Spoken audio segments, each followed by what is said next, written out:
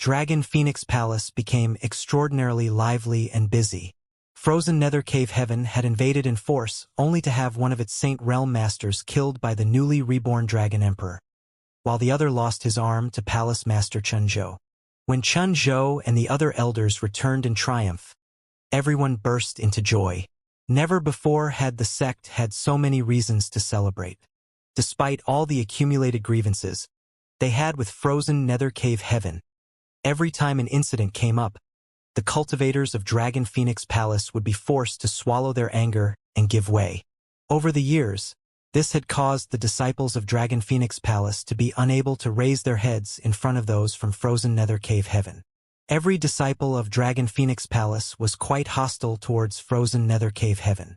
But this time, the enemy had suddenly launched a full-scale invasion, sending out all of its masters, causing everyone to think today would be Dragon Phoenix Palace's last day. However, the end result was even more shocking. From those who had returned from the battlefield, the disciples who had taken shelter inside the sect learned that the reason for their unexpected victory was because of the sudden appearance of the Dragon Emperor. And that Dragon Emperor was none other than Sun Yu, the youth who had become the most talked-about disciple for the past 2 years.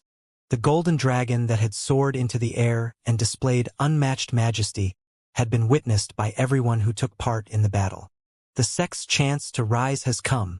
Sir Dragon Emperor managed to kill that First Order Saint Yanji with just an Immortal Ascension Boundary 7th stage cultivation. After a few years, I'm afraid he'll be able to compete with even Third Order Saints. And when Sir Dragon Emperor was fighting that Yanji, I saw him standing back, not taking action personally. The entire time, his face remained calm and relaxed, as if he never doubted he would emerge victorious. Are you saying he didn't even go all out? Of course he didn't. If he did, I'm afraid even that Bai Jingchu wouldn't have been able to escape. Fierce. The Dragon Emperor's inheritance is truly awe-inspiring. I also heard that when Sir Dragon Emperor entered the Dragon Valley 2 years ago, he was only a true element boundary 7th stage cultivator. Yet after only 2 short years he had managed to reach the Immortal Ascension boundary 7th stage.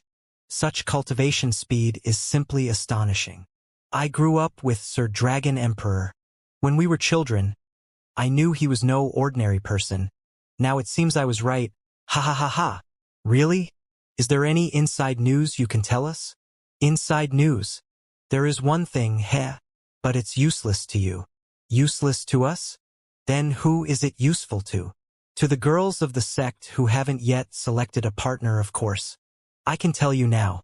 Sir Dragon Emperor doesn't yet have a dual cultivation partner. This, if any girl is able to catch his eye, wouldn't she be able to soar from the branches and become a phoenix? And then, haven't any of you noticed these days that many of our senior sisters and junior sisters have been frequenting the place Sir Dragon Emperor lives? Fortunately, Palace Master placed him in a different palace. Otherwise, I'm afraid he wouldn't be able to get a moment's rest. Inside Dragon Phoenix Palace, discussion and gossip ran rampant. The young disciples would gather together in groups big and small and talk at length about Sun Yu. The world-famous Dragon Emperor was a supreme powerhouse that emerged from Dragon Phoenix Palace many centuries ago. It was because of the Dragon Emperor and Phoenix Empress that the Dragon Phoenix Palace had become a force which was second to none in its prime. It was a pity that after many years the inheritance was broken and the sect had gradually declined. But today, the Dragon Emperor's inheritance had reappeared and everyone believed that the Phoenix Empress inheritance would not be far behind. Of course, this all depended on the meaning of Sir Dragon Emperor. After all, it was up to him to choose a lifelong companion. Palace Master Chenzhou was busy for several days dealing with the aftermath of the war while Elder Ling Jian, for his great meritorious service of training such an outstanding disciple, was directly promoted to the post of Great Elder of Dragon Phoenix Palace, becoming second in authority only to Chenzhou. A giant luxurious palace in the heart of Dragon Phoenix Palace that was constructed of the finest stone and decorated with the most exquisite of carpets and carvings. This palace was equipped with some kind of spirit array which made the world energy aura within its halls extremely rich. This palace was the residence which Palace Master Chenzhou usually lived in, but it had been given to Sun Yu as his new home a few days ago. Outside, numerous masters from Dragon Phoenix Palace were hidden in the dark, their auras carefully concealed as they served as guards, monitoring everyone who approached within a certain distance of the palace. Although Sir Dragon Emperor had already displayed incredible might, he was still just a 16-year-old boy, so Chen Zhou couldn't help worrying about his safety. For fear of him encountering some kind of accident, Chen Zhou had naturally deployed some defenses around Sun Yu's residence. A few dozen meters outside the palace, a large crowd of young girls was making noise. Each of these girls was born beautiful and had been cultivated diligently by Dragon Phoenix Palace specifically for the male disciples to choose as dual cultivate partners. Several dozen girls were scattered about outside, each of them showing different styles of beauty, making for a dazzling and eye-catching display. Sun Yu stood near one of the palace windows and stared out at this sight, glancing around at several of his pretty senior sisters who were wearing thin, highly exposing robes while casting coquettish looks towards him. This display of 10,000 charms stimulated Sun Yu's heart like a gentle and enticing caress, causing his pulse to race and his face to blush bright red. He wanted to look away but simultaneously felt incredibly reluctant to do so, only increasing the helplessness he felt. After staring for a while, Sun Yu somehow forced himself to close his eyes, took a deep breath, and circulate his secret art to calm his mood. Who isn't a bit loose when they're young? If you want one of them, as long as you say a few words to that palace master of yours, I'm sure he'd be more than happy to arrange things for you. Yang Kai suddenly called out. Sun Yu was startled and immediately became embarrassed, blushing again as he said, "Senior must be joking. I don't have any such ideas." "Then what are you thinking about?" Yang Kai smiled teasingly from his perch atop a nearby jade bed. Sun Yu thought about it carefully before replying, "Everything this Sun Yu has today is all thanks to Senior Yang's blessing. I simply don't have such skill. If it were not for Senior insisting on concealing himself, I would immediately report everything to Palace Master. The senior sisters and junior sisters have all come here with high expectations of me, so if I was to really choose one of them under false pretenses, they would definitely be disappointed in the future. Right now, what I must do is become stronger, strong enough so that none of them will be disappointed becoming my partner. Only then can I seriously consider such matters." Reaching this point, Sun Yu began scratching his head awkwardly and saying, "Moreover, I'm still young. Master said that I'm still maturing. Constantly thinking about such things isn't good for me." "Ha ha ha ha." Yang Kai laughed heartily, nodding slightly. "Fair enough. Then you should focus on becoming strong so when you do find a partner, you have the strength to protect her." "Good. It is just as Senior has said." Sun Yu nodded and earnestly before asking, "Have Senior's injuries been restored?" "Almost." Yang Kai casually responded. "He has been healing here for a few days now." Regardless of anything else, Yanji was still a genuine Saint Realm Master, so the damage Yang Kai received in battle with him would not be restored in a short amount of time, especially the giant wound on his abdomen which contained an amazing destructive power. It took Yang Kai quite some time to disperse the residual cold chi from the wound before he could focus on healing it. Sun Yu still didn't understand why Yang Kai had been hurt because from his perspective, Yang Kai had never shown up during that fight. The truth, though, was the golden dragon fighting Yanji was none other than Yang Kai himself. After obtaining the true Dragon Emperor's inheritance, Yang Kai was able to use the enormous energy contained within his golden dragon tattoo to assume the form of a dragon. This was still a type of true chi transformation, but it was simply too real, essentially no different from a flesh and blood monster beast. Since it was Yang Kai's first time using such a method, he had initially made himself too large and could not immediately adapt, causing him to suffer a lot during the opening moments of his battle with Yanji. If Yang Kai were to use this method again, he would be able to perform much better than before. After transforming into the giant golden dragon, both his strength and defense grew substantially. If this hadn't been so, Yang Kai estimated that if he wanted to defeat or kill a saint, he would have to use his devil transformation. Third-order Transcendent was just a stone's throw away from First-order Saint, but ultimately it was not the Saint realm. Yang Kai had gained greatly from his battle with Yanji. At the very least, he confirmed that it was not a problem for him to kill a First-order Saint with his current cultivation. As for Second-order Saints, such experts were quite rare, and Yang Kai couldn't make any judgments without actually fighting one first. While he was recovering, Xianxia was also reminiscing about the bloody battle, examining his mistakes and silently learning from them.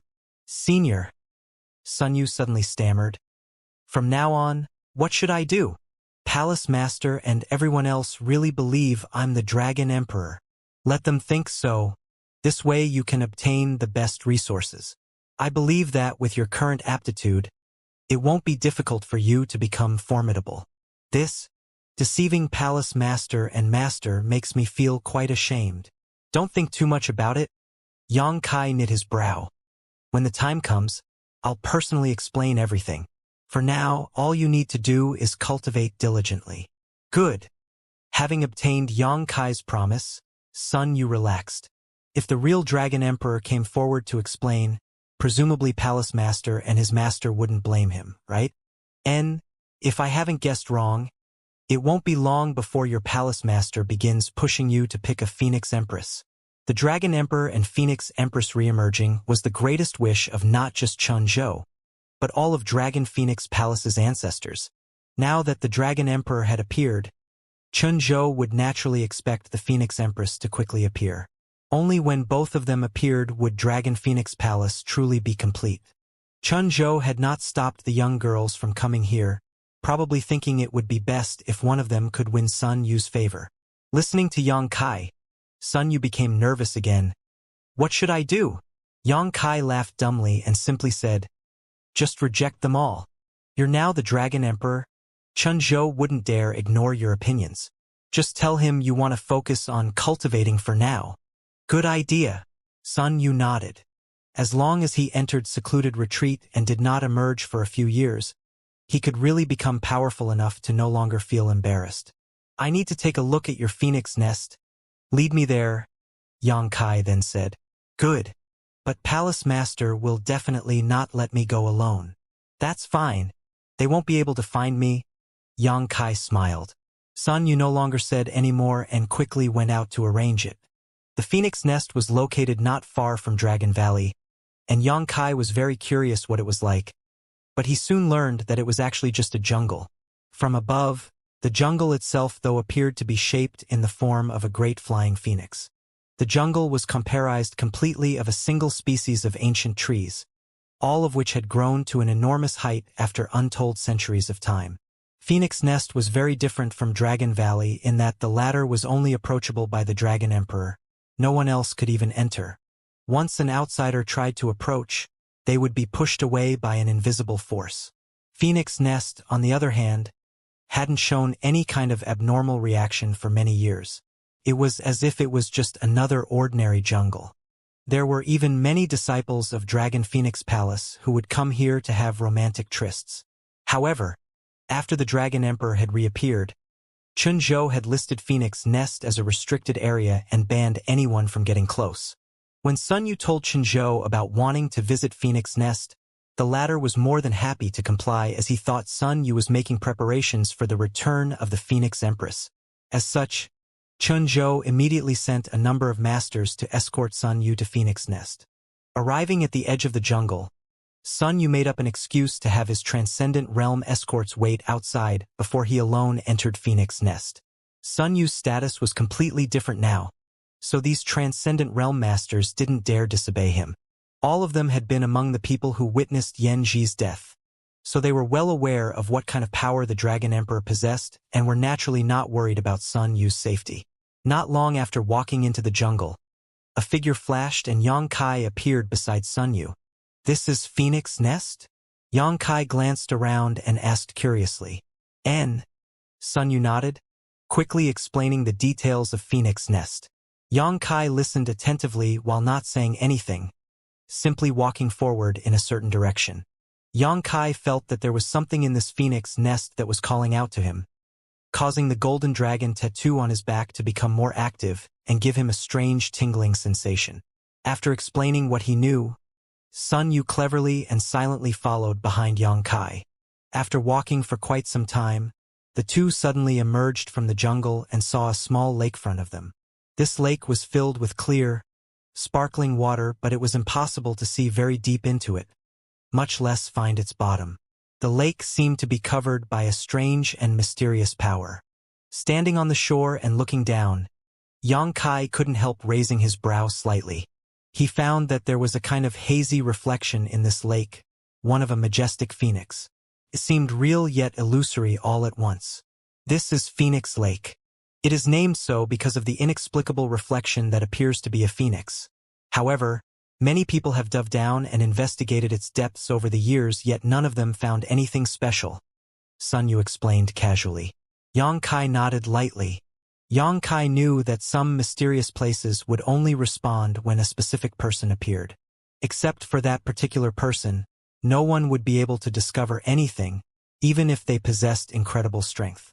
Standing on the shore of the lake, the golden dragon tattoo on Xianxia's back began swimming even more quickly, and there was even a feeling like it would rush out at any moment. Gently taking a breath, Xianxia did not suppress it any longer. A moment later, along with a great dragon roar, the golden dragon tattoo leapt from Xianxia's back and manifested itself. However, the current golden dragon was quite different from the one which had appeared that day in front of Yanji. The current golden dragon was only 5 meters in length. After rushing out of Xianxia's body, it swam a few circles through the air before plunging towards Phoenix Lake. The lake surface rippled for an instant, and then the golden dragon disappeared. Sun Yu was excited as he carefully observed this scene. Throughout Dragon Phoenix Palace, only he was aware of Xianxia, the Dragon Emperor's secret. Furthermore, only he had been training by none other than the Dragon Emperor himself. This was something he naturally took pride in. Now he was about to witness the appearance of the Phoenix Empress inheritance. How could Sun Yu, as a disciple of Dragon Phoenix Palace, not be excited? Sometime after the golden dragon disappeared into Phoenix Lake, the water's surface became unsettled, as if there was some great energy rising up from its depths. As the ripples spread, the phoenix image in Phoenix Lake began to twist and distort. If one were to stand back and observe from a distance, it would look like this illusory phoenix image was actually flapping its wings as it soared upwards from the bottom of the lake. A tiny wisp of light suddenly fluttered over and sunk into Phoenix Lake. After the first, a second came, then a third. Soon hundreds, thousands, tens of thousands of these wisps began flying over, each one containing a mysterious yet profound power. Xianxia and Sun Yu were stunned by this sight, both of them quickly looking around, trying to determine where these wisps had come from. The pair soon discovered that these wisps of light were actually flying over from the trees which Phoenix Nest was comprised of. When they had come here, though, Xianxia had not found anything unusual about these trees, so this development was quite shocking even to him. Throughout Phoenix Nest, innumerable wisps of light were being released, just like a swarm of fireflies. These wisps rushed out of the jungle and quickly gathered towards Phoenix Lake. The Transcendent Realm Masters who were waiting outside Phoenix Nest also stared at this scene with wide eyes, unable to control their shock and excitement. Even Chun Zhou, who was busy handling various affairs in Dragon Phoenix Palace, also quickly stared in the direction of Phoenix Nest upon noticing this development. The Dragon Emperor had reappeared, and now Phoenix Nest had also begun showing remarkable changes. Clearly, the Phoenix Empress would soon also present herself. The matters he was handling weren't of vital importance, so Chun Zhou immediately dropped them and soared off in the direction of Phoenix Nest. In Dragon Phoenix Palace, none of the other masters had any mood to continue working on their own matters with such an important event suddenly taking place. All of them quickly chasing after Palace Master Chun, heading towards Phoenix next so they could witness the reappearance of the Phoenix Empress inheritance. On the shores of Phoenix Lake, Xianxia waited quietly while Sun Yu stared fixedly at the glowing wisps as they fell into the lake. It was as if he found himself in some fairyland, unable to extricate himself. Sitting on the shore of the lake, Sun Yu clearly felt that the energy in the surrounding region had undergone a tremendous change. There was a strong sense of majesty pulsing from the bottom of the lake, and it was growing stronger by the breath. After what seemed like both a long yet short time, all the wandering wisps sank into Phoenix Lake. At that moment, the hazy phoenix reflection in the lake seemed to come alive and its wings began to flutter more and more quickly. Suddenly, the lake seemed to explode and water shot up into the sky. Amidst the great splash of water, a golden dragon and a blue ice phoenix appeared together. A thunderous dragon roar and piercing phoenix cry resounded through the heavens, the former resonant, the latter piercing, the two sounds mixing together and spreading out seemingly endlessly. Xianxia grinned as he stared up at the magnificent scene before him. Similar to the true dragon in legend, the phoenix was another sovereign of the monster race, a supreme existence capable of reaching the ninth order. At this moment, the dazzling scene of a dragon and phoenix was on display. The golden dragon swam happily through the sky while the ice phoenix quietly floated atop the lake, its pair of bright eyes revealing an intelligent light, seeming to observe Xianxia, carefully scrutinizing him. A moment later, Ice Phoenix cried out lightly in a satisfied tone. After letting out this cry, the Ice Phoenix suddenly trembled and its body transformed into a million wisps of light that scattered about and quickly disappeared. Phoenix Lake became calm once more, and the golden dragon flew back and returned to Xianxia's body. Xianxia closed his eyes at that moment and sunk into a state of contemplation and reflection. The inheritance here was Su Yan's, but she was currently in Ice Sect. He would have to go meet with her first before bringing her here to obtain what belonged to her. Seeing Xianxia not moving, Sun Yu also waited quietly, not daring to disturb him. A while later, Xianxia slowly opened his eyes and said, "Sun Yu, I need you to do me a favor." Sun Yu immediately wore a serious look and replied, "Please speak freely, Senior Yang. Make sure your Dragon Phoenix Palace carefully looks after this phoenix nest. Please feel relieved, Senior Yang. Sun Yu will certainly not let any harm come to this place." Sun Yu suddenly grinned and asked, "Does Senior already have someone in mind for this inheritance?" Xianxia gave him a stunned look and asked, "How did you know?" Senior's aura just became very gentle, as if you were thinking about someone dear to you. If I am not mistaken, that person should be Senior's companion. Little brat, you've got good eyes? Xianxia laughed for a moment before nodding. Good. Things here have been settled, so I should make a move. Senior, you're leaving? Sun Yu couldn't help showing a hint of reluctance. The achievements he had today were entirely thanks to Xianxia. If it weren't for him obtaining this opportunity 2 years ago, Sun Yu figured he would at best be an Immortal Ascension boundary first stage cultivator, possibly even weaker, and his aptitude would be nowhere near as good as it was now. With Sun Yu's original aptitude, even if he cultivated diligently for his entire life, his limit would probably be the Transcendent Realm. But now, he could clearly feel that it was only a matter of time before he broke through to the Saint Realm. Such great fortune was bestowed to him by Xianxia, causing Sun Yu to be eternally grateful. And it's about time I left. There are many things I need to attend to. Don't worry, we'll meet again in the future, Xianxia replied. And then Senior must take care. Next time we meet, Sun, you will not disappoint your expectations. Sun Yu said sincerely as he cupped his fists. Disciple will redouble his efforts to not bring shame upon Senior's care and training. Xianxia smiled faintly, no longer said anything, and simply flickered, disappearing in the next instant.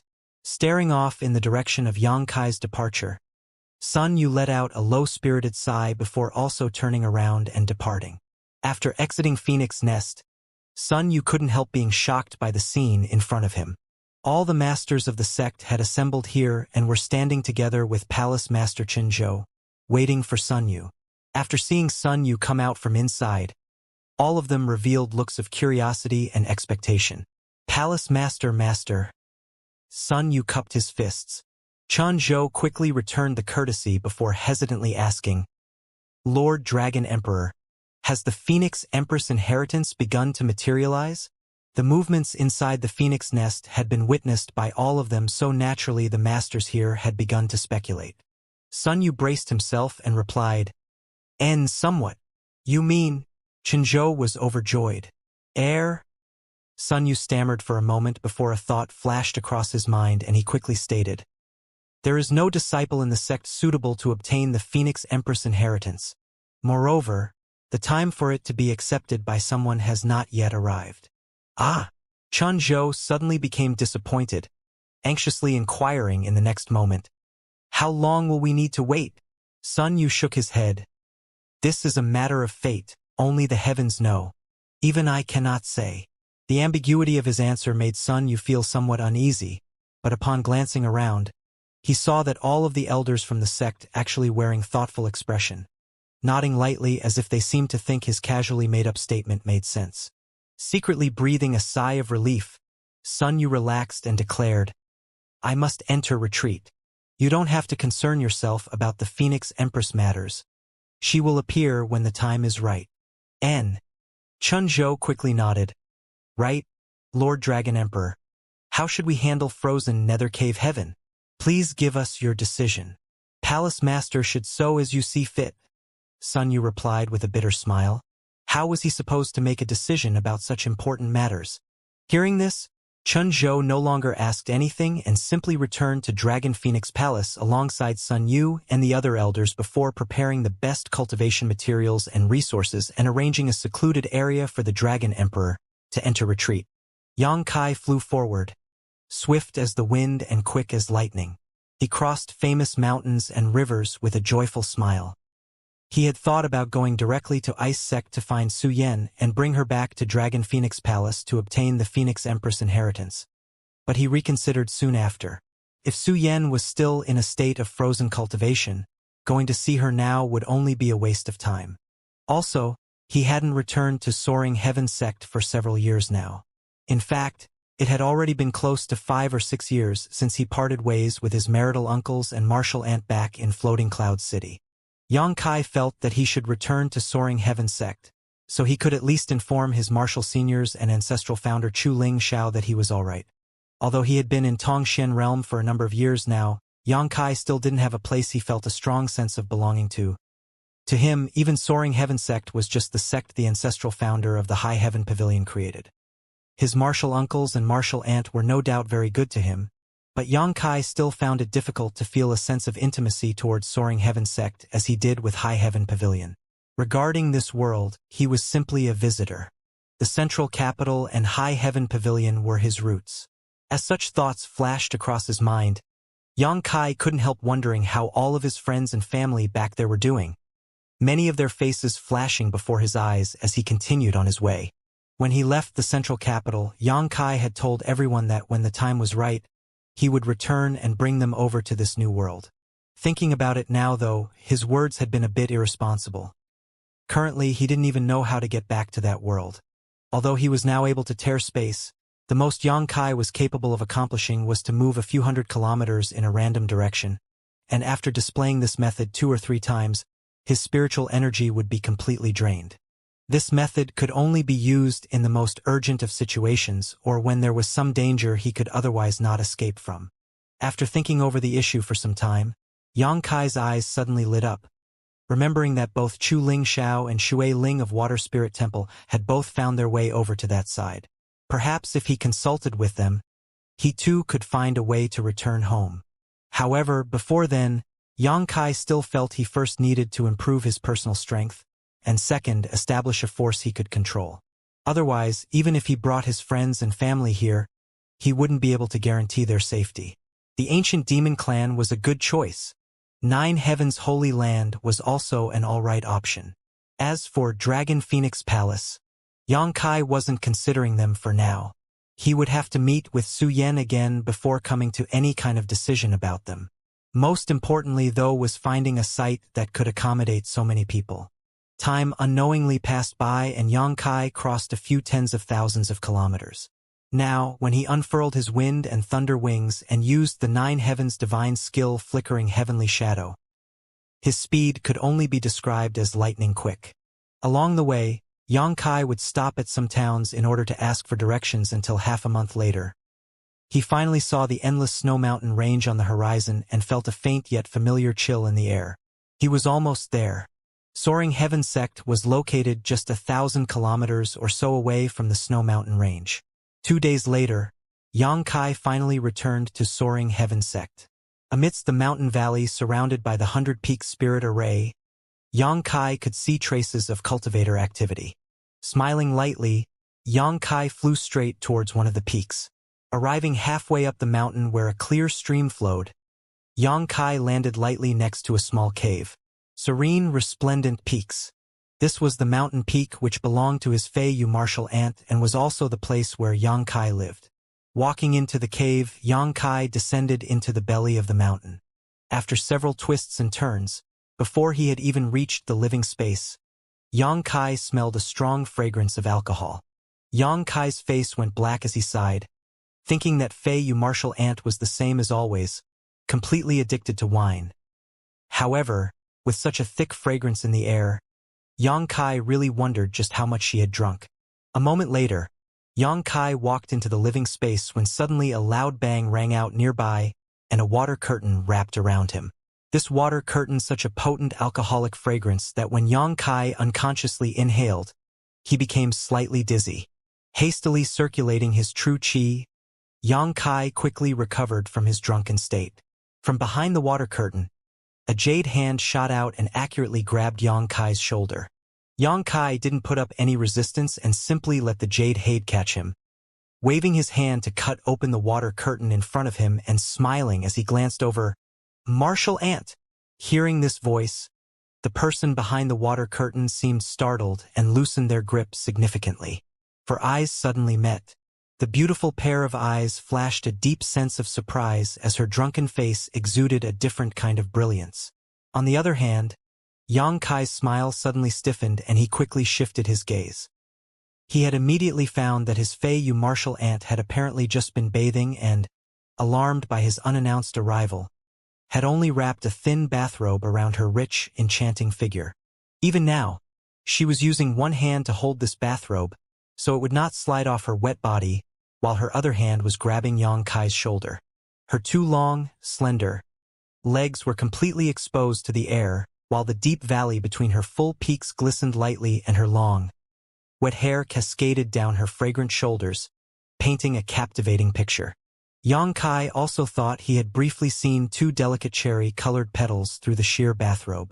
It seems he had picked the worst time to appear. Xianxia thought to himself awkwardly.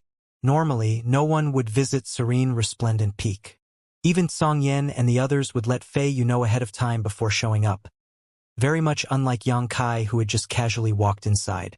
I was wondering who would be so bold as to enter my home uninvited. It turns out it was you little brat. Fei grinned meaningfully, not only not releasing Xianxia but instead dragging him towards her and putting him in a headlock, saying in a teasing tone, "Little martial nephew, after not showing up for so many years, this is the first thing you do when you get back? Don't you think you're acting a bit improper?" Feeling an amazing elasticity on his back along with a pair of slightly more prominent bumps on his shoulder blades, Xianxia hurriedly tapped Fei's arm and whimpered, "Martial aunt, can you first let go of me? Martial aunt doesn't mind. So what are you worried about? Are you afraid your martial aunt is going to eat you?" Fei continued to tease, tightening her hold on Xianxia, pressing her incredible capital even more onto his back as she breathed hot breath across his ear. "Martial aunt must be joking." Xianxia pitifully cried out, feeling a sense of numbness spread from the base of his ear while unable to help his body from having certain other reactions.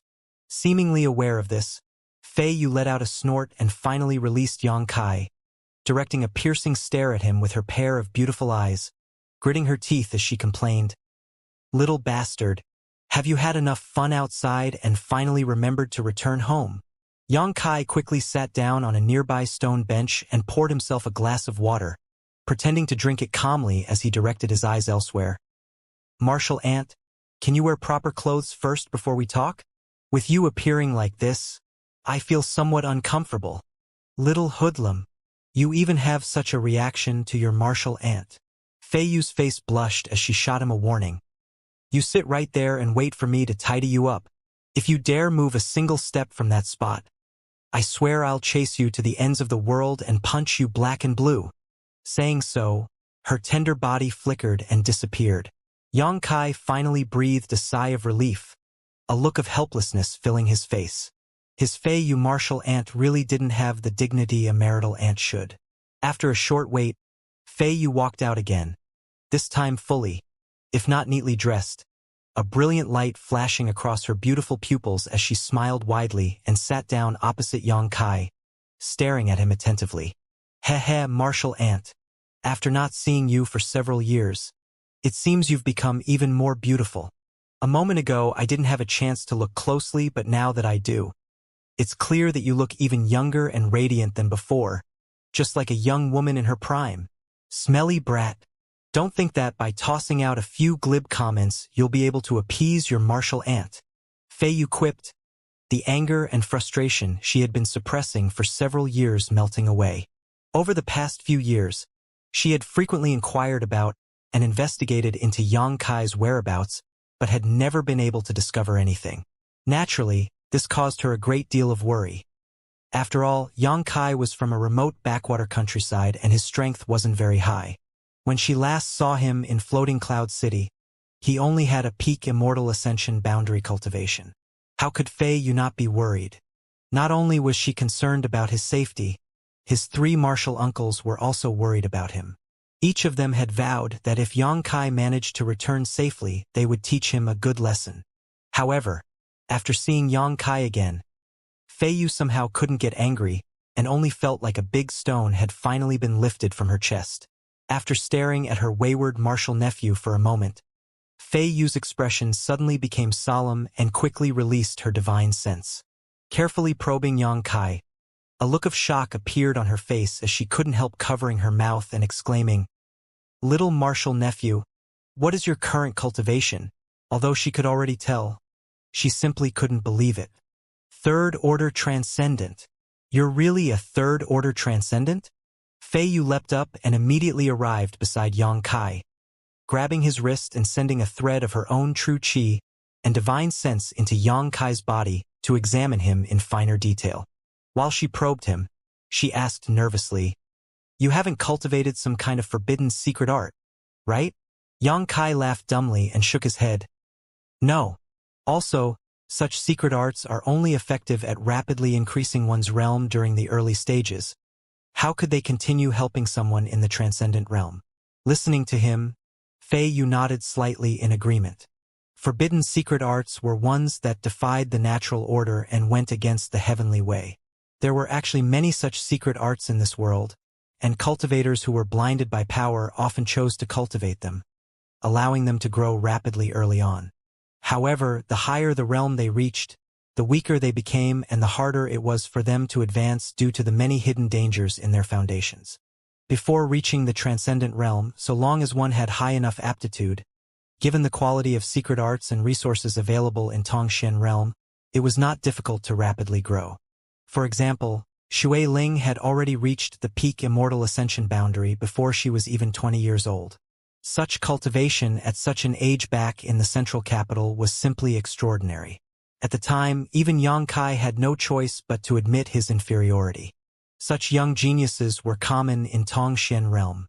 Nevertheless, after reaching the transcendent realm, breaking through each minor realm was accompanied by great difficulties. Some people spent several dozen years just to break through a single minor realm, many not ever being able to advance for the rest of their life. Fei Yu's aptitude was also quite good, but even she took 6 or 7 decades to cultivate from the peak Immortal Ascension boundary to the third-order transcendent realm, and she had remained in the third-order transcendent for another 30 or 40 years after that before breaking through to the Saint realm. Counting strictly, Fei Yu was now over 100 years old. However, with such a formidable cultivation base and by using certain youth-retaining techniques, she still had the appearance and temperament of a young woman. When Yang Kai went to Floating Cloud City with her in the past, he was only a peak Immortal Ascension boundary cultivator, but today, after only 5 or 6 years, he had actually become a third-order transcendent. This kind of cultivation speed was simply too terrifying. Fei Yu was understandably worried he had taken advantage of some dubious method to achieve this. After inspecting him for a while, Fei Yu's furrowed brow slowly relaxed as she shook her head lightly. "There doesn't seem to be any problems. Your true qi is both pure and vigorous, not any worse than your martial aunt's. However, just to be safe, we should get Song Yan and them to check you out as well." Saying so, she sat herself back down and stared at Yang Kai curiously. "What exactly have you been up to these past few years? Since we parted back at Floating Cloud City, there's been no news from you at all." Yang Kai had just opened his mouth when Fei Yu suddenly interrupted. Hold on a moment. Song Yan and them will definitely want to hear this as well. I've already sent them a message, so they should be here soon. You'd best be prepared, though. Those 3 smelly men all said they were going to teach you a lesson for the trouble you've caused. Ah! And Yang Kai scratched his head, closing his lips, sitting up somewhat straighter on the stone bench. Seeing his awkward appearance, Fei Yu didn't feel like pressing the issue again, and instead just lazily rested her cheek on her palm while grabbing a piece of spirit fruit to chew on as they waited. After less than the time it would take to boil a cup of tea, the sound of footsteps echoed from outside. They're here? Fei Yu smiled faintly, sitting back comfortably as if she was preparing to watch a good show, her beautiful pupils flashing an interested light. It seemed she was quite looking forward to how Song Yan and the others would tidy up Yang Kai. Yang Kai's expression became somewhat dignified as he sat up straight, staring towards the entrance. After a moment, 3 figures rushed in simultaneously. Obviously, it was Song Yan, Li Wan, and Fei Jian. As soon as they entered, Li Wan shouted, "I heard that little bastard is back?" Song Yan also wore an austere expression, as if anticipating a coming storm while Fei Jian's fingers were lightly rubbing, a dangerous aura pulsing from their tips. 3 pairs of eyes immediately locked onto Yang Kai. In response, Yang Kai jumped to his feet and let out a hearty laugh. "Several martial uncles, congratulations on breaking through to the Saint Realm. It is really the great fortune of my soaring heaven sect. With several martial uncles' great strength, you will surely soon become famous throughout the world." Congratulations indeed. Fei Yu was startled by this sudden outburst, but soon wore a wry grin as she muttered under her breath, "Sly little bastard." The 3 men couldn't help glancing around at each other as cramped smiles appeared on their faces. Although they had said they would teach Yang Kai a good lesson, that was only because of all of the worries he had caused them. Now seeing Yang Kai safe and sound, how could they really get angry with him? Hearing Yang Kai suddenly say these lines as well caused them to laugh dumbly despite themselves and shake their heads despite trying not to. Moreover, all of them being able to break through to the Saint Realm was in large part due to Yang Kai's efforts. If it weren't for him condensing the medicinal liquid of the 1,000-year demon flower, even if Song Yan and the others could still make this breakthrough, it would have taken them many more years, possibly even decades. Little brat. Song Yan's serious expression melted away like a snowflake under the sun, a big grin soon replacing it as he heavily patted Yang Kai's shoulder and looked him up and down, nodding as he said, "Good, good, good. 2 arms, 2 legs, and your head. Seems everything is in place. And he actually looks more solid than before." Li Wan also laughed. Fei Jian narrowed his eyes slightly. "Your aura is also much denser. It seems that you've grown up a lot outside these past few years." And very good. His martial uncle had only offered some simple praise, but Yang Kai could feel their deep sense of care towards him, warming his heart. Fei Yu, on the other hand, waited for the 3 of them to finish their greetings before snorting lightly. "You 3 are also saints now? Yet you didn't even bother to probe little martial nephew's current cultivation? What's wrong with his cultivation?" Song Yan frowned, releasing his divine sense and sweeping Yang Kai with it casually. The next instant, though, his eyes bulged as if he had just seen something impossible. Li Wan and Fei Jian noticed this and also quickly checked Yang Kai, both of them soon showing similar expressions to Song Yan. Third-order transcendent realm. This little martial nephew who had come from a remote backwater was now actually a third-order transcendent. His true chi fluctuations clearly illustrated this. I remember when we left the sect for Floating Cloud City, little martial nephew was only at the peak Immortal Ascension boundary. Although after condensing the medicinal liquid of the 1,000-year demon flower, he broke through to the transcendent realm, it has only been 5 or 6 years since then, yet he has already grown to such a height. Song Yan, you take a look to see if there are any problems with little martial nephew's foundation, Fei Yu quickly said. Song Yan's expression quickly became serious as he began examining Yang Kai. A moment later, he shook his head slowly. "Strange, very strange." "What's strange?" Li Wan and Fei Jian asked somewhat anxiously. "There's no issue with little martial nephew's cultivation. His foundation is very solid and the purity and density of his true qi are almost no different from even our own. Wah! How is that possible? Li Wan exclaimed. Before going to Floating Cloud City, the three of them had only been third-order transcendents, yet now Xianxia had actually caught up with their cultivation at that time. If he didn't obtain some incredible fortuitous encounter, it can only mean that little martial nephew is an incredible heaven-defying genius. Song Yan's eyes flashed as he stared at Xianxia with great interest. Little martial nephew, what exactly did you experience outside these past few years? Oh, nothing much.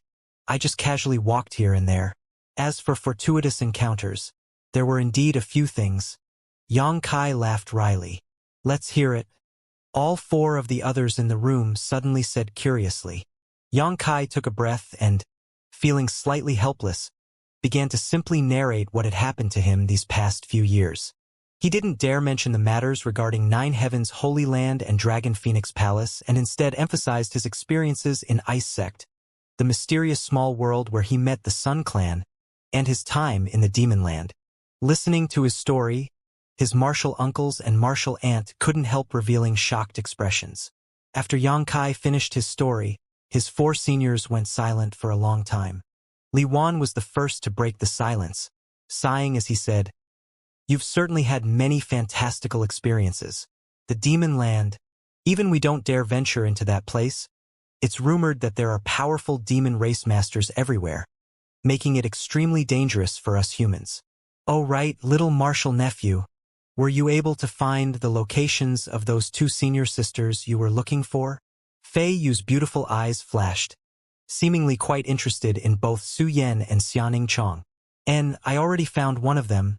She is currently cultivating in Ice Sect. As for the other, I am still uncertain of her exact whereabouts, but I believe I will be able to reunite with her soon." Xianxia nodded. "Good, you must bring them to the sect at some point after you find them. I must see what kind of charm your two senior sisters possess to let you never forget about them. There will be a chance. And enough about these matters. Little martial nephew returning to the sect after so long is a great good fortune. We must celebrate." Song Yan suddenly shouted, shooting a sly glance over towards Li Wan and Fei Jian.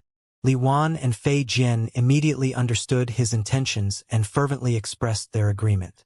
Fei Yu smiled bitterly and said, "You stinky men are just after your great aunt's 1,000 safflower wine. I knew it from the moment you all said you'd rush to my serene resplendent peak. I'll say this now, this is the last time. Out of consideration for little martial nephew's face, I'll let you each drink one bottle today. But if you dare try this again, great aunt here will go all out with you." The three of them laughed slyly and quickly began to prepare. After drinking to their heart's content, Song Yan and the others were dead drunk and stumbled out of serene resplendent peak. Before leaving though, they told Xianxia to pay a visit to the ancestral founder. Chu Ling Xiao was apparently also quite worried about him. Xianxia readily agreed. Fei Yu was also incredibly drunk. Her cheeks flushed a deep shade of red as her eyes so moist it seemed like they would squeeze out drops of water at any moment. Holding tightly to a big wine bottle, not caring the slightest for her sloppy appearance, she lay sprawled out across the stone table and was lightly snoring. Seeing this all too familiar scene, Xianxia shook his head helplessly and began cleaning up. The next day, Xianxia went to meet with Chu Ling Xiao. Inside the same secluded room, Chu Ling Xiao sat atop his cushion quietly, as if he had not moved at all these past few years. After seeing Xianxia, Chu Ling Xiao smiled happily and lightly commented, "I heard from Song Yan and those kids that you had reached the third-order transcendent realm. Originally, this old master still had some doubts, but seeing you now, it appears to be true. Disciple was just fortunate enough to encounter some opportunities.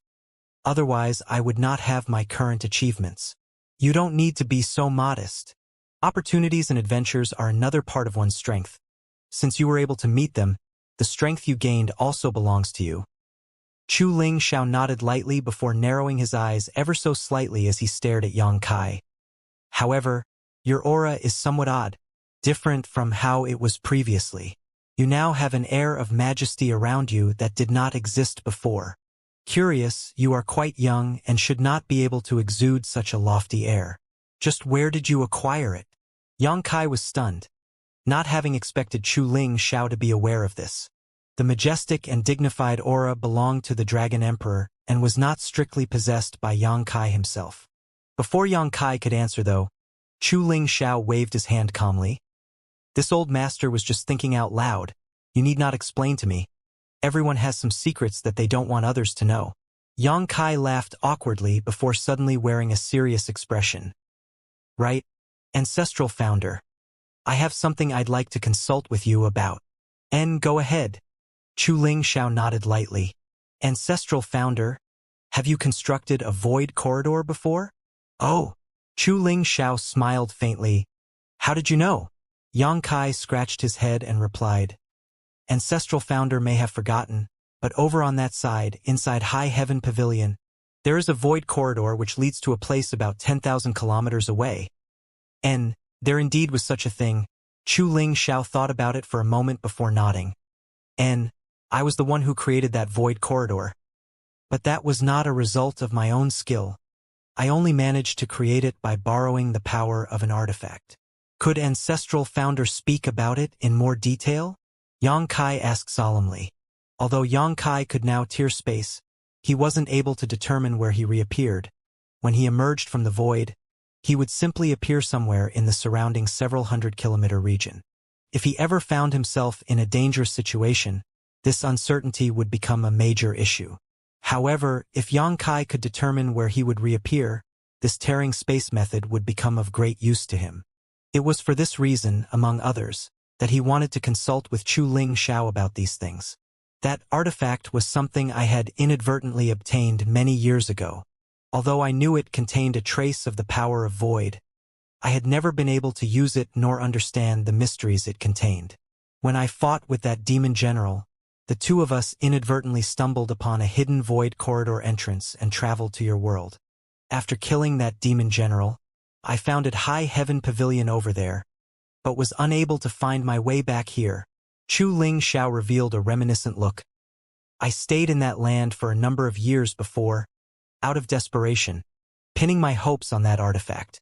Unfortunately, after I managed to activate the artifact, although I successfully created a void corridor, it was one that could only convey an individual 10,000 kilometers away rather than one that could cross worlds. Saying so, Chu Ling Xiao showed a slightly exasperated expression. Since that's the case, Ancestral Founder, how did you get back here? Yang Kai couldn't help but wonder. Chu Ling Xiao chuckled wryly. A chance coincidence. Over there's a place called Nether Mountain, yes? Yang Kai nodded. Nether Mountain was the greatest forbidden zone in the Great Han Dynasty. Yang Kai had even gone there once for life experience in a mysterious small world. It was also the place he first met cultivators from Tianlang Dynasty. Naturally, he remembered that experience clearly. It was there that I found a void corridor, and after I entered it, I found myself back in Tongxian realm. Yang Kai's eyes lit up immediately. Was there also a void corridor leading to this side hidden in Nether Mountain?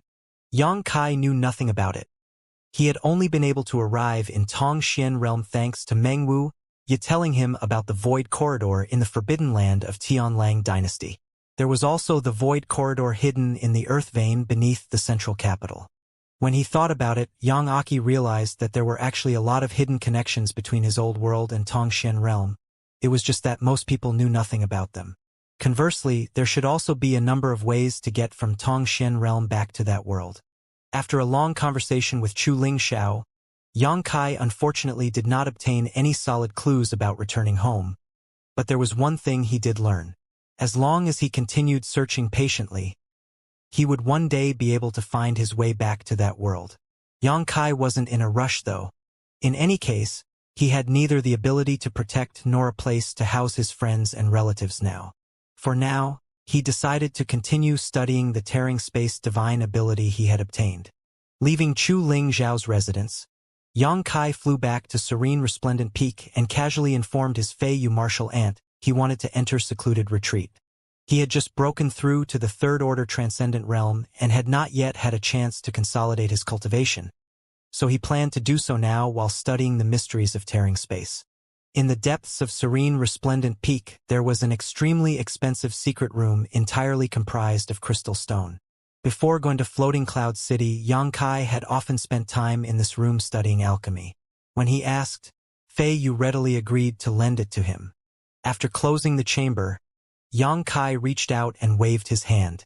In front of him, a dark crack split open, and from it, a chaotic and terrifying energy pulsed.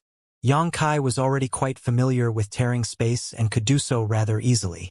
After Xianxia dove into the void, the dark tear in space quickly closed and vanished without a trace. As always, a sense of weightlessness overcame Xianxia the moment he entered the void. Sitting cross-legged, Xianxia circulated his secret art to consolidate his cultivation, while releasing his divine sense into his surroundings to study the path of the void turbulent around him. Xianxia had always felt that there was some mystery hidden in these void turbulences, but the reason no one had unraveled it so far was because these turbulences were simply too dangerous. Even if a Saint Realm Master managed to arrive here, they would not be able to withstand this turbulence, and it would only be a short time before their physical body and soul were torn to shreds. Xianxia, on the other hand, wasn't worried about such things. His physical strength and divine sense were both out of the ordinary, which gave him a great advantage in this plane. Transforming his divine sense into thousands of individual threads, Xianxia attached them to the void turbulences around him as he followed and studied them, trying to unravel the laws which govern them. Xianxia didn't become anxious and focused on maintaining a state of mental tranquility. As time passed, he gradually began to comprehend some simple rules of the void, but he was still unable to grasp the key, leading him to further immerse himself in his studies. Suddenly, the turbulences throughout the void became unstable. Xianxia quickly awoke from his meditative state and took back his divine sense threads. Looking around himself, he was shocked to discover that this entire region of the void seemed to have become chaotic, with a powerful destructive energy and aura seemingly flooding in from all directions. Xianxia had frequently encountered this situation while experimenting with this tearing space method. It was quite similar to what he had experienced back in the starry sky. When the starry sky energy reached a certain concentration, a storm would form. Inside the void, there were void storms formed when the strength of the void reached a certain concentration. This was a natural phenomenon. Every time this happened, Xianxia had swiftly avoided it. This time too, when he noticed the void storm approaching, Xianxia's first thought was to escape, but after thinking about it for a moment, his brow wrinkled and he slowly sat back down. When he had explored the starry sky, he had been forced to endure a starry sky storm and as a result, benefited greatly from it, even breaking through to the transcendent realm. So, Xianxia thought, if he now stayed here and felt the mysteries hidden inside this void storm with his own flesh and blood, perhaps he could unlock the secrets of tearing space which had thus far eluded him. Thinking so, Xianxia no longer rushed to leave, and instead quietly sat amongst the turbulent flow of the void, while condensing all his strength in preparation for the arrival of the destructive storm front. A moment later, the violent void storm swallowed and engulfed him. In an instant, all of Xianxia's clothes were turned into dust and his body was covered in wounds, leaving almost no place on his skin unharmed. Xianxia couldn't help paling slightly. Although Xianxia knew that the energy which flowed here was even more mysterious and dangerous than the power which permeated the starry sky, it appeared he had still underestimated it. Xianxia hastily used all his strength to resist the ravages of the storm. With his skin cut open, blood flowed out freely, covering Xianxia in a layer of red and gold, while a profound and mysterious strength seeped into his physique. A look of shock filling his face, as Xianxia had to endure an aching pain all over his body and quickly investigated. The strength which had seeped into his pores was obviously void energy, the basis of the method he used to tear space. More and more void energy poured into his body and gradually reached a concentration that even Xianxia felt was unbearable. It felt as if he was being sliced open from both inside and outside by a million tiny blades. Moreover, because it was void energy that was tearing into him, Xianxia's entire figure had become somewhat intangible.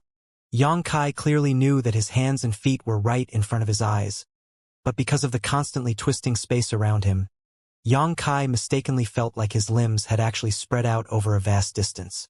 Not daring neglect, Yang Kai immediately shouted in a low voice, "Devil transformation!"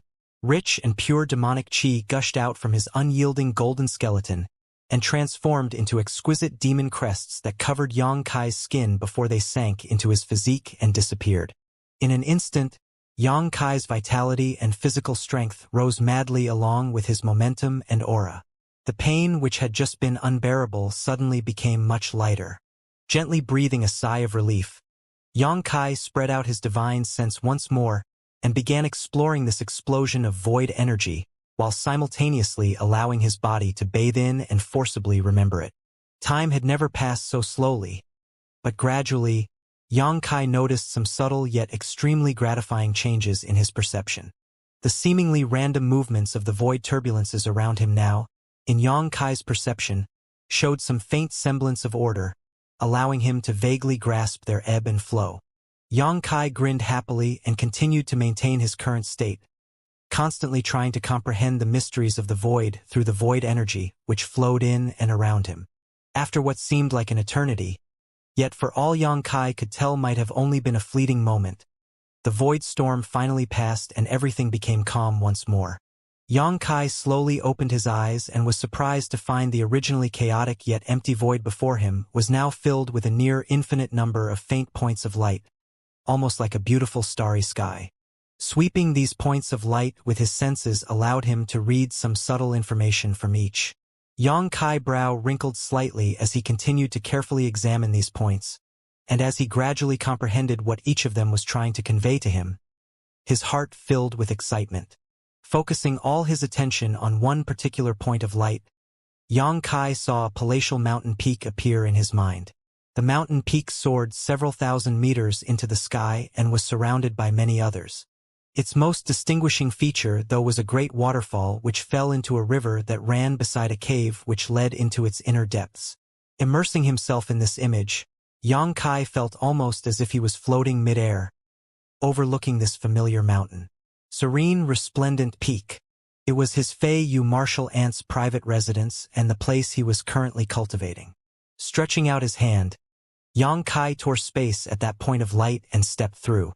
Looking back, Yang Kai found himself standing inside a great forest bathed in beautiful and refreshing spring-like sunlight with the sounds of a great waterfall roaring in his ears. Yang Kai immediately flew up into the sky and scanned his surroundings, barely able to contain his excitement. Taking in everything around him, Yang Kai couldn't help letting out a loud, hearty laugh. The scene before his eyes, when seen from high above, was almost exactly the same as the one he had perceived from the point of light inside the void. So that's how it is. Yang Kai nodded repeatedly, so excited he wanted to throw his head back and let out a roar. Today, he had finally, truly grasped the mystery of tearing space and no longer had to worry about losing his way and randomly appearing somewhere within a few hundred kilometers when leaving the void. Now, as long as he wanted to, he could roughly determine the direction and position he wanted to go. Using his body to directly feel the mysteries of the void had really paid off. If he had known this method was feasible, Yang Kai would have long ago tried it instead of wasting so much time trying to slowly puzzle through this mystery. Halfway up the mountain, a pretty figure swiftly flew over, seemingly alarmed because of all the noise Yang Kai had been making, wanting to investigate what was happening. As she drew near Yang Kai, who was still floating midair and laughing happily to himself, Fei Yu couldn't wearing a strange look, placing her jade-white hand onto her forehead to block the sun's rays as she looked up and shouted, "Little martial nephew, weren't you in retreat? What did you come out here to do?" Upon hearing her voice, Yang Kai quickly looked over and smiled. "I thought I'd come out and take a walk today." "You came out?" Fei Yu frowned. "How come I didn't notice?"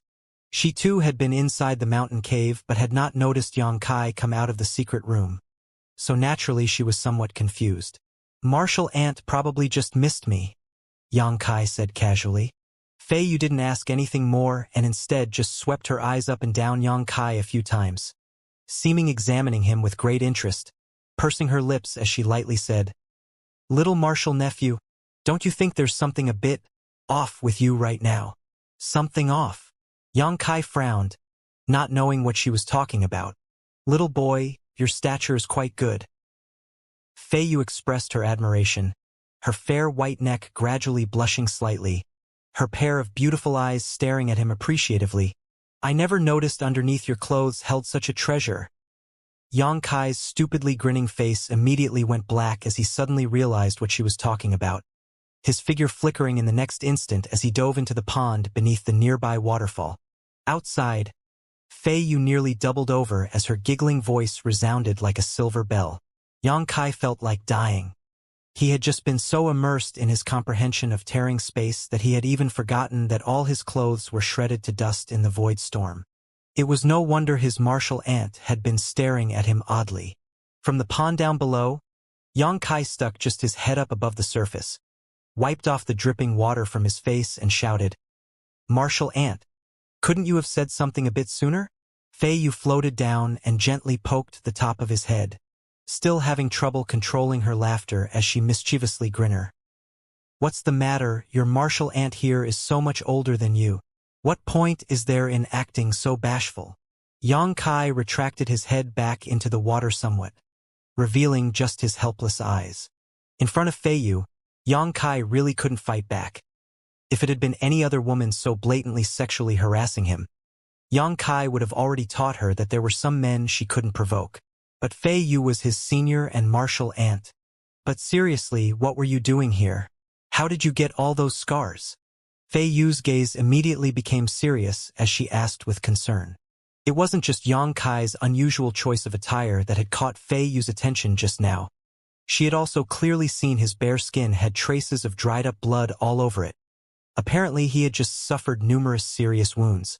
"Just a bit of an accident," Yang Kai replied faintly. Determining that Yang Kai truly didn't have any issues, Fei Yu relaxed and let the issue drop, bursting into giggles again before shaking her head and flying back down. Yang Kai scrubbed himself inside the pool for a while before donning a new set of clothes. Upon returning to the cave, Yang Kai saw Fei Yu smiling towards him. "That's right," Fei Yu suddenly said.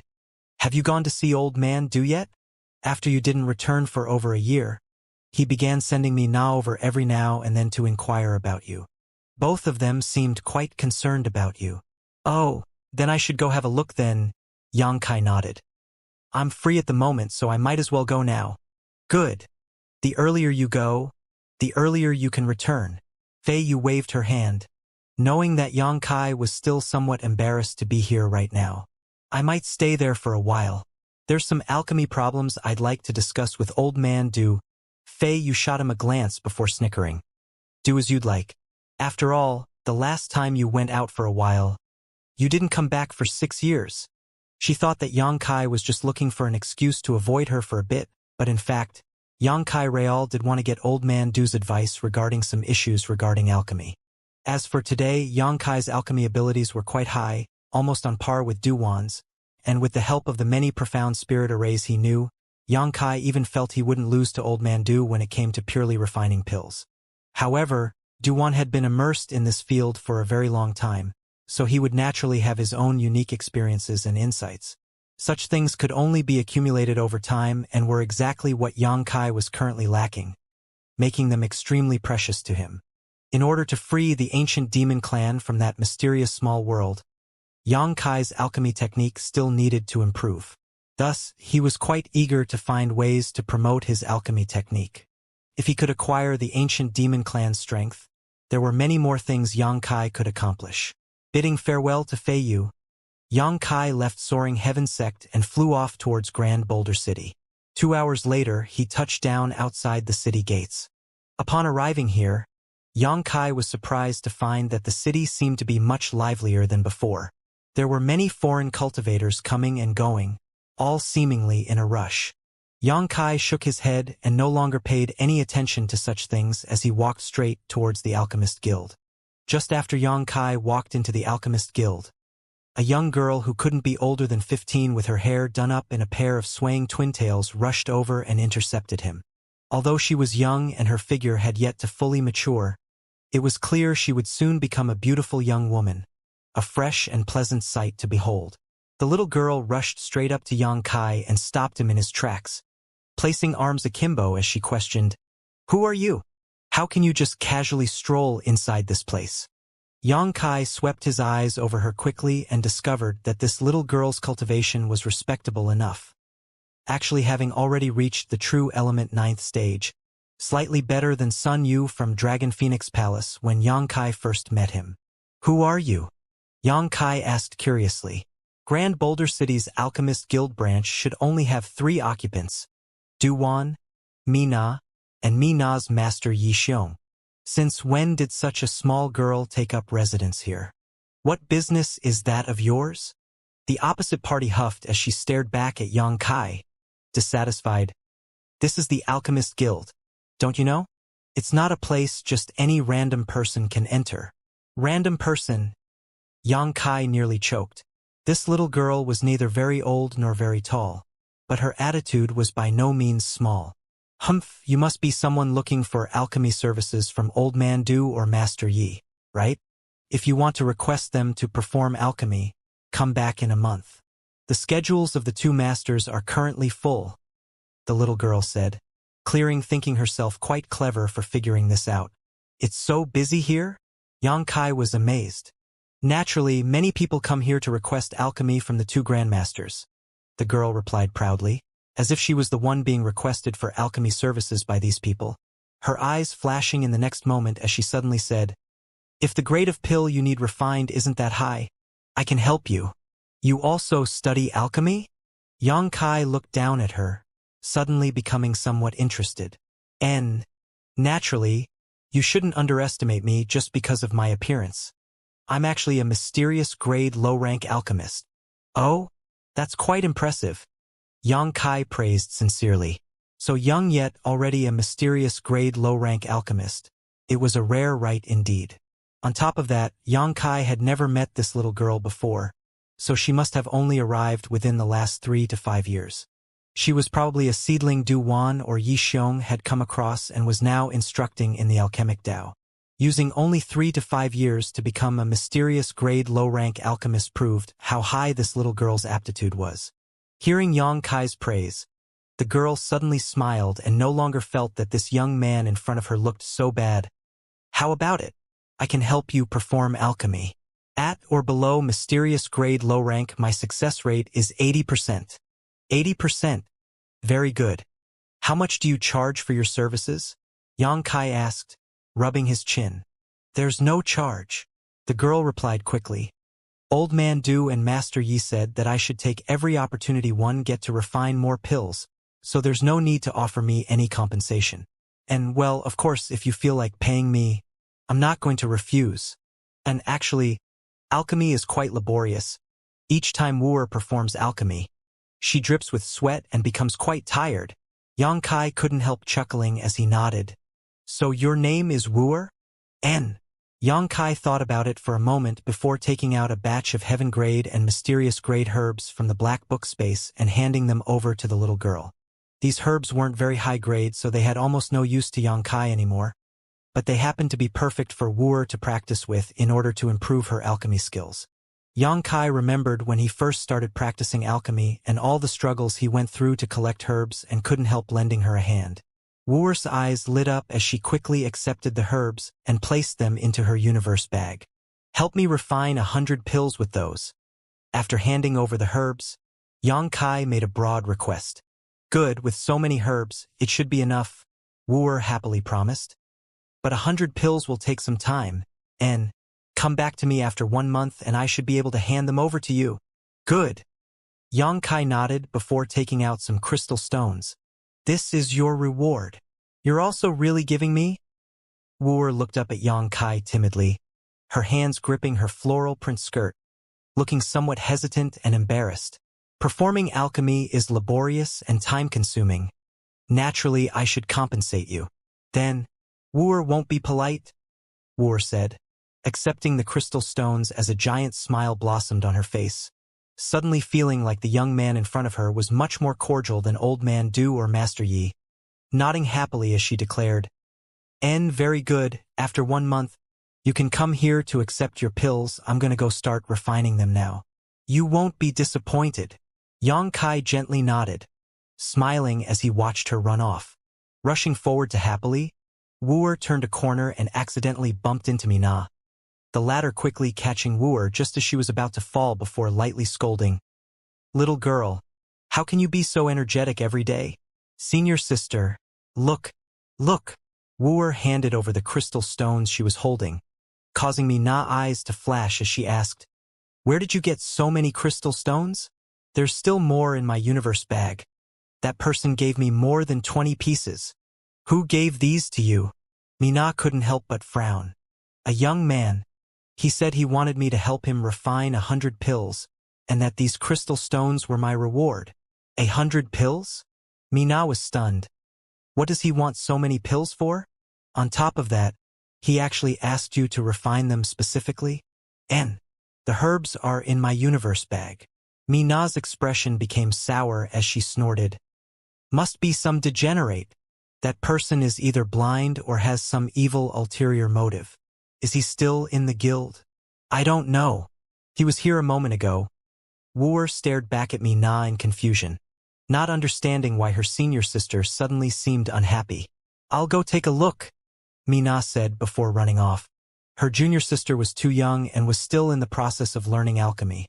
If that person really wanted to find someone to perform alchemy, he definitely wouldn't have looked for Wu'er. She simply didn't look reliable enough. Mina instinctively thought that whoever this man was, he was trying to get close to Wu'er for some nefarious purpose. A look of anger and righteous indignation upon her face. Mina was determined to confront this lowlife and teach him that the Alchemist Guild was not to be trifled with. But just as she reached the guild's entrance hall, she saw a familiar figure standing around leisurely. Her eyes suddenly met and the slightly roguish-looking young man grinned and called out, "Beauty, long time no see." Mina froze up as she stared at him foolishly for a moment before coming to her senses and exclaiming, "Yang Kai!" As she called out, she rushed forward once more, this time with an excited smile upon her face, though as she hurriedly asked, "Why you? Did you finally come back?" I got back just a month ago." "Humph. I thought you died out in the woods somewhere." Mina grumbled. "Over the past few years, I've been sent by Old Man due to Soaring Heaven sect to inquire about your news many times, but there never was any." Inside the Alchemist Guild, seeing Yang Kai for the first time in years, Mina was quite happy. However, when she remembered all the worry he had caused Old Man Du, Mina couldn't help feeling somewhat resentful too. For this guy, she felt she had run back and forth to Soaring Heaven's sect so many times the hills in between had gotten flatter. "That's why I came over to see you all?" Yang Kai smiled. "Humph. Seems you still have some conscience left." Mina snorted as she swept her eyes over him, suddenly thinking of something as she did. "Wait, the one who just asked Wu'er for alchemy wouldn't be you, right?" "And it was me." Yang Kai nodded. Mina patted the chest and breathed a sigh of relief. "So it was you, good. I thought that it was some no-good pervert eyeing Wu'er and planned on teaching him a lesson." Yang Kai just laughed. "It seemed like she needed some materials to practice with, so I gave her some." "Since when was there such a little girl here? I've never seen her before." Hearing this, Mina's expression became somewhat gloomy as she quickly checked to make sure Wu'er had left before whispering, "Old Man Du and I picked her up on our way back. Such a poor girl." "Picked up on your way back?" Yang Kai is stunned. "On our way back here from Floating Cloud City, we passed by a village that had been attacked by a pack of monster beasts. Everyone in the village was dead except her. We found her alone and crying amongst the ruins and didn't have the heart to just leave her, so we brought her back with us to Grand Boulder City. When we found her, she was less than 10 years old. She was incredibly thin and had lost the ability to speak, seemingly quite traumatized. It was only after caring for her for a few years that she turned into her current appearance, running around all day long with energy to spare." "Ah, such a handful." Yang Kai smiled warmly and commented, "You really picked up a good seedling." Mina's beautiful eyes shimmered. Old Man Du was also quite surprised at Wu'er's aptitude for alchemy. When we brought her back, she hadn't even begun cultivating. Yet now she's already reached the true element boundary 9th stage and her alchemy level has recently broken through to the mysterious grade low rank. Honestly, as her senior sister, I feel quite pressured. If I don't work hard, that little girl will overtake me in a flash." Yang Kai chuckled at this, It'll be years before that happens. I'm afraid it won't take very long, though. Mina smiled bitterly. I'm only a spirit-grade low-rank alchemist, only one grade higher than Wuer.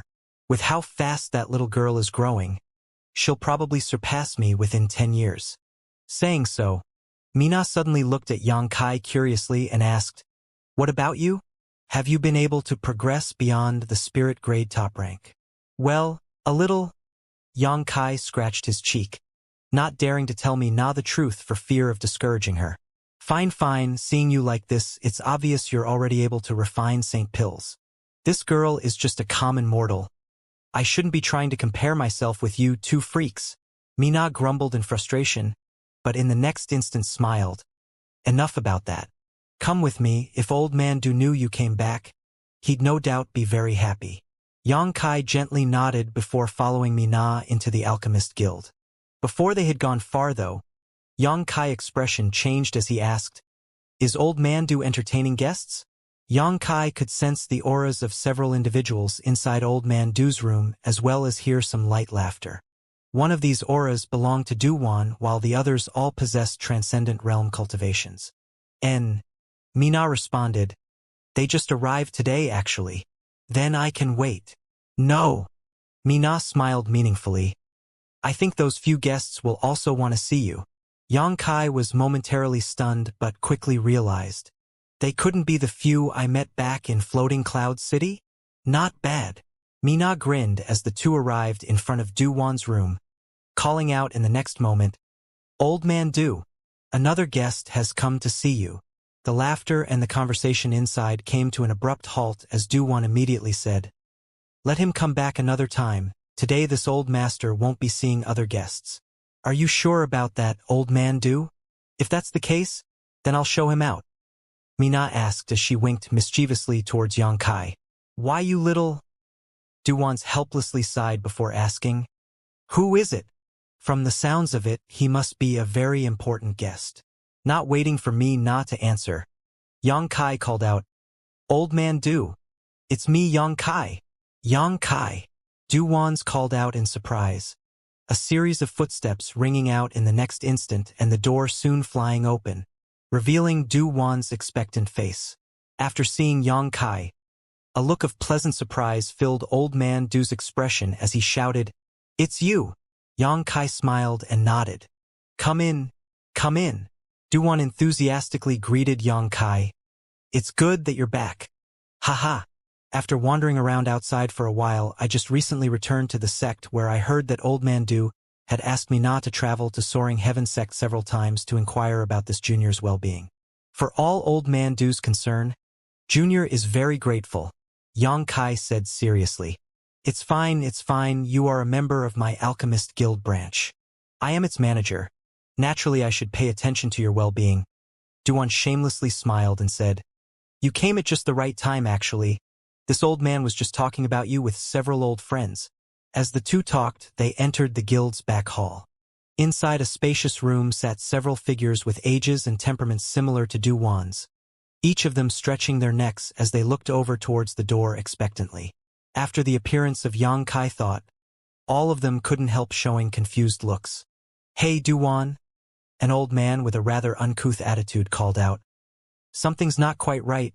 He doesn't look anything like the little boy from last time. Did you think my eyes had gone dim and memory had gone bad, and thus brought some random kid here to deceive me?" This old guy was quite rotund and sat directly on the floor like a giant lump, resting his whole body on a nearby wall, just speaking a few words causing him to pant slightly. And, although his age seems about right and the voice is quite similar, his looks are completely different, another old man said as he caressed his long beard, sweeping his eyes up and down Xianxia. "Heh, you two dullards. Don't you remember Duwan received a special artifact as payment for alchemy several years ago that could explain all this?" A third person seemingly saw through everything at once and said smugly, "If I recall, that artifact is able to change the look and aura of a person. Then, this is that little brat's true appearance, and what we saw back then was just a disguise." A fourth old man proposed. "Junior Xianxia greets several grandmasters." Xianxia smiled and cupped his fists. Come, come, have a seat first, Duan warmly motioned. All of us are used to acting freely, there's no need for you to act polite. Yang Kai glanced around and found that these grandmasters were indeed casually relaxing. Instead of sitting on chairs around a table, they were all sitting on the ground, probably because out of consideration for their overly obese member. Not standing on ceremony, Yang Kai sat down next to Duan. For pairs of eyes gathered onto Yang Kai with great interest, causing the latter to laugh somewhat wryly. Yang Kai still remembered how back in Floating Cloud City he had received some treasures from these four people's universe bags for winning first place in an alchemy competition. Duan, you were certainly cautious enough, having this little boy wear that disguising artifact. No wonder no one has found him despite having his portrait and searching for many years. One of the old men smiled. So it was like this. If I didn't take precautions, he would have been in trouble. Duan smiled. Although some clues pointed to Soaring Heaven sect, with Chu Ling Xiao sitting over there, no one dares make any trouble. Yang Kai had condensed the medicinal liquid of the 1,000-year demon flower, so naturally there were many inquiring about his whereabouts in order to snatch this precious treasure from him. Were you so confident he would be the one to obtain the 1,000-year demon flower's medicinal liquid? I just thought it best for him to not reveal his identity in front of so many people. Duan smiled. Still, even I was quite surprised he was able to obtain the medicinal liquid of the 1,000-year demon flower. It was really quite amazing. Saying so, Duan suddenly said, Right, Yang Kai, let me formally introduce them to you. This is the manager of Shattered Star City Alchemist Guild Branch, Hong Fong, a Saint-grade low-rank alchemist. Greetings, Grandmaster Hong. Yang Kai respectfully bowed. No need, no need. Hong Fong caressed his beard and smiled. It won't take long before you reach the same level as me. Being called Grandmaster by such a talent is troubling. Duan smiled and did not refute, next pointing to the fat-souled man. This is the manager of Lightning Flash City Alchemist Guild, Chong Bao, also a Saint-grade low-rank alchemist. And Brother Chong indulges too much in food and drink, so his body has become like this. You should take heed not to indulge in such excess. Chong Bao immediately shot back. Sampling the world's delicacies is one of life's greatest pursuits. Duan, you just don't understand it. Duan ignored this comment and proceeded to point to another person. This is the manager of Three River City's Alchemist Guild, Saint-grade low-rank alchemist Hefeng. Just after the introduction, Hefeng smiled broadly and said, Little boy, remember when I invited you to Three River City a few years ago, yet you turned me down? Have you given the matter any more thought? Saying so, he quickly tempted. This old man has several beautiful granddaughters he can introduce you to. In fact, it doesn't matter if you want them all as long as you agree to come to my Three River City's Alchemist Guild.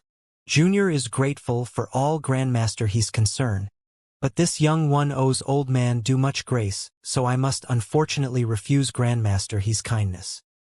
Hefeng narrowed his eyes and said, Your courage is not small. No one has dared refuse this old master's kindness before, yet you've actually done so twice. Smelly brat. You've simply made this old master lose face. Who told you to make a fool of yourself? Duan laughed heartily. Yang Kai saying such words had obviously made him quite happy as he grinned from ear to ear, ignoring Hefeng's protest as he turned to the last person in the room. Last but not least, this is Moon City Alchemist Guild's Manger, Kong Ruyu, also a Saint-grade low-rank alchemist. Yang Kai respectfully bowed once more.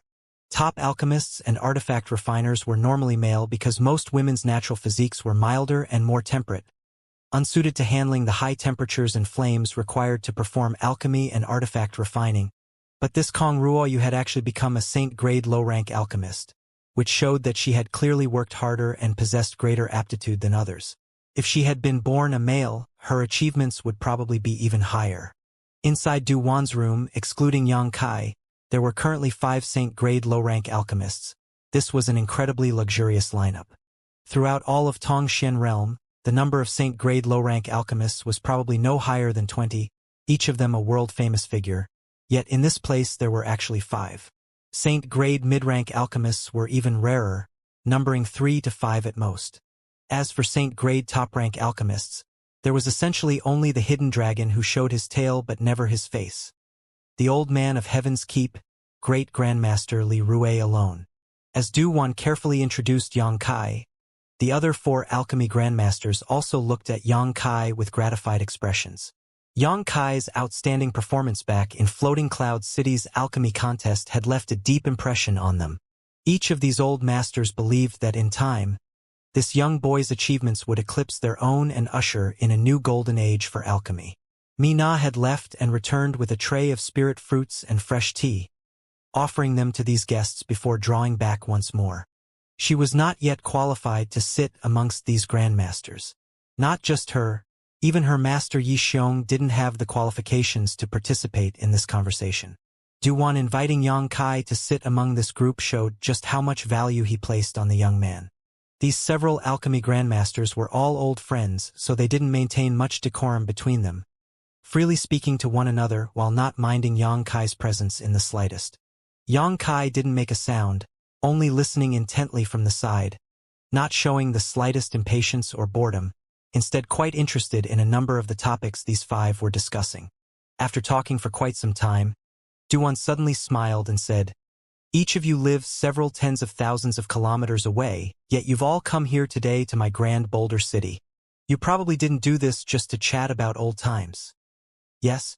As soon as this was said, the 4 other alchemy grandmasters nodded seriously. The old woman Kong Ruo Yu was the first to speak up. "There is truly something we wish to discuss with you. Chong Bao, you explain, you were the one who found it in the first place." Du Wan turned his attention to Lightning Flash City's Alchemist Guild manger. Chong Bao's expression also became solemn as he searched around in his universe bag for a moment before bringing out an incomplete animal skin. This skin was quite ancient and released a mysterious aura. Handing it to Du Wan, he simply said, "See for yourself." Du Wan accepted the animal skin and spread it out. After staring for a moment, he couldn't help becoming absorbed in it. The more he examined it, the more excited Du Wan's expression became, as if he had just obtained some precious treasure. Only after a moment did Chong Bao begin to explain. "This spirit array was something one of my disciples obtained and handed over to me. I have spent over a year studying it but was unable to decipher its mysteries, so I brought it to Brother Hifeng." Hifeng smiled bitterly and continued, "I was also helpless though, so the 2 of us sought out Brother Hong and Senior Sister Kong. Even all together we couldn't decipher it, but we knew that Brother Du was on the verge of becoming a saint-grade mid-rank alchemist. Thus we all decided to come to Grand Boulder City to let you try." Kong Ruo Yu followed up. Du Wan nodded lightly, indicating that he understood, but after carefully studying the animal skin for quite some time, he slowly shook my head. "I'm afraid I must disappoint all of your expectations. This spirit array is very complex and complicated. It doesn't look like the spirit arrays we currently use and appears to be more ancient. On top of that, it's incomplete. This Du is also helpless to explain it." Listening to him, the other 4 did not show much of a disappointed look. They had come here simply to try their luck and hadn't really expected Du Wan to be able to easily unlock the secrets of the spirit array. Du Wan mysteriously grinned at that moment though. Although this old man can't decipher it, there is someone in this world who can certainly explain the spirit array's mysteries. "Who?" asked the 4 in unison. "The old man of Heaven's Keep." Chong Bao couldn't help rolling his eyes. "Grandmaster's whereabouts are unknown. He is the hidden dragon who shows his tail but never his face. How do you propose we even begin to search for him? When I first began studying alchemy, Grandmaster was already world famous. Even now that I am a saint-grade low-rank alchemist, I have never actually seen his true appearance, a fact I still deeply regret. Of the 5 alchemy grandmasters present, it was likely that only Du Wan had the honor of meeting the old man of Heaven's Keep. However, Du Wan didn't say anything. After all, he had long passed the age where he needed to show off. Intentionally or unintentionally glancing over towards Yang Kai, Du Wan said, "Perhaps in addition to the old man of Heaven's Keep, there is someone else who can decipher this. Du Wan, enough with the suspense.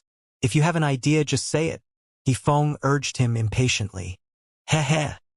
Du Wan chuckled. Yang Kai did not miss Du Wan's glance and understood that the latter was still convinced that there was a powerful alchemy grandmaster behind him, one who was likely on par with the old man of Heaven's Keep. It was because of this that Du Wan had gave him a subtle look. Helpless, Yang Kai sighed and said, "Old man Du, can you let me take a look?" Du Wan smiled happily and quickly handed the animal skin over. Chong Bao suddenly became nervous. "Young boy, treat that skin carefully. If you break it, I'll drag you back to Lightning Flash City to compensate for it." "Don't worry," Du Wan chuckled calmly. Of the 5 alchemy grandmasters here, only Du Wan paid close attention to Yang Kai, the others instead continuing with their discussion about the spirit array portrayed on the animal skin. Each of them had spent a significant amount of time studying this mysterious spirit array and naturally had their own insights and opinions about it. Now that they were gathered together, they thought that by combining what they knew they might find a way to explain the spirit array diagram and complete it. Yang Kai looked at the spirit array diagram and after some time his brow wrinkled slightly. The spirit array portrayed on the animal skin was truly quite complex and actually seemed to be a compound array comprised of a number of simpler ones, causing it to become somewhat bloated. After the spirit array diagrams were broken up and separated though, Yang Kai realized that their individual components resembled those recorded in the true alchemic way with only minor differences. Alchemy was constantly evolving and the spirit arrays used to perform it were independently researched and developed by many different alchemy grandmasters all over the world. It was common for spirit arrays to change and develop over time, sometimes completely transforming from one age to the next. With Yang Kai's current vision, it was quite easy for him to spot the flaws and drawbacks in the spirit array diagram. However, compared to the spirit arrays currently in use, the wealth contained in the spirit array diagram was massive, and once it was cracked it could bring about great development to the field of alchemy. Du Wan obviously expected him to speak up, and Yang Kai had no reason to refuse. Comprehending the nature of this broken spirit array, Yang Kai began comparing it to the ones he inherited from the true alchemic way while extrapolating the missing segments. After a long time, Yang Kai had completed a rough patch of the spirit array. The other alchemy grandmasters were currently silent, apparently having reached a dead end in their attempts. Du Wan, who had always been paying attention to the changes in Yang Kai's expression, was still quite upbeat. But the other 4 were somewhat dejected because even with all of them together they failed to complete the spirit array, causing them all no small frustration. "Did you understand it?" Du Wan asked suddenly.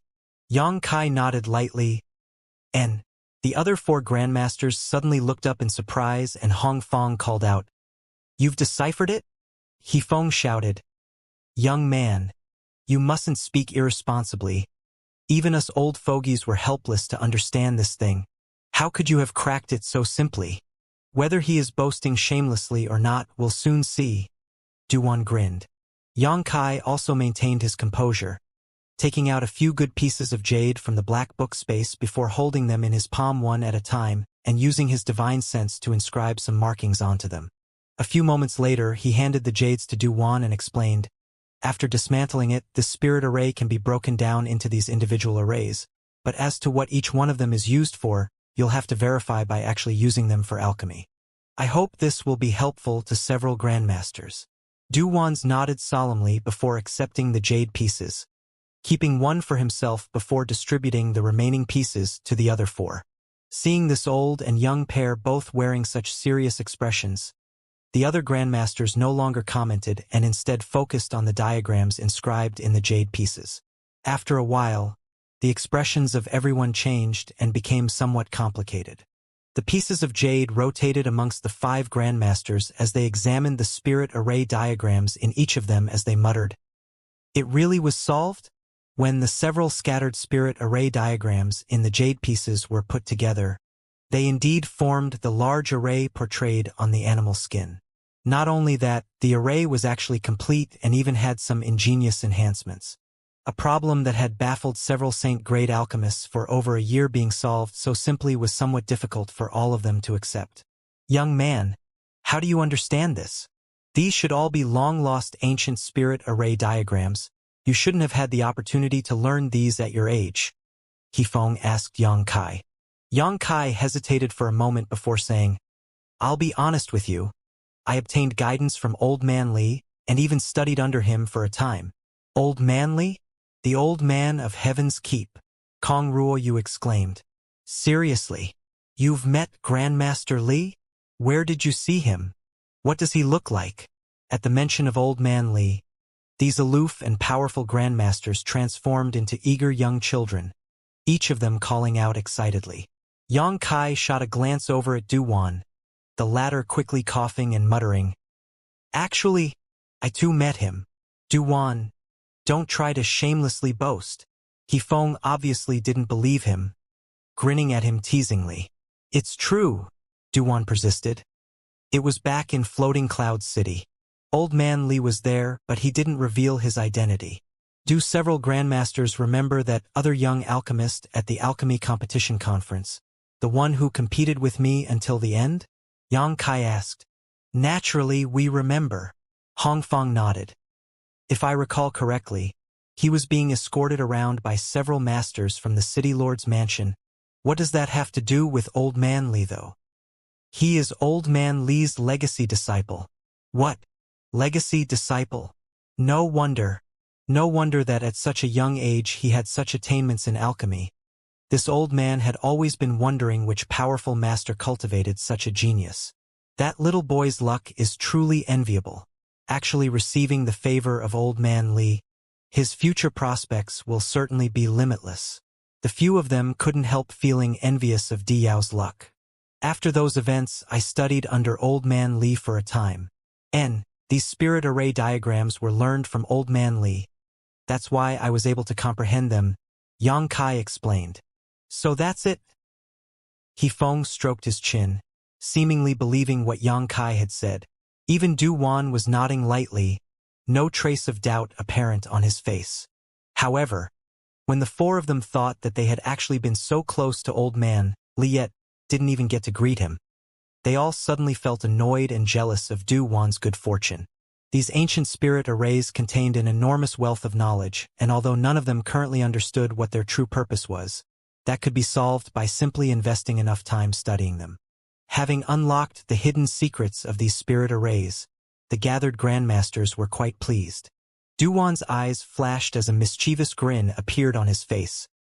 Old friends, being able to decipher the mysteries of the spirit array diagram was all thanks to little friend Yang Kai's strength. If not for him, I'm afraid we would all die of old age before discovering their true purpose.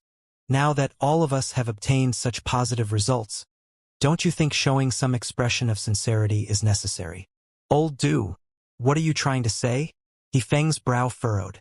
Chong Bao even hurriedly covered his universe bag as he stared at Duwan with great vigilance. The last time these four had met back in Floating Cloud City, they engaged in a gambling match with Duwan, resulting in their loss and the pilfering of their universe bags by Yang Kai. Now listening to Duwan's thinly veiled suggestion, all of them immediately became alert.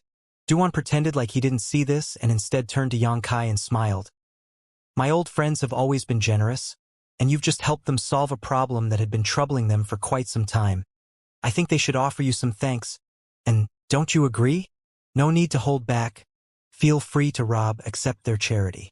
Listening to him, the four others in the room wore pained expressions, each of them wishing they could run up and slap the ungrateful wolf surnamed Du. Kong Ruoyu soon let out a sigh though and chuckled. What senior brother Du said makes some sense. We certain have profited greatly from this trip. It's fine if we offer a little something to Yang Boy. All of us have our own face to consider. After having picked up such a bargain from a junior, we should really thank him. With Kong Ruoyu having expressed such an opinion, the other three had nothing more they could say. Feng grit his teeth and turned to look at Yang Kai, as if preparing himself for a great sacrifice as he boldly stated, What would you like? Say it, and we will certainly satisfy you. Despite Feng's bold claim, when Yang Kai's eyes wandered over to his universe bag, he couldn't help flinching. Chong Bao and Hong Fong also felt their hearts jump up into their throats, clearly fearing that Yang Kai would once again ransack their universe bags. However, to their surprise, Yang Kai smiled and said, Since several grandmasters are willing, this junior won't be polite. This time, though, I don't want any of the treasures in your universe bags. The three old male alchemy grandmasters heard this and breathed a sigh of relief, each of them turning friendlier looks towards Xianxia, silently praising him for knowing some discretion. Then what do you want? Duwan was surprised. Wealth is the one thing my old friends do not lack. If you pass up this opportunity, it may not appear again anytime soon. Duwan, you shut up. Let the young lad speak for himself. Chong Bao shot Duwan a bitter glance. Good. I won't say any more, Duwan said helplessly, immediately falling silent. Xianxia hesitated for a moment before asking, several grandmasters are all saint-grade low-rank alchemists. As a reward for unlocking this spirit array, how about refining a saint pill for me? Refining a saint pill? Chong Bao mouth twitched slightly. Refining a saint pill. Xianxia nodded sincerely. Saint pills aren't something that can be casually refined. Hifeng stroked his chin. Although they were indeed all saint-grade alchemists, refining saint pills was still no easy task for them and was accompanied by great risks of failure. On top of that, refining a saint pill was quite laborious. It was because of this that every saint pill in this world was worth a fortune. Why not? Duan suddenly chimed in, sweeping his eyes around at his old friends. How many years has it been since we had a little competition? Why not take this opportunity to compare notes with one another? We can let Xianxia and Yixiong act as judges to see who among us is better at refining saint pills. Duan, do you think just because you're about to promote to saint-grade mid-rank alchemist, you no longer need to put us in your eyes? Yifeng snorted. No. It's just that this is such a rare opportunity, and now that it's been brought up, this Du's hands are feeling a bit itchy. Good. I agree with Senior Brother Du's proposal. It truly has been a long time since we've competed with one another. Kong Ro, you also expressed interest. I have no objections. Hong Fong shrugged his shoulders. Ha! Very well. I guess these old bones will have to accompany you then. Chong Bao huffed, his bloated body trembling as he grumbled. Everyone, come with me. Duan laughed, looking quite happy, before standing up and walking out while signaling for the others to accompany him. Xianxia asking these 5 to refine saint pills was by no means for the pills themselves. Currently, if he wanted a saint-grade pill, he could refine it himself. Although it was not easy to refine one, and the herbs were difficult to acquire, Xianxia's black book space was currently filled with vast amounts of wealth, so several saint pills weren't really that valuable in his eyes. What Xianxia was interested in was the insights of these alchemy grandmasters and their alchemy process, hoping he could observe and learn from them. The grandmasters were also aware of this but had not refused, not only agreeing but also secretly deciding to showcase their most exquisite alchemy techniques for the young alchemist. Inside the pill room of the Alchemist Guild, the grandmasters each found a comfortable spot, sat down, and took out their own pill furnaces and the corresponding herbs they would be using. Each of these herbs was bursting with spiritual energy and were all clearly saint-grade materials. Also inside the pill room, Xianxia, Yixiong, and Mina were also present. This was a wonderful and rare opportunity, so Duan had naturally called over Yixiong and Mina too. As for the little girl wooer, she was still too young and inexperienced, so even if she was allowed to watch, she wouldn't learn anything. Mina was so excited her cheeks were flushed as she sat beside Xianxia and anxiously asked, how come the grandmasters suddenly decided to have an alchemy competition? And refining saint pills, no less. I haven't witnessed old man Du perform alchemy for quite some time, much less the other 4 grandmasters. This is really a big event one doesn't see every decade. Yixiong was also very excited, staring at the scene in front of him with glowing eyes as he seriously said, Mina, you must pay very close attention without even blinking. This will be incredibly beneficial to your future growth. I know that, Master. Mina nodded repeatedly, her expression quite serious.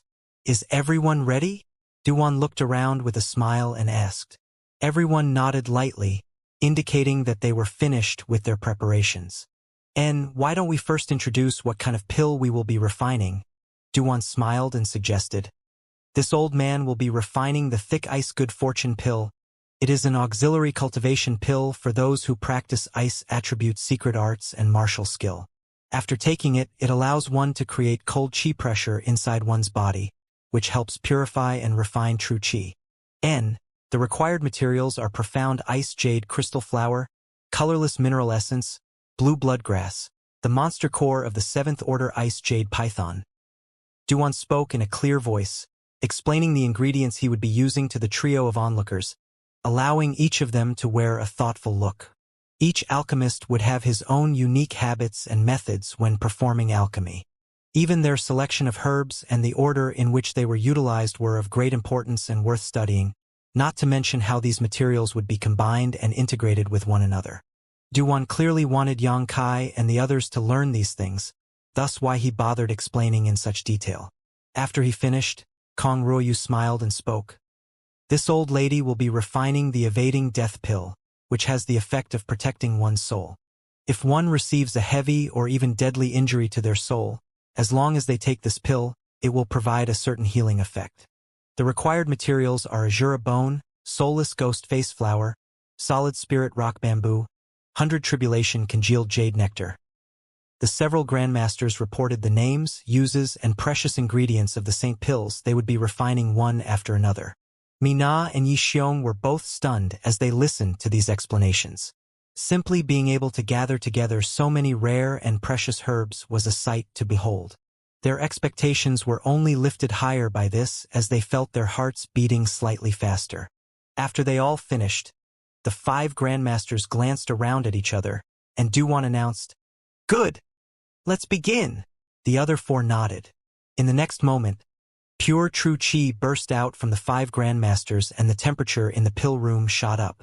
Yang Kai stared intently at the 5 grandmasters, observing how they manipulated their true qi, as well as which spirit arrays they chose to engrave on their pill furnaces. As each of the grandmasters engraved their respective spirit arrays, they purposefully slowed down and emphasized certain movements to allow Yang Kai and the others to observe clearly, making sure the marks they left with their true qi were clearly visible. Yang Kai, Yi Xiong, and Mina were all able to glean much information about each of the spirit arrays before them during this demonstration. Picking up one spirit herb after another and feeding them into their pill furnaces, the 5 grandmasters moved their hands smoothly and quickly, swiftly extracting the medicinal liquid from each of them before separating them and moving on with the next. As Mina stared at this process, she gasped in appreciation, only to quickly cover her mouth in the next instant, fearing she would disturb the grandmasters. Yang Kai was also dazzled by this display.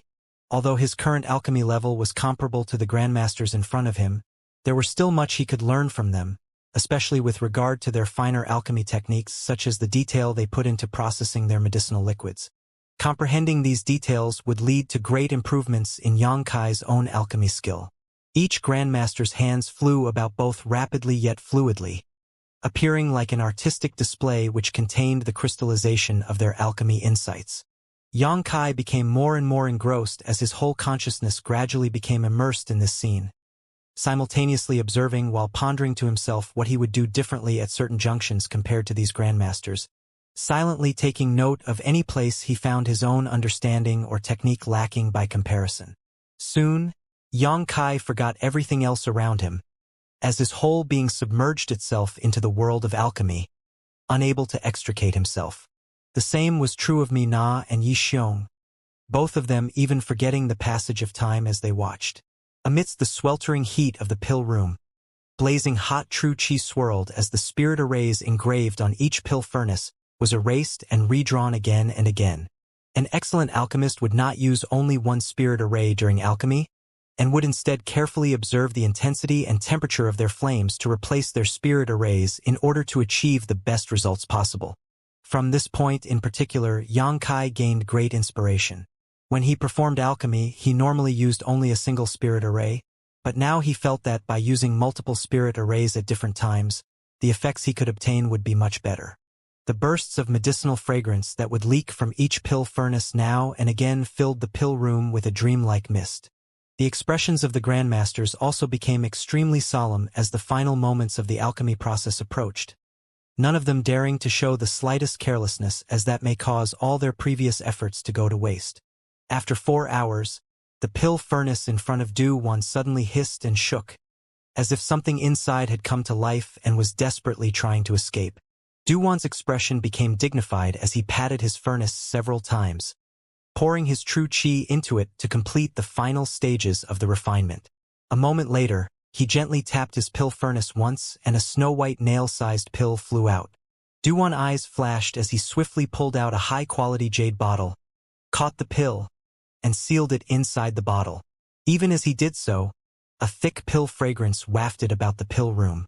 Having just successfully refined a saint pill, Duwan nodded to himself, seeming quite satisfied. Mina and Yi Xiong also couldn't help feeling excited seeing this scene. The 5 saint-grade low-rank alchemists had all begun refining their respective pills at the same time, but Old Man Du was the first to finish. It could be seen from this alone that his accomplishments in alchemy were higher than the other 4.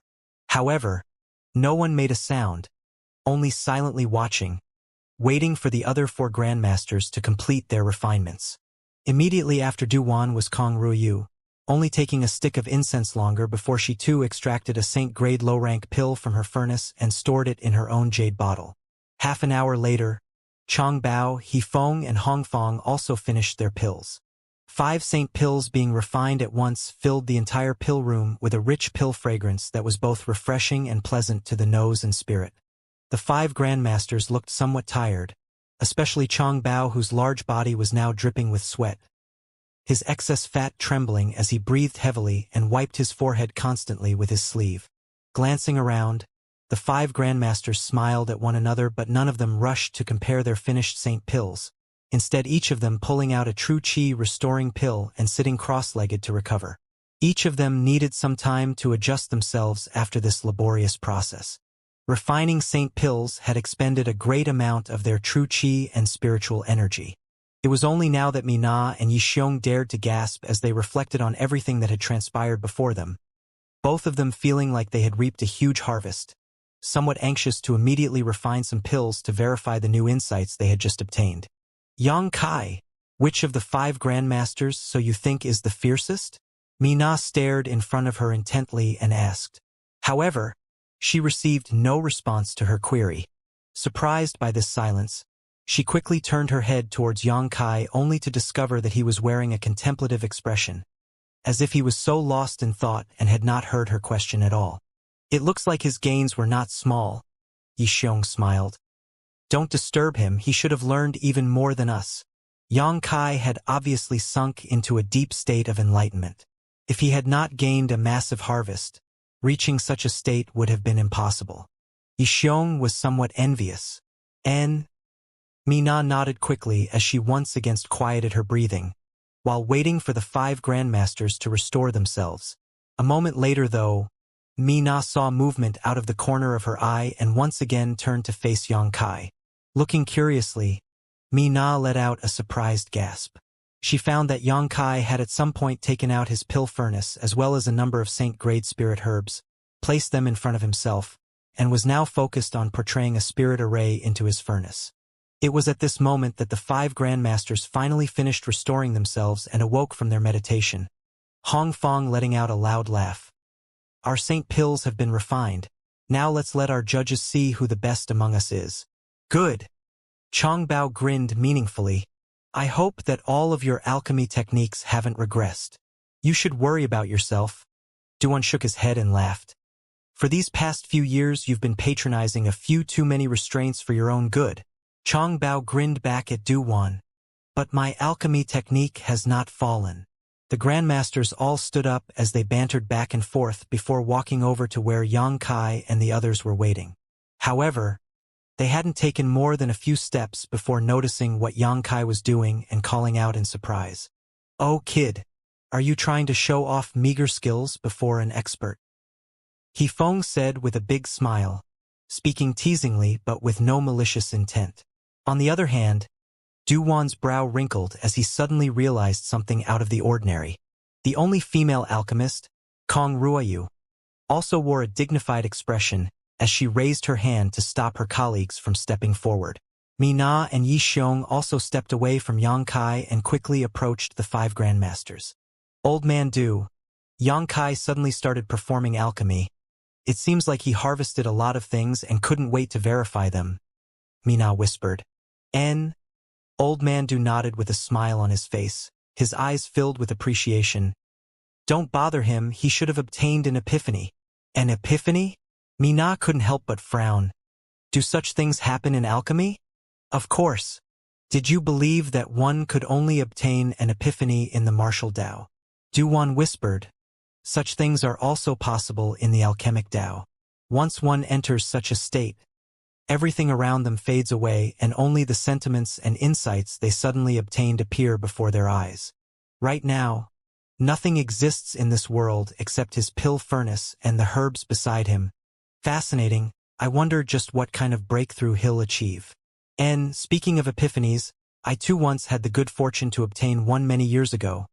Kong Ruoyu recalled. It was just as senior brother Du said.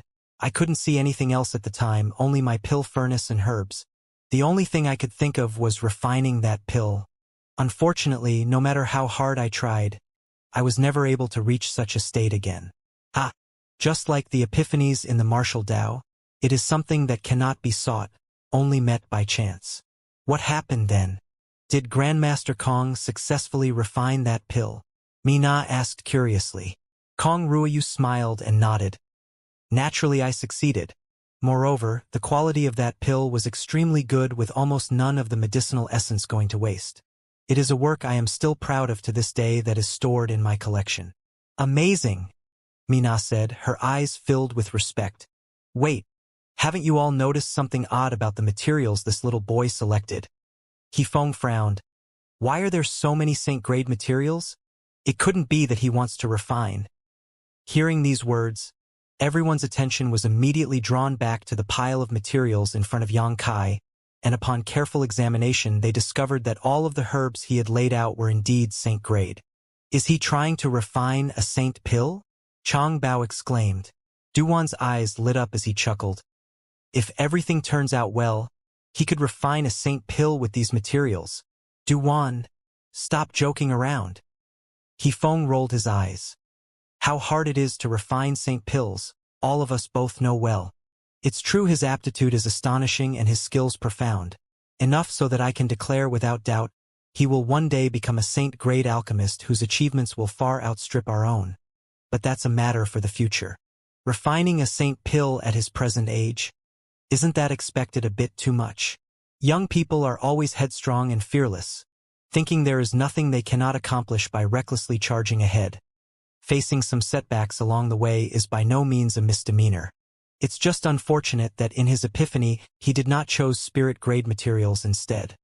If he had, he would likely have reaped more benefits, Hong Fong said with a look of regret. Chang Bao and Kong Ruoyu also sighed in agreement, all of them feeling that Yang Kai trying to refine a Saint pill now was him overestimating his skills. Duan, on the other hand, just smiled lightly and said nothing more. Although he hoped that Yang Kai would succeed, even he felt that Yang Kai was overreaching. Being able to successfully refine a Saint pill meant Yang Kai would already be qualified to call himself a Saint-grade alchemist. One had to know that throughout all of Tongxian realm there weren't many such alchemists, and each of them was an old monster who had been immersed in alchemy for countless years.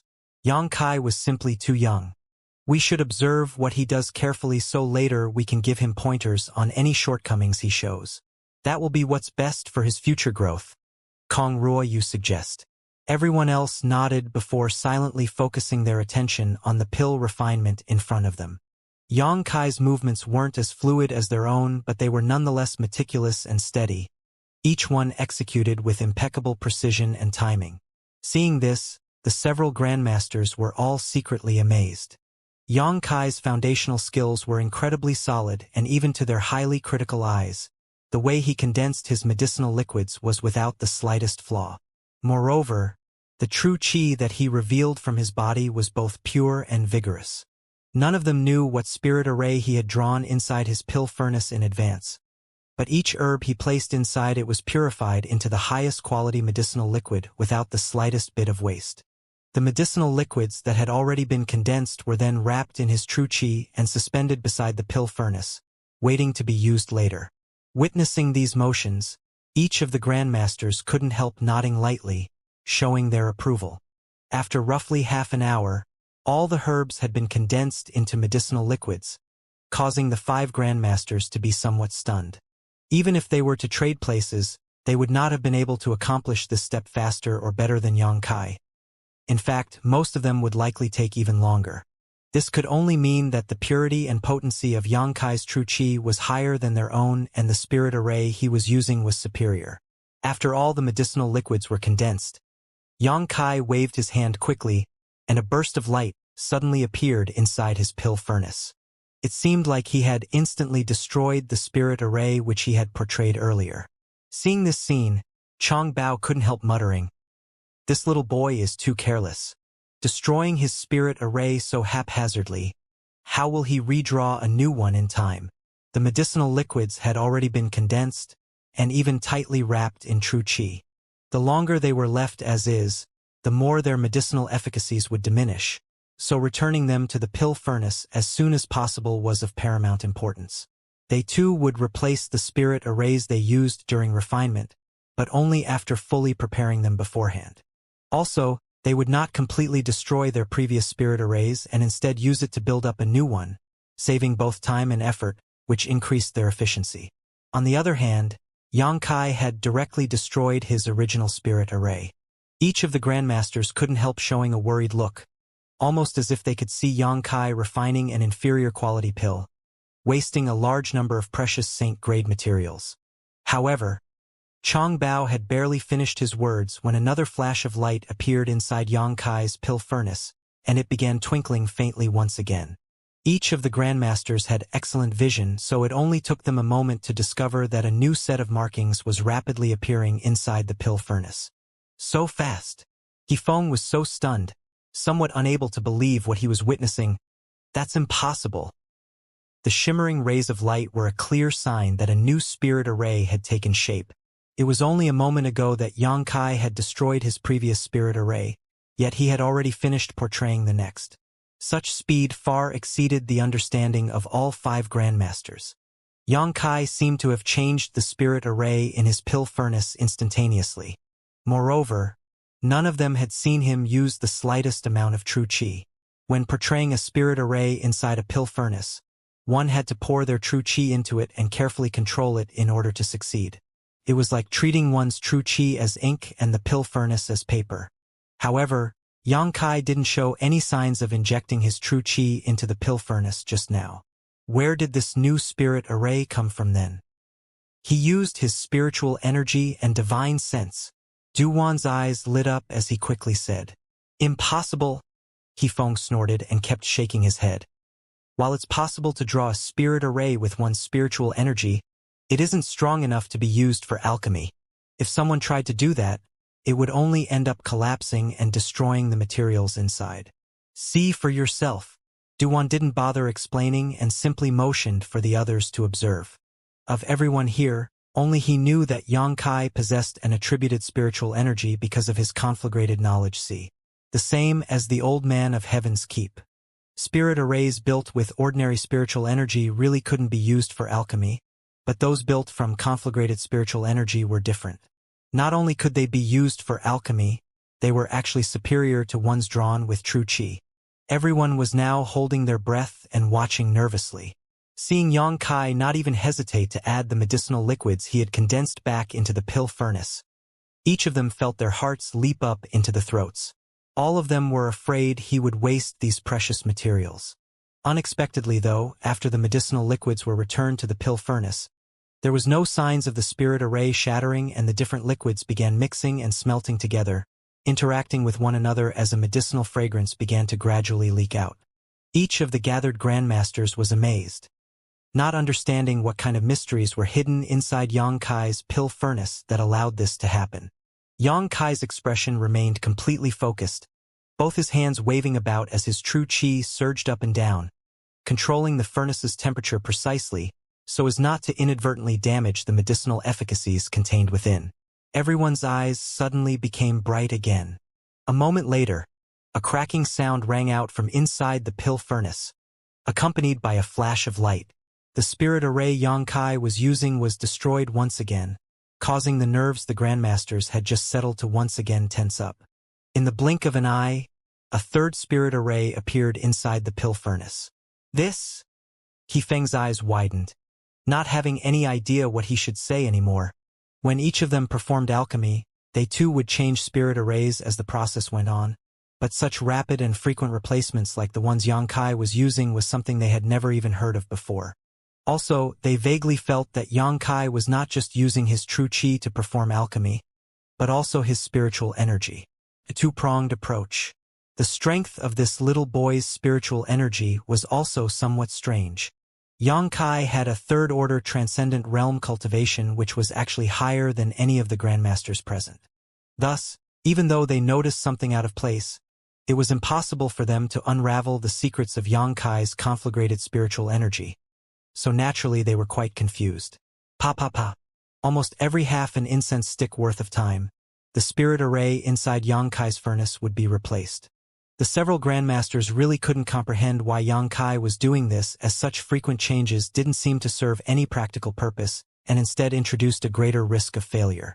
Time passed by and a pill fragrance gradually began wafting through the air, one more potent than any of the ones the previous grandmasters had managed to produce. "It's only been 2 hours." Chang Bao's fat trembled as he exclaimed in shock. The appearance of a pill fragrance meant that the pill was about to be completed, yet from beginning to the end, Xianxia had only spent 2 hours. In comparison, they had each taken almost twice as long to refine their respective saint pills. Is this boy really refining a saint pill? Hongfang frowned. Could it be he's just using saint-grade materials to refine a spirit-grade pill? Listening to this comment, the gathered grandmasters thought it was indeed possible. It wasn't uncommon to refine lower-grade pills with higher-grade materials. Some less skilled alchemists would even deliberately select high-grade materials to boost the success rate of the pill they were trying to refine. At this moment, everyone felt that Xianxia was probably doing something similar to this. After all, the 2 hours was just too short a time to refine a saint pill, but for a spirit-grade pill it was actually just right for someone Xianxia's age. "Ha! This boy really scared this old master," Hifeng exclaimed exaggeratedly. For a moment there, this old man thought the younger generation had already overtaken us and lost all confidence in himself. Chang Bao also chuckled. But his performance is truly quite good, and very good. "Hey, Duwan, you really should allow this little brat to come to my lightning flash city. I promise to not treat him poorly." Duwan ignored the loose commentary and continued staring at Xianxia instead. He always felt that given Xianxia's personality, he would not engage in such wasteful and defeatist practices. Moreover, Duwan knew Xianxia was already a spirit-grade top-rank alchemist several years ago. If he really wanted to refine a spirit-grade pill, there was no need for him to intentionally choose saint-grade materials. Just what kind of pill was he refining? Only time would tell, but even someone as calm and steady as Duwan couldn't help feeling somewhat anxious. The pill fragrance continued to grow stronger, and it was obvious it was nearing completion. Suddenly, Xianxia's hands began moving even more rapidly as visible golden true qi appeared at his fingertips, drawing beautiful arcs through the air. As these arcs connected together, a mysterious and complex spirit array appeared. Everyone stared wide-eyed at this unexpected development. This exquisite spirit array was then inserted into the pill furnace, quickly integrating into it and disappearing. Inside the small pill furnace, a violent bang rang out as if the nearly formed pill had come alive and was struggling to escape. The surrounding world energy suddenly became turbulent and began flooding like a tide towards the pill furnace. At this moment, it seemed as if Xianxia's little pill furnace had become a bottomless whirlpool, drawing in all the nearby world energy. Perceiving this, the expressions of everyone gathered inside the pill room changed greatly, none of them knowing what was happening. After several breaths of time, everything became calm once more. Xianxia reached out and patted his furnace, causing the pill to leap out. Quickly catching it, Xianxia stuffed the freshly refined pill into a prepared jade bottle. Gently exhaling a breath, Xianxia didn't even look at the pill he had just refined and instead closed his eyes, sinking into a kind of meditative state, clearly reviewing his gains. While he was at it, he also seemed to be restoring the energy he had consumed. As the room falling silent, the 5 grandmaster all exchanged glances hesitantly. The pill was now inside a jade bottle, so they could not immediately tell what grade it was, but from the strange phenomenon they had just witnessed, it was obvious to all of them that the pill Yang had refined was very unusual.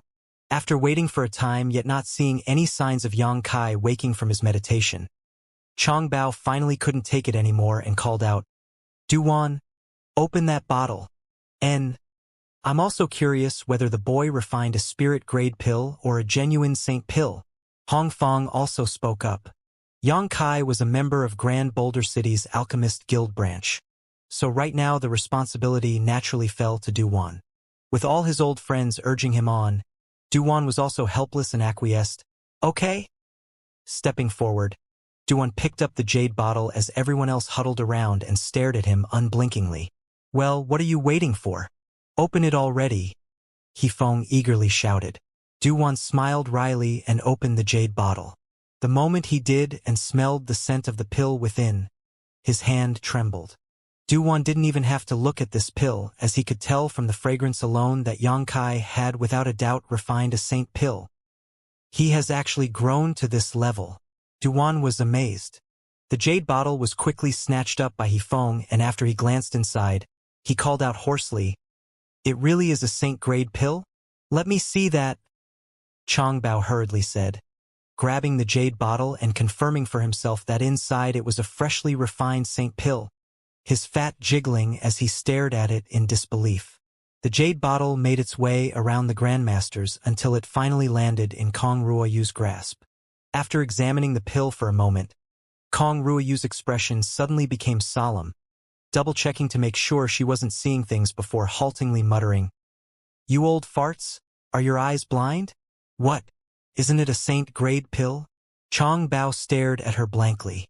It's definitely a saint pill. What is Senior Sister Kong trying to say?" Hifeng frowned. Kong Ruoyu smiled strangely at their reactions before handing the jade bottle back to them and saying, "Look again. This is no ordinary saint-grade pill." Seeing her so serious, everyone quickly leaned in to take a second look. Observing the pill again, whether it was its fragrance, quality, or radiant aura, all of them met the requirements of a genuine saint pill. As they were carefully examining it, though, they noticed that the saint pill had some faint lines crossing its surface which seemed to fade in and out of existence, similar to the meridians of a human body. Within these meridian-like lines, a subtle energy pulsed, and if they listened very carefully, they could even hear the sound akin to flowing water coming from the pill. "Pill veins!" Several of them all shouted at once. "Heh. A saint pill which had given birth to pill veins refined right in front of this old lady. Truly an eye-opening experience." Kong Ruoyu's voice quivered, a somewhat unwilling look mixed with pleasant surprise filling her face. "This?" Everyone else in the room found themselves too shocked to even speak. Yang simply refining a saint pill was enough to shock them, yet now the pill he had refined actually had pill veins.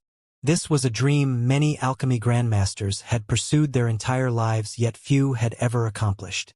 Each of the 5 grandmasters here had refined a lot of saint pills over their careers, yet none of them had ever refined one with pill veins. Simply by possessing pill veins, the value and efficacy of this saint pill multiplied several times over. Most importantly, though, it could be preserved forever. As long as it was not physically destroyed, no matter how many years passed, the efficacy of this pill would never decrease. This was the true value of pill veins. Ordinary pills did not possess such an advantage. No matter how well they were preserved, over time their medicinal efficacies would leak out. That was why, for ordinary pills, the sooner one took it after it was refined, the better. Inside the pill room, the 5 grandmasters took turns staring at the saint pill with pill veins that was just refined by Yang, each of them rendered speechless for quite some time. To the side, Mina heard everything that was just said and was also dumbstruck, her beautiful eyes constantly flashing with complicated light. From time to time, she would glance over at Yang who was still meditating and grind her teeth, obviously somewhat unwilling. "This boy, his luck is truly good." After a long time, Changbao muttered with clear envy in his voice. "Too good in fact," Hifeng echoed. Duan glanced over at them and murmured, "Is this really just luck? What else could it be?" Hong Fong chuckled. "Pill veins and pill clouds are the ultimate pursuit of every alchemist. Unfortunately, These two magical existences are extremely difficult to come by, and no one knows for sure how they form. Every pill that gives birth to pill veins or a pill cloud is the result of coincidence of opportunity.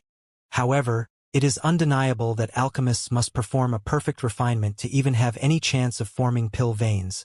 From this point alone, it seems this little brat is better than us. N. Kong Ruo, you also gently nodded. When I had my epiphany that year, the pill I refined also could be called perfect, something I was very proud of. But now, compared with this little fellow, it seems it wasn't actually much. 4 of the grandmasters present seemed to have attributed the appearance of pill veins to luck. Only Du-Wan didn't comment.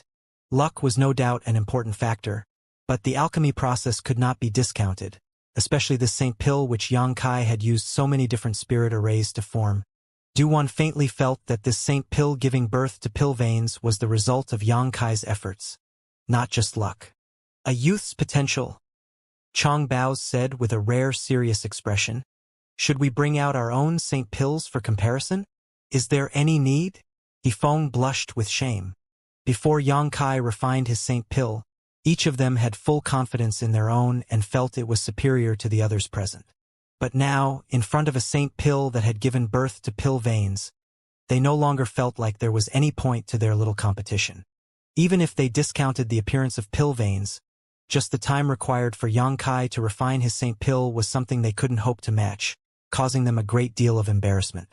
The 5 grandmasters glanced around at each other silently before quietly stowing away the Saint Pills they had just refined, as if trying to hide them. Yang Kai had sunken into a state of enlightenment, his soul avatar standing in an empty space where nothing existed except a myriad of spirit arrays hovering high up in the sky.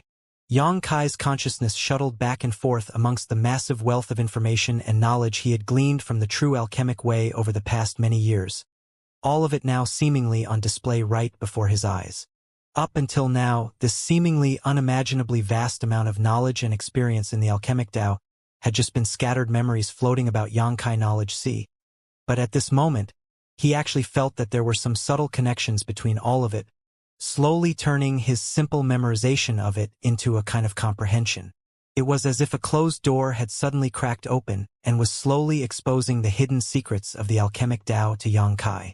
Yang Kai dived straight in and soon became obsessed, not daring to relax his mind for an instant as he soaked up this new enlightenment. As time passed by, the true alchemic way, which had been engraved into Yang Kai's knowledge sea, was finally completely understood by him, leaving no more hidden places to uncover or explore. Now, Yang Kai could recite and explain any section of the true alchemic way off the top of his head. His understanding of alchemy also sublimated and advanced to a new height. Before, it was like he was standing before a great mountain, staring up at the mysteries of alchemy. But now Yang Kai felt he was standing atop the clouds, looking down on everything, all of it within his control. This also included the generation of pill veins and pill clouds. These ultimate pursuits of alchemy were not just chance coincidences but could really be produced by applying the appropriate process. Pill veins were like the meridians of a pill. With these meridians, a pill could be preserved forever.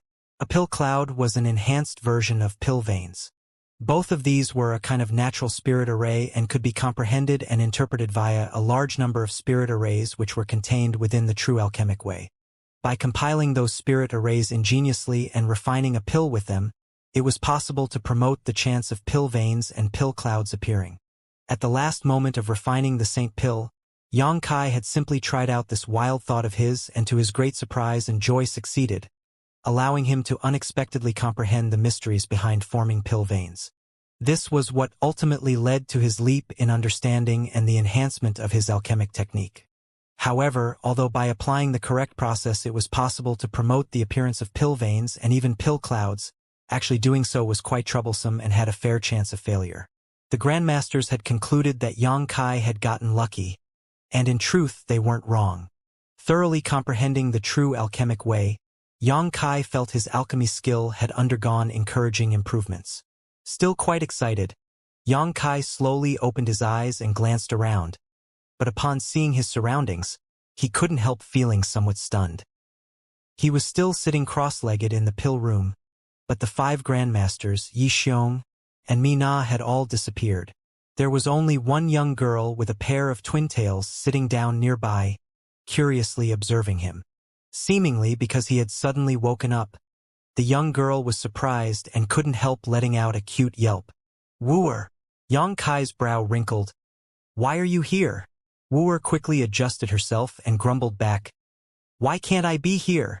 Yang Kai chuckled at this sight, not quite sure why this little girl was acting a bit hostile towards him, quickly asking, "What about Grandmaster and the others? They saw you not waking up after a long time and left, telling Wooer to come here and watch over you until you woke up." Wooer muttered in a discontent tone. You've worked hard." Yang Kai nodded lightly before standing up. "Why you?" Wooer snorted. "Since you're already an alchemist, why did you ask Wooer for help performing alchemy?" Senior sister laughed at me because of that. "Why would she laugh at you?" Yang Kai asked curiously.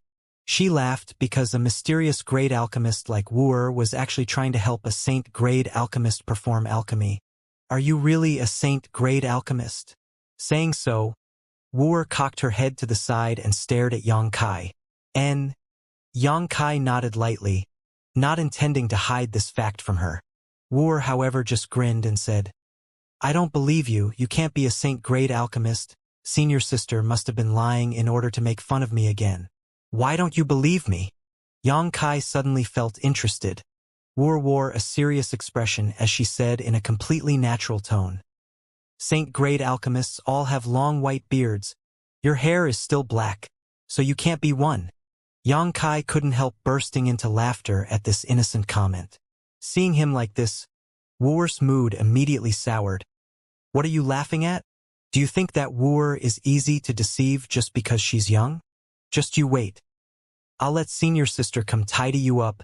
She's much more fierce than me. Also, these are the pills you wanted Wooer to refine. There wasn't quite enough time, so Wooer only managed to refine 30 of them. The rest you can find a way to handle on your own. Wooer will return your herbs to you. No need." Yang Kai waved his hand casually. "Keep all of it for yourself. The pills will help you cultivate. They should be just right for your current strength. Those herbs will also be useful for you to practice with." Saying so, Yang Kai seemed to think of something and immediately began withdrawing mysterious great herbs from the black book space.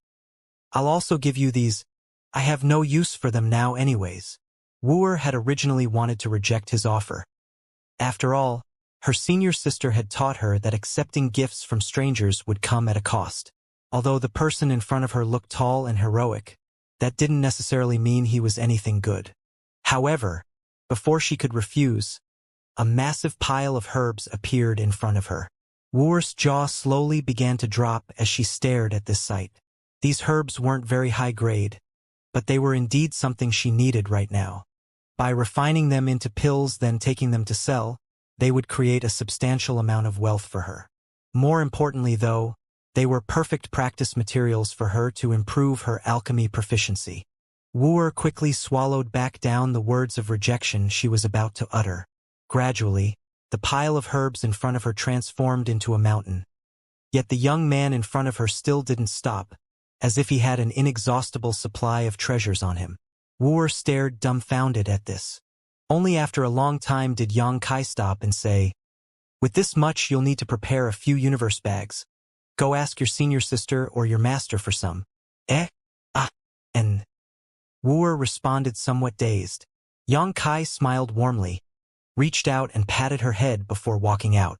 It took some time after Yang Kai left for Wooer to come to her senses. Quickly gripping her floral-patterned skirt with both hands and rushing out, eager to ask her master for several universe bags. Inside Old Man Du's room, Du sat in meditation, reflecting back on all the actions Yang Kai had taken that day while refining that Saint pill, trying to picture each of the different spirit arrays which had been used in the process. The more he thought about it, the more mysterious Du felt the whole process was. Suddenly, there was a knock at the door. Old Man Du's brow furrowed, sending out his divine sense to see who it was. A look of pleasant surprise appeared on his face in the next instant. "Come in."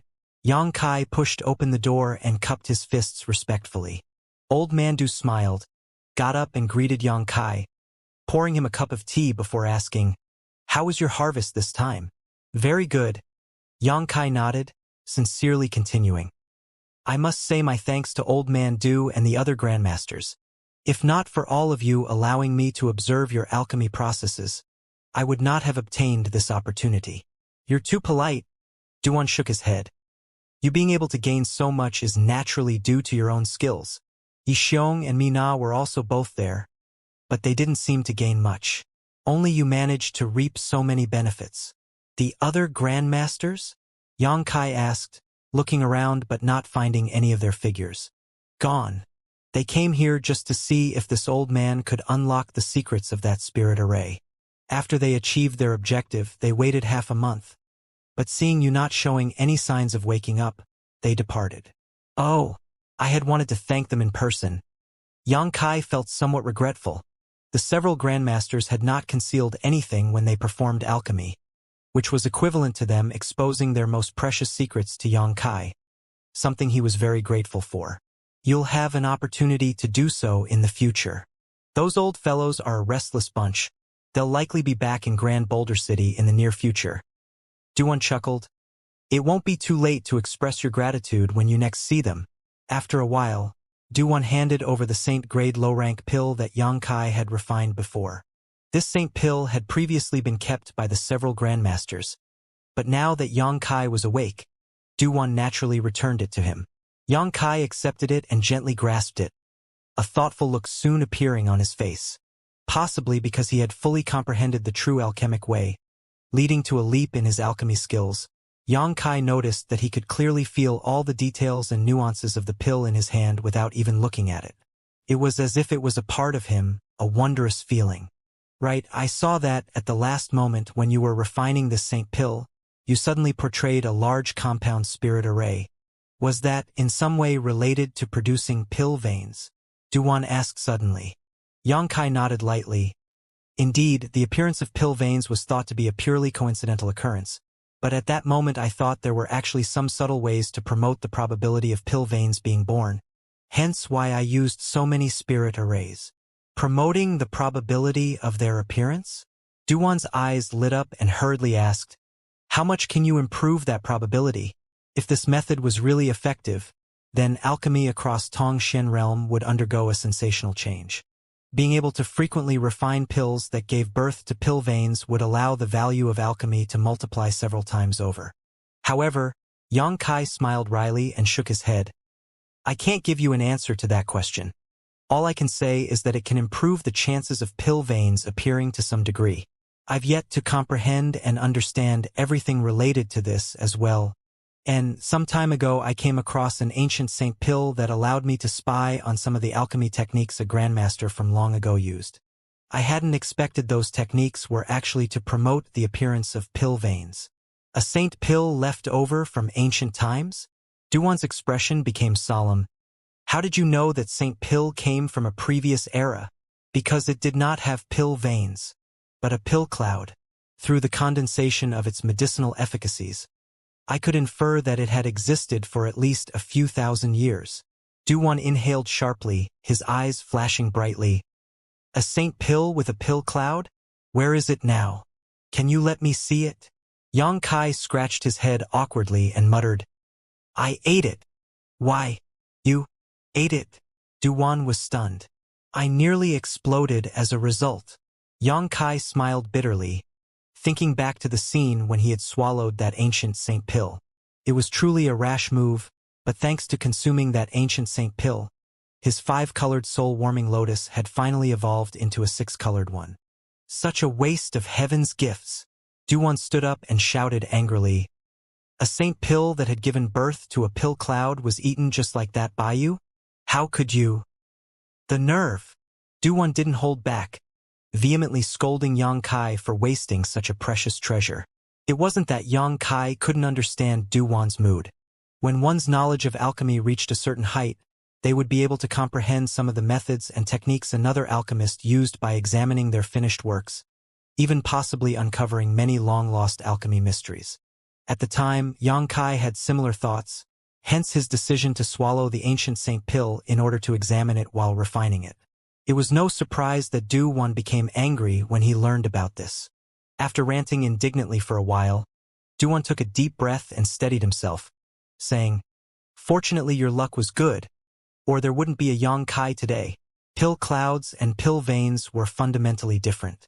Pill veins could only guarantee that a pill could retain its full efficacy indefinitely, but a pill cloud would allow any pill to slowly absorb the surrounding world energy, thus increasing its efficacy over time. An ancient saint pill from thousands of years ago which had been nourished by its pill cloud would have condensed an unfathomable amount of medicinal energy. Yang Kai not dying in a violent explosion after swallowing it was already a miracle. "What exactly did you realize from that ancient saint pill?" Duan asked eagerly. "That pill cloud. It had some traces of being artificially produced. That's why when I was performing alchemy a few days ago I took those actions. Looking back now, it seems that pill veins and pill cloud can really be artificially induced, even if the probability of producing them is still somewhat small." Yang Kai frowned. "Any increase in probability is good," Duans immediately said, quickly following up. "You must study this method well. If you can one day fully comprehend it, it will have a huge impact on the entire alchemy world. If you need any assistance, don't hesitate to ask. This old man will do everything in his power to help." "Then I must thank old man Du in advance. I will most likely be troubling you in the future," Yang Kai replied honestly. "Right?" Duan suddenly remembered something, reaching down and sifting through his universe bag, a moment later pulling out a golden token and handing it over. "This is your new identity token. The original one only recorded you as being a spirit-grade low-rank alchemist, right? Now that you are a saint-grade alchemist, you'll have to change it." "No, old man Du. I don't care about such things." Duan smiled at him knowingly and said, "I know that you don't care about such formalities, but as the manager of Grand Boulder City's Alchemist Guild branch, it is my responsibility to hand this token to you. And if you agree, I'd actually like to report this to the guild's headquarters. When those old stick-in-the-mud learn there's such a young saint-grade alchemist here, won't their eyes pop out of their sockets?" As if he could already see those people's reactions, Duan smiled very cheerfully. "Old man Du, is there any way you cannot report this?" Yang Kai bitterly said, "While high-level alchemists indeed receive much respect and privilege, it's also accompanied by a lot of trouble. I don't want people bothering me each day seeking alchemy services." Duan's expression became solemn hearing this and after a moment let out a long sigh. "I must ask you something, and I hope you will answer honestly." Seeing old man Du suddenly turn so serious, Yang Kai couldn't help also become so, nodding. "Old man Du, please. Have you really not thought about dedicating your life to the pursuit of alchemy?" Duan asked almost forlornly. "Seeing your recent performance, I believe you will one day reach even old man Li's height in the alchemic Tao. I don't wish to see such heaven-defying aptitude buried in vain." Yang Kai smiled and firmly shook his head firmly. "Old man Du, you and I are not strangers, so I won't try to gloss over this. I told you once before, what I pursue is the peak of the martial Tao. Alchemy is only an auxiliary in that pursuit. Today, I still hold that same belief. Which one is primary and which one is secondary cannot be confused." Duan's expression dimmed slightly, seemingly somewhat saddened. "However, studying alchemy has brought me tremendous benefits and assisted me greatly in my pursuit of the martial Tao. So in the future, as I cultivate the martial Tao, I won't slack in my study of the alchemic Tao." Duan frowned and sighed. When one studies two different paths, one is destined to be the main while the other the branch. But you are still young and have infinite possibilities ahead of you. And good, this old man will do his best to live on to see if, while majoring in the martial Tao, you can reach the pinnacle of alchemy as well. Speaking these words, it was as if a knot in his heart was untied, allowing old man Du to let out a hearty laugh. Yang Kai also grinned and nodded. "Then I must ask old man Du to wait and see." "And," Duan gently nodded, "I won't report your promotion to the guild headquarters, but in exchange you must promise me a request." "What request?" "You've met Wuer, yes?" Duan did not answer immediately. Yang Kai nodded. "What do you think of her?" "Her aptitude is good. Whether it is cultivation or alchemy, she is far above average." Duan chuckled happily. "And in my alchemist guild branch, There are very few of us. Not long ago, it was just Yi Xiong and Mina accompanying this old man. Yi Xiong is a little dull, but if there is enough opportunity in this life, he can still improve, even possibly becoming a saint-grade low-rank alchemist. Mina is better than her master, but her future achievements are still likely limited. Without some life-changing encounter, she won't be able to surpass this old man. But about Wu'er, I am very optimistic. The meaning of Old Man Do is, heh. If you have free time, I hope you can grant Wu'er some guidance. If your alchemy skills were by chance buried and lost, this old man would die from regret. Old Man Do is too serious, Yang Kai quickly said. This old man can take responsibility and let Wu'er worship you as her master. What do you think? Yang Kai was dumbfounded. Old Man Do, like you said, I am still young and immature. How could I be qualified to take on a disciple? Also, I have many matters I need to attend to and won't be able to dedicate a lot of time to caring for and raising her. I think it best if we go with your original thought and I simply provide her with some guidance from time to time. Well, fine. This old man won't force you. Duan making such a proposal was understandable to Yang Kai. As a cultivator who frequently ran around outside, his life was accompanied by many dangers. If one day Yang Kai was to accidentally die, all the alchemy knowledge he had mastered would also fade from existence. Old Man Do definitely didn't want to see such a result. Therefore, he had asked Yang Kai to teach Wu'er. After agreeing to Old Man Do's request, Yang Kai wasn't in a hurry to return to Soaring Heaven sect, so he asked Mina to send a message to the sect saying he would be staying in the Alchemist Guild for a while. He too needed to upgrade his alchemy proficiency, as he was just a small step away from becoming a saint-grade mid-rank alchemist. Time passed by quickly as he spent his following days together with Mina and Wu'er. Everything he had grasped about alchemy he shared freely with the two girls, allowing Mina and Wu'er's skills to grow rapidly. From time to time, even Yi Xiong would shamelessly join in on Yang Kai's lectures. However, Yang Kai was surprised to find that the spirit arrays which he could quickly comprehend were actually quite difficult for others to grasp, even if he was there to personally guide them through it. After thinking about it, though, Yang Kai understood. The reason he could so easily grasp these concepts was naturally because the true alchemic way had been directly branded into his knowledge sea. All of its mysteries and wonders available for him to review and study at a glance. Others were different, they had to learn everything from scratch. Wu'er was the best of the three. After all, the time she had been exposed to alchemy was the least, so her ability to learn and accept new things was quite good. Mina was also quite flexible in this regard and learned nearly as quickly. Yi Xiong, on the other hand, was another story. Sometimes, even after hearing things explained multiple times in ways he couldn't comprehend them. After such things happened 2 or 3 times, Yi Xiong was too embarrassed to return again. As time went by, Wu'er's attitude toward Yang Kai also gradually changed, going all the way from hostile to fondness and eventually reaching something akin to worship. The little girl was lively and energetic, seemingly bursting with enthusiasm the whole day long, many ideas and insights popping out of her head as she voraciously learned. There were even times when some of her casual words allowed Yang Kai to gain something. In a blink of an eye, 3 months had passed. During this time, Yang Kai had remained inside the Alchemist Guild, teaching Wu'er and Mina while simultaneously polishing his own alchemy technique. Yang Kai watched as Wu'er's skills rapidly grew, causing him to become even more enthusiastic about teaching her. Yang Kai had a very favorable impression of this slightly eccentric, energetic young girl. One day, as Yang Kai was making himself busy inside the pill room, he suddenly noticed some movements behind him, quickly stopping what he was doing and turning to look at the exit only to find Old Man Do walking in with a worried look upon his face. The 3 juniors quickly got up to offer greetings. Old Man Do waved his hand to stop them and said, "This old master has something to say. If you don't have a compelling reason, in the near future don't go outside." "What happened?" Mina asked. "The situation outside is somewhat turbulent," Old Man Do said in a dignified tone.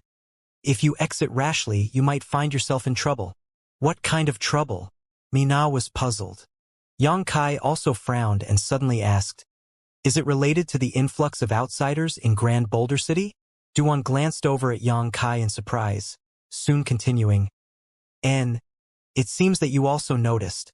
A few months ago, many foreign cultivators suddenly appeared in Grand Boulder City and set up a temporary camp. They seem to have come here searching for something and have been recruiting others since they arrived. Yang Kai nodded lightly. Although Yang Kai had basically not left the Alchemist Guild since arriving here 3 months ago, the changes in Grand Boulder City did not escape the investigation of his divine sense. Various groups of outsiders would frequently enter Grand Boulder City, buy up living materials and cultivation supplies from the various shops, and then rush out again. It was an unusual phenomenon. Especially in the recent period, more and more foreigners were seemingly using Grand Boulder City as a transit point, staying for a while to resupply before leaving just as quickly as they came. It seemed like they were exploring the endless snow mountain range. Considering all this, Yang Kai couldn't help but frown and ask, "Old man Du, have you heard anything specific about all this?" Duwan gently nodded and, "I know a bit. Today, ancient moon cave heavens Ranjing and Luo Xianxia's Mauda came to me and asked for my help refining a few dispelling poison pills. When I casually asked them what for, the two of them said they were going to the depths of the Snow Mountain Range in order to search for something. The dispelling poison pills were just a precaution, and I assume whatever it is they're searching for is related to something poisonous. After one took a dispelling poison pill, one would temporarily be able to resist various types of toxins, and if the one to refine such a pill was a grandmaster like Du-Wan, it would basically make one immune to all poisons throughout the world. Although it was expensive, it was well worth the money. As for Ranjing of Ancient Moon Cave Heaven and Mauda of Luoshang Sect, Yang Kai was familiar with their names. Centered around Grand Boulder City, there were 4 fairly prominent forces: Soaring Heaven Sect, Bright Thunder Spirit Religion, Ancient Moon Cave Heaven, and Luoshang Sect. Yang Kai has even served as an honored guest in Bright Thunder Spirit Religion for a time. When Yang Kai first came to Grand Boulder City, Du-Wan had explained to him the various strengths and weaknesses of these 4 forces. Excluding Soaring Heaven Sect, the remaining 3 forces were similar in strength and composition, none of them possessing Saint Realm Masters. Ranjing and Mauda were both third-order transcendents, similar in strength to Religion Master Xiaqiang Yin, who had recently died. Not only had many outsiders flooded into the Snow Mountain Range, but the nearby Ancient Moon Cave Heaven and Luoshang Sect had also gotten involved. Listening to Du-Wan, Yang Kai suddenly thought of something, his expression changing dramatically, immediately pushing his divine sense to its limits, forming it into a thread which contained a short message he sent thousands of kilometers away. After a long time, his eyes shook as he took back his divine sense, his expression becoming extremely solemn. "Old man Du, I have to go out," Yang Kai suddenly said. "Ah!" Du-Wan was stunned. He had deliberately come here to warn these 3 to not go outside, but now Yang Kai had suddenly told him he needed to do just that. After thinking about it for a moment, he asked, "The matter these outsiders have come here to handle, is it related to you in some way?" Yang Kai smiled bitterly as he said, "I hope I'm mistaken, but from what I can tell, that seems unlikely." Du-Wan was deeply confused as he stared at Yang Kai for a while before finally relenting. "You must pay close attention to your safety. It would be best if you went back to Soaring Heaven Sect first and find your 4 martial seniors. As long as you have their protection, you shouldn't encounter any danger." "I'll do that," Yang Kai replied casually before rushing out. After he left, Du-Wan slowly shook his head and grumbled, "If I knew it would turn out like this, I wouldn't have said anything." Mina's brow furrowed deeply as she asked, "Old man Du, what exactly is going on? What relationship does it have with Yang Kai?" "I don't know. I just hope he stays safe," Du-Wan replied, somewhat annoyed. If he had known this would happen, he would have pressed Ranjing and Mauda for details, as they surely knew more than they told him. After leaving the Alchemist Guild, Yang Kai shot out like a bolt of lightning, bypassing Soaring Heaven Sect and flying straight towards the vast Snow Mountain Range. With the news he heard from Du-Wan, coupled with his own investigation, Yang Kai had vaguely guessed what was happening here.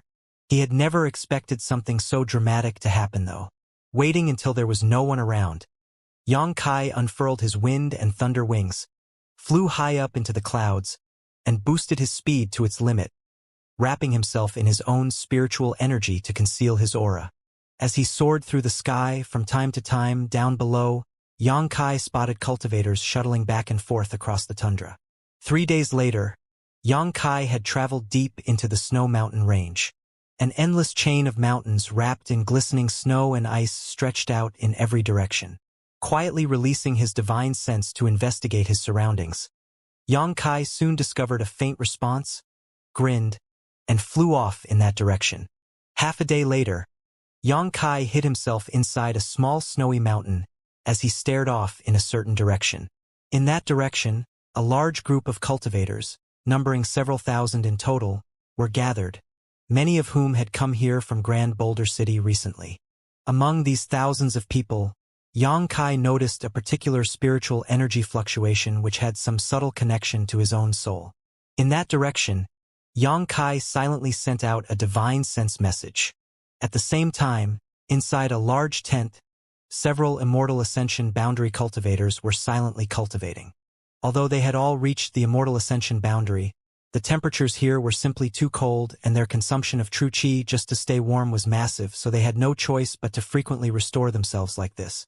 One of the youths who had been meditating suddenly opened his eyes as his aura fluctuated unstably.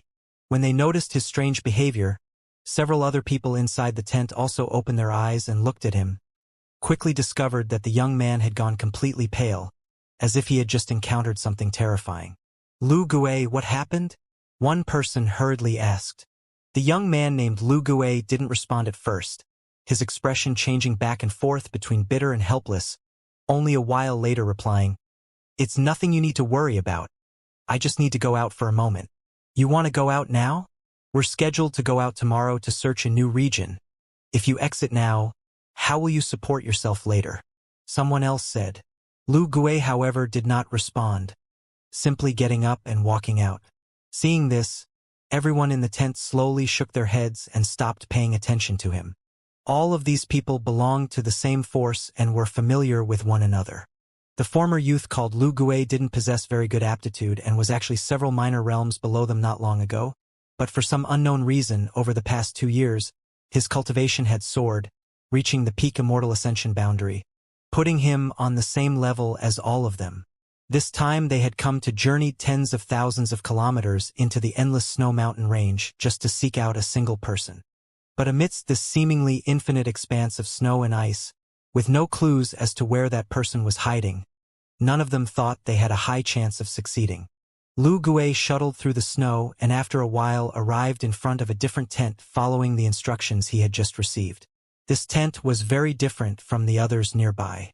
It was large and luxurious with subtle traces of light flashing around its perimeter. Obviously a spirit array had been placed around it, blocking anyone from probing inside it with their divine sense. The only things people could notice about the inside of this tent was a faint green aura which lingered about it and the eerie cries which leaked out from within, causing everyone nearby to shudder unconsciously.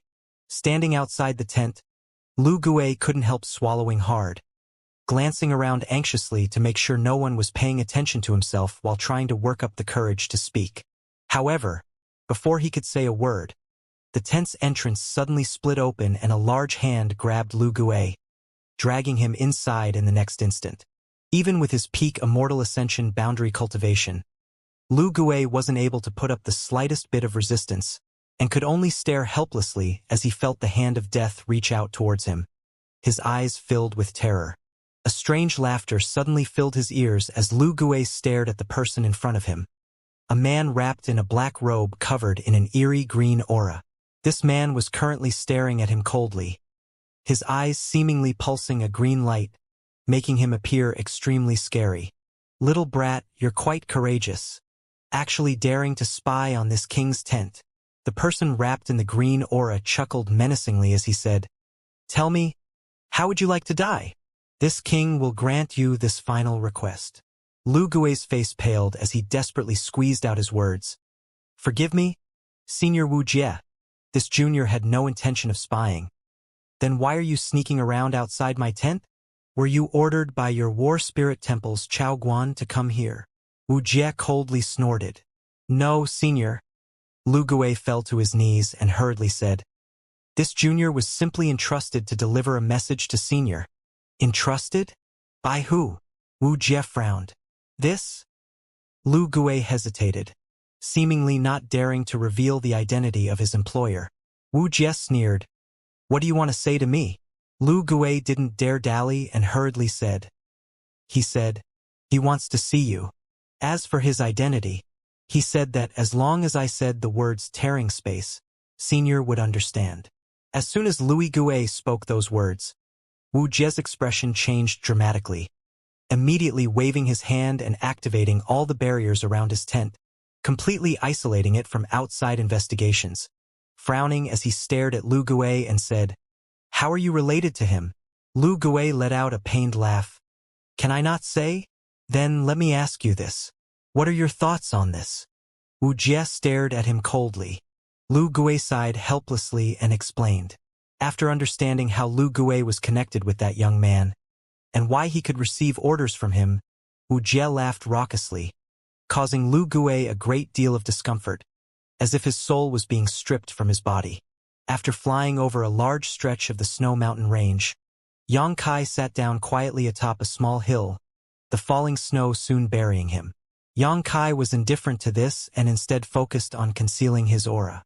Even if an ordinary Saint Realm master were to pass by, it was unlikely they would be able to notice him. A short distance away from the mountain, a green streak of light was quickly approaching. A moment later, the green streak of light came to a stop above the mountain top, revealing a black-cloaked figure. Naturally, it was Wu Jie of Netherworld's sect.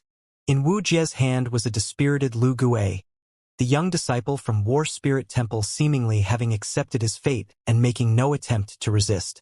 Where is he? Wu Jie glanced around, asking coldly upon not finding any trace of Yang Kai nearby. Lu Gui quickly said, This is the location he gave me, is he not here? As he spoke these words, Lu Gui hurriedly searched his surroundings. What took you so long? Suddenly, a voice called out from nearby, greatly surprising Lu Gui. Immediately after he identified the source of this voice, though, Lu Gui wore a big smile and shouted, Lord Holy Master! Wu Jie also stared in front of himself towards a nearby snowdrift, his eyes flashing brilliantly. Soon, a person emerged from the snowdrift and with a light pulse of true qi melted the snow which had covered him. Wu Jie grinned, casually tossing aside Lu Gui before cupping his fists. Sir Holy Master, it's been several years. I see you're doing as well as ever. As he spoke, his glowing eyes swept over Yang Kai, wondering how much this young holy master had grown. And upon discovering Yang Kai had actually become a third-order transcendent, his heart couldn't help clenching slightly in shock. Sect Master Wu as well. Yang Kai gently nodded. Wu Jie quickly said, Heh. It took some time to escape those people's detection.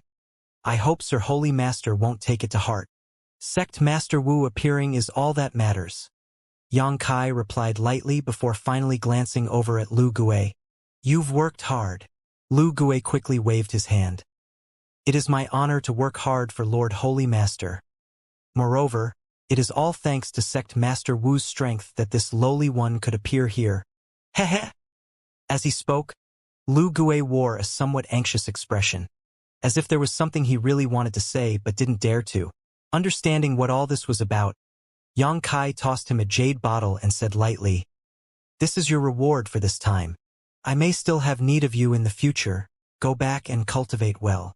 Lu Gui was overjoyed as he quickly caught the jade bottle. Many thanks, Lord Holy Master. Last time, when Lu Gui brought Yun Xian and Ruan Xian Yu of Bold Independent Union to see Yang Kai, he had obtained a bottle of pills as a reward. It was all thanks to that bottle of pills that Lu Gui's strength had grown so rapidly recently.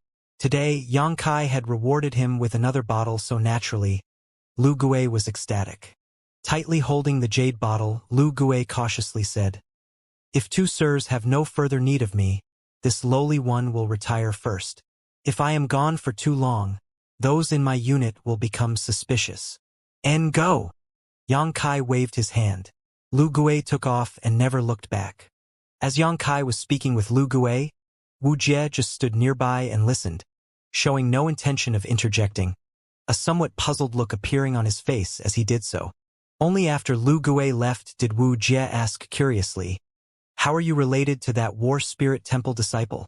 Yang Kai smiled lightly and replied, "When you all attacked Nine Heavens' holy land, I subdued him and made him remain in War Spirit Temple. I never expected to get so much use out of him though. I hold his life in my hands, so I feel relieved letting him run around. There's no need for you to concern yourself over him." Wu Jie grinned and nodded. Sir Holy Master's vision is quite profound. Even seeing through this, it seems that your soul is also stronger than mine now.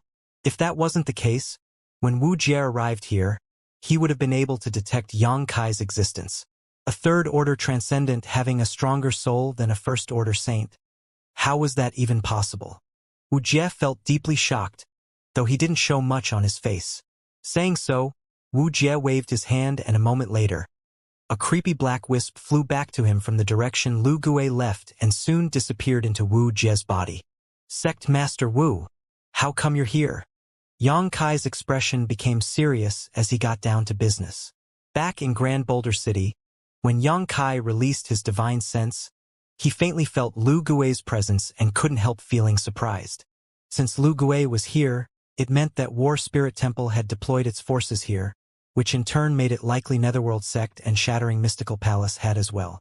These three forces formed the core of the crusade against Nine Heavens' holy land. However, this group of people traveling all the way to the endless snow mountain range was nothing short of odd, and although Yang Kai had some guesses about their purpose, he still had to find Wu Jie to confirm it. "You couldn't still be chasing me, right?" Yang Kai narrowed his eyes as he stared at Wu Jie with a grin. Wu Jie sighed and said, "You could say that, but not at this moment. Simply put it, we're here to find someone. Who are you looking for?" Yang Kai continued to stare at Wu Jie, silently causing the latter to feel a faint sense of oppression. Wrinkling his brow, Wu Jie explained, "This person should have some relationship with Sir Holy Master, and it seems that you also have some concerns regarding him, so Sir Holy Master has likely already guessed our purpose in coming here. It seems Sir Holy Master really does know the secrets of the coffin-carrying man, even knows where he is hiding." "Yes." Yang Kai's brow furrowed as he let out a sigh. It seems his enemies had really come here for the coffin-carrying man. When he first met Wu Jie, Yang Kai recalled him seemingly casually mentioned that a cultivator from War Spirit Temple named Yao Di once witnessed him being abducted by the coffin-carrying man outside Raging Flame City. It was also because he seemed related to the coffin-carrying man that Shattering Mystical Palace and War Spirit Temple were so reluctant to give up chasing Yang Kai. However, Yang Kai didn't care what these two forces thought, as he truly wasn't afraid of them. Unexpectedly thought, 2 years later these enemies of his had actually found their way to the endless snow mountain range. "Whether I know something or not isn't of importance. Just tell me, why did you all decide to come here?" Yang Kai frowned. Wu Jie grinned and didn't bother speaking any nonsense, directly explaining, "It was actually quite simple to trace Sir Holy Master here. Sir Holy Master caused both Zhang Ao of Shattering Mystical Palace and Chao Guan of War Spirit Temple to lose a massive deal of face. So naturally, they spared no effort in investigating your background and origins. It wasn't difficult to learn that Sir Holy Master originated from Soaring Heaven Sect. But what was surprising was that Sir Holy Master didn't seem to have been born in Soaring Heaven Sect, but instead came from some remote countryside and only joined Soaring Heaven Sect recently. Knowing this, it was easy to learn that Sir Holy Master served as an honored guest in the nearby Bright Thunder Spirit religion for a time. And, after questioning some disciples of Bright Thunder Spirit religion, we learned that Sir Holy Master first appeared in the Snow Mountain Range. Coupling that with the fact that Sir Holy Master's last known appearance was when he was abducted by the coffin-carrying man, it was easy to draw some conclusions. "Seems your minds are quite sharp," Yang Kai coldly snorted. He had been taken away by the coffin-carrying man and then appeared in the Snow Mountain Range.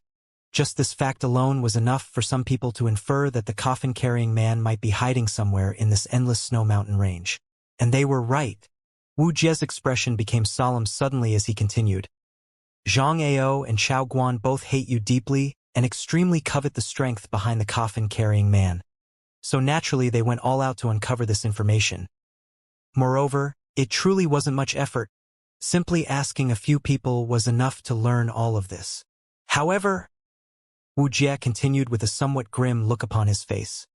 Despite guessing the coffin-carrying man is hidden somewhere in this snow mountain range, with how vast this region is, trying to find a single person with no other clues was akin to looking for a needle in a haystack the size of a mountain.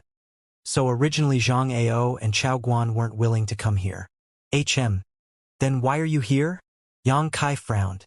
Wu Jie paused before wearing a bitter smile.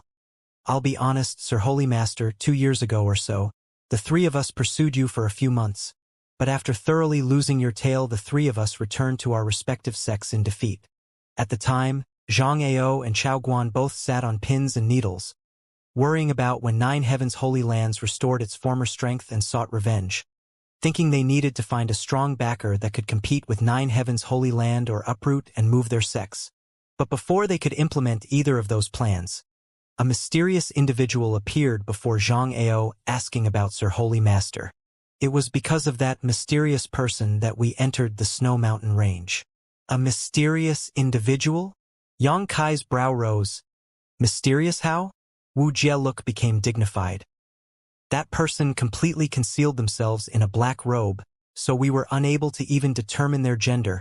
All we know is that he or she possesses an unfathomable cultivation and is always accompanied by a subordinate.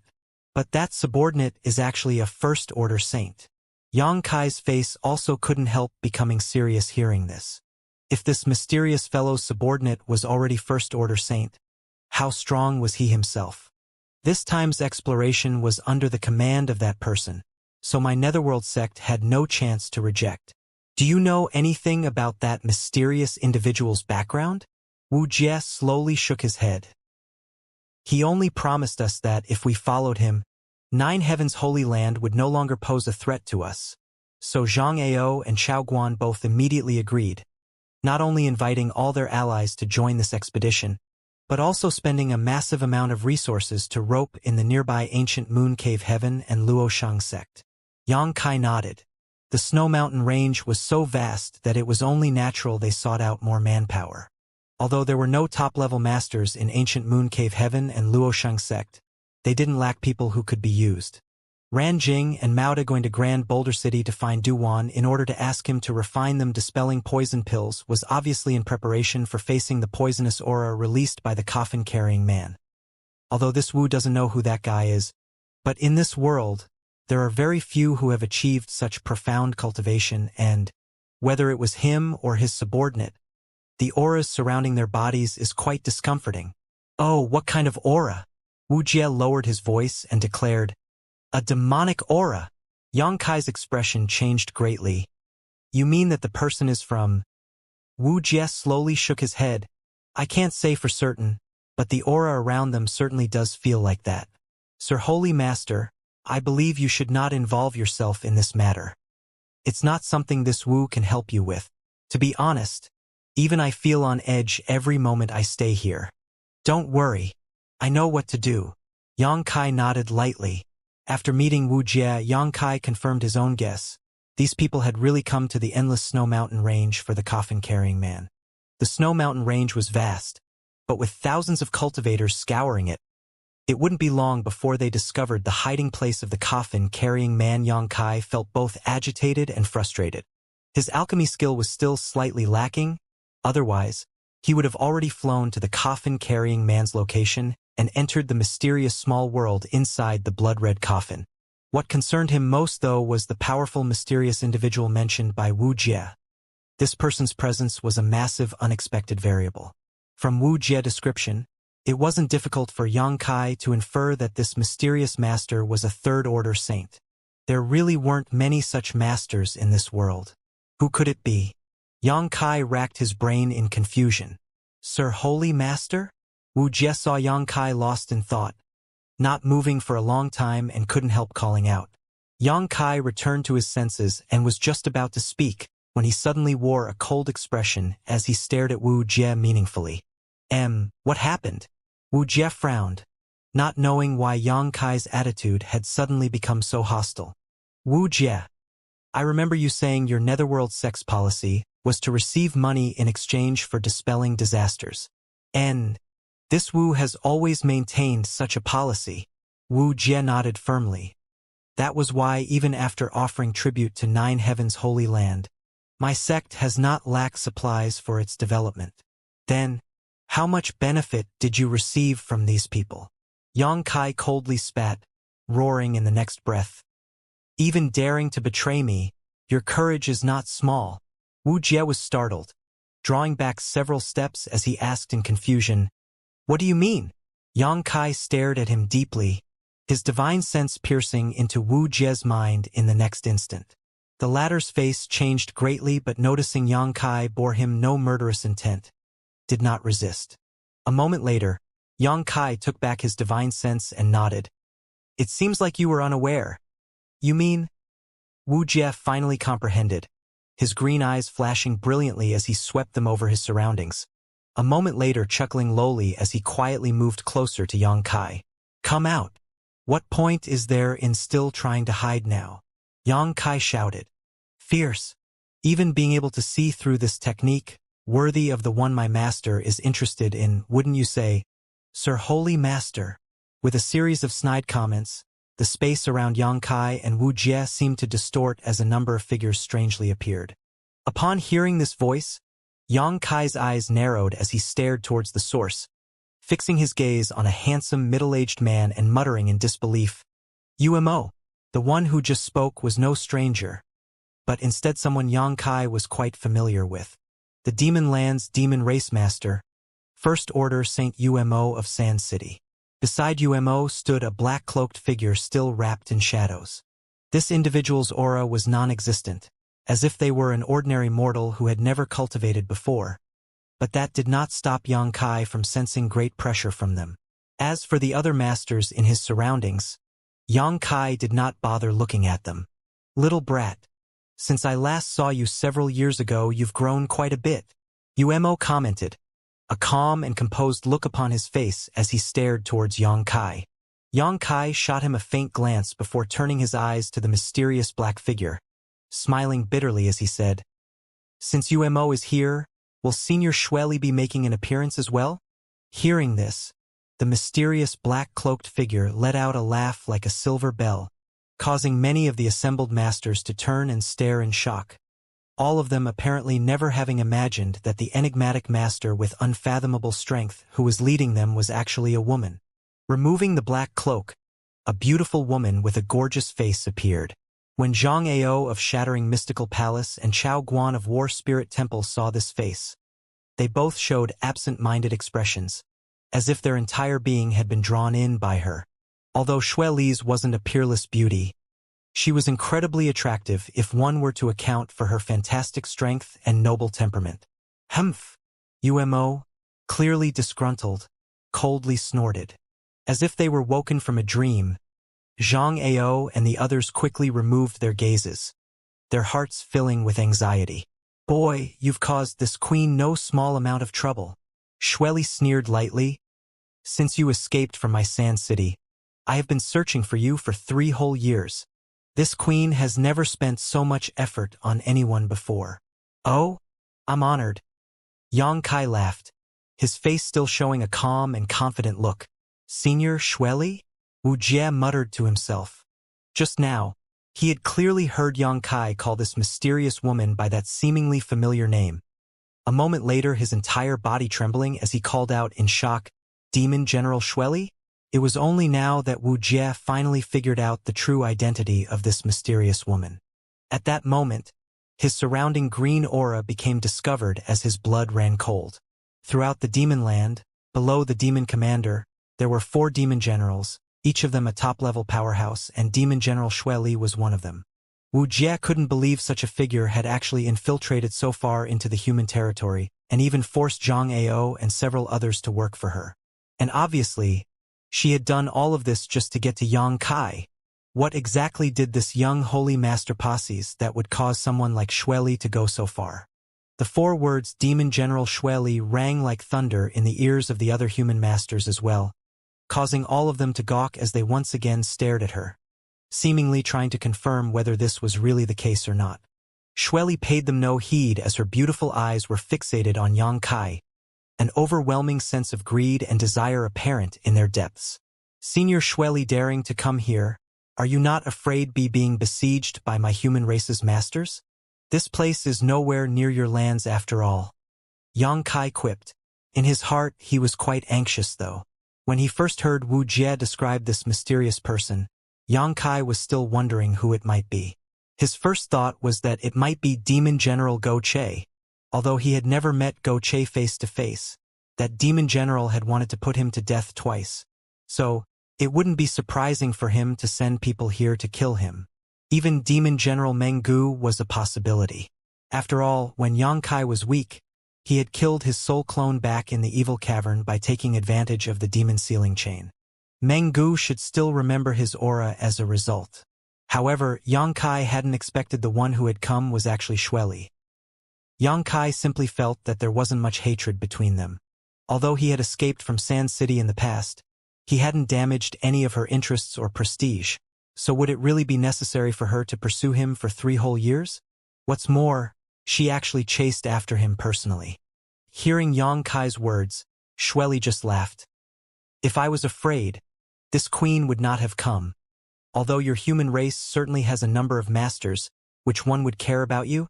Senior Shueli seems to have great confidence in her strength. Yang Kai coldly snorted.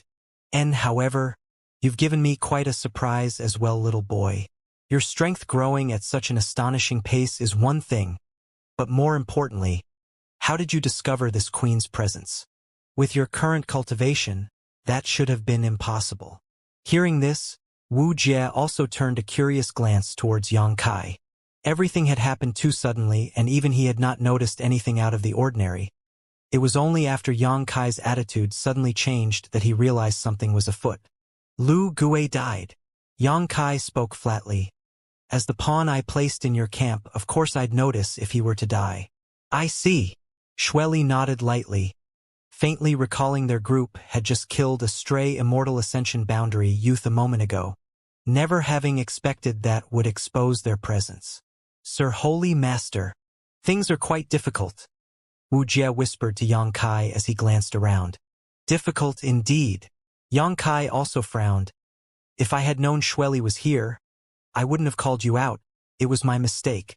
Yang Kai had thought only people on Zhang Ao's level were around and hadn't anticipated a third-order Saint Realm Master would also be present. Wu Jie wanting to sneak off to meet him without her noticing was obviously not realistic. Wu Jie, you disappoint me. Originally you were colluding with this little brat. Zhang Ao suddenly roared. No wonder you didn't show much enthusiasm 2 years ago. It seems that Brother Wu doesn't want his Netherworld sect to remain in this world any longer, Chao Guan cynically said. Are you threatening this Wu? Wu Jie glared back at these two coldly. So what if we are? Zhang Ao coldly snorted. There's still time for you to repent, out of respect for our many years of friendship. As long as you capture that little brat this instant, we will not embarrass you. Yang Kai snuck a glance towards Wu Jie, somewhat interested in how he would respond, but the latter simply snickered. Aren't you the ones mistaken here? Originally, we didn't know the true identity of this person, but now that we know she is Demon General Shueli, you still want to work yourselves to death for her? Did all of your brains melt or something? Now that things have gotten to this point, we have no way back. At worst, we'll just have to migrate to the demon land, Zhang Ao declared, his expression dim and helpless, suddenly turning to look face Shueli and flatteringly speaking. I just don't know if Senior would be willing to accept. Naturally, this queen is willing.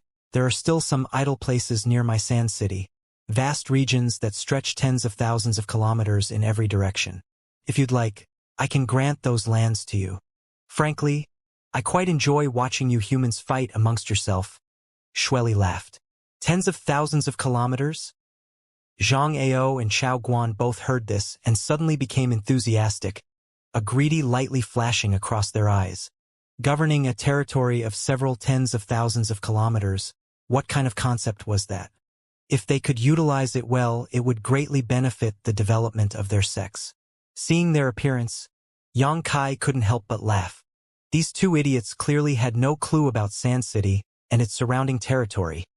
If they did, they'd realize that Shueli was obviously talking about the vast, barren desert.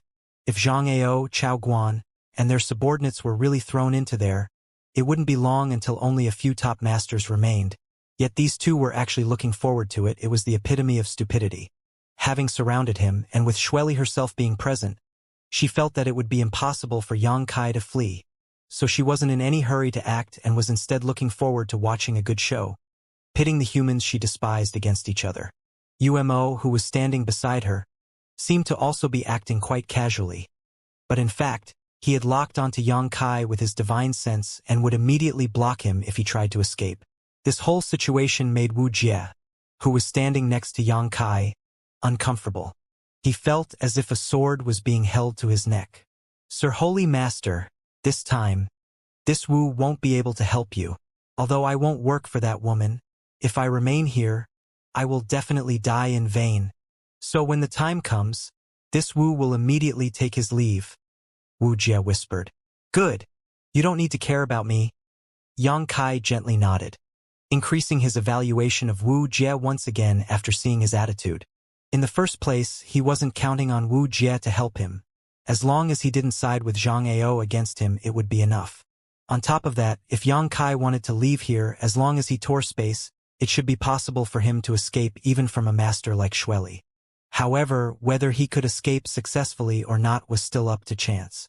With Wu Jie's current strength, tearing space would come with huge risks, and once he failed, only death without burial would remain.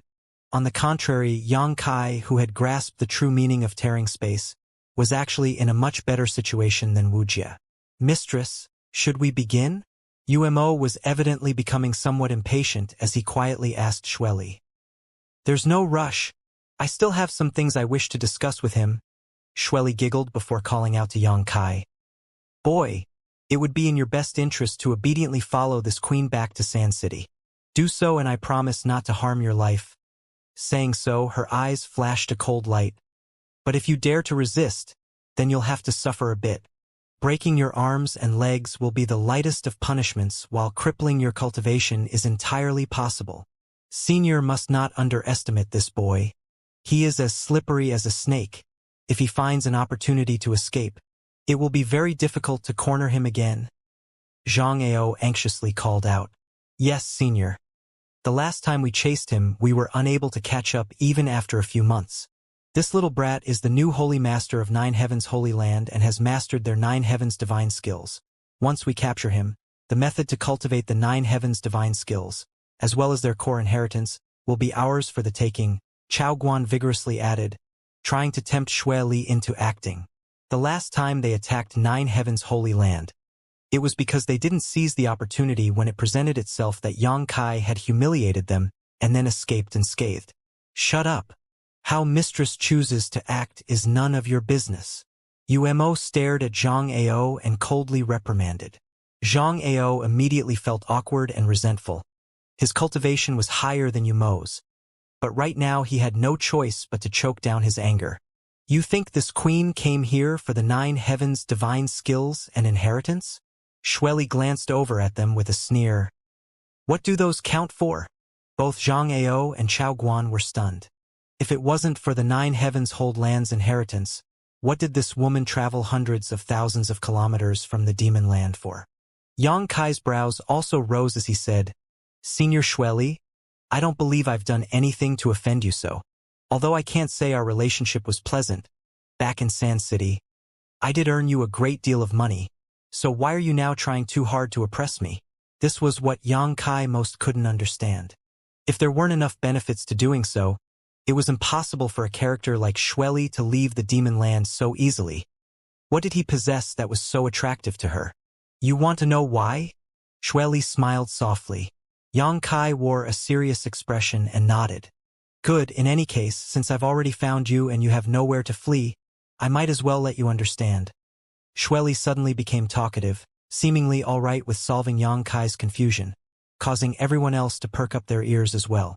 But in the next instant, Xueli waved her hand and used her true chi to isolate them from the outside, leaving on Yang Kai, Umo, and herself to talk in private. Yang Kai's expression also changed as he quickly glanced around but soon discovered that he was unable to see or perceive anything beyond the Saiyan barrier which had appeared around him. Even Wuxia, who was practically standing shoulder to shoulder with him, had somehow disappeared. This woman's means, they were really unfathomable. Yang Kai thought to himself with a hint of dread. On the other hand, Xueli's beautiful face filled with excitement as she waved her jade finger and sent a blade of true qi towards Yang Kai without the slightest murderous intent. Yang Kai frowned but did not evade, allowing the light blade to gently brush past his arm. Qi! A light splashing sound rang out. From his arm, Yang Kai felt a tiny prick, after which his dark red blood mixed with a hint of golden radiance began leaking out before his powerful flesh healed itself in the next instant. Sure enough, Xueli's eyes filled with a near-fanatical lose tray as she stared at Yang Kai's wound. Umo, who was still standing next to her, furrowed his brow, still not comprehending what was happening. Are you curious as to why a great demon general like myself would personally chase after you for so long? Xueli asked. Yang Kai nodded. He? Xueli smiled tenderly. Naturally, it's because you and I have the same power flowing through our blood. Saying so, Xueli suddenly reached out and cut her own jade arm, a trace of blood soon flowing out across her pure white skin. Mistress?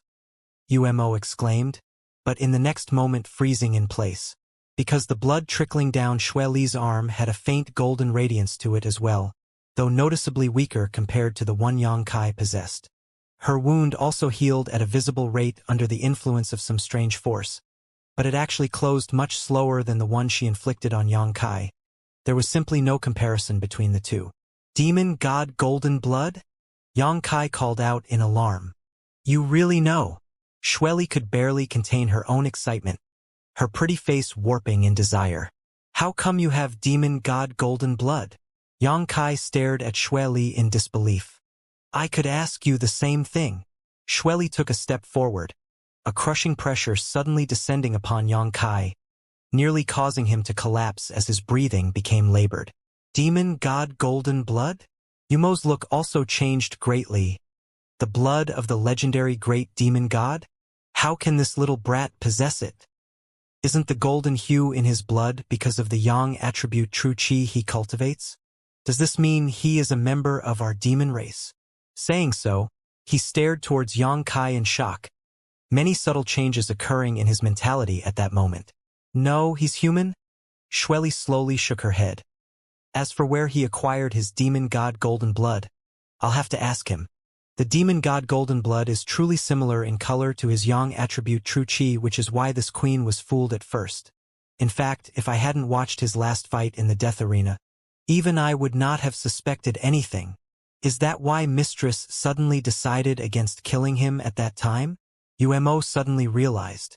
Back in Sand City, Xueli truly planned on killing Yang Kai, but after watching his last battle in the death arena, Xueli had suddenly changed her mind and instead ordered Umo to capture and bring Yang Kai back.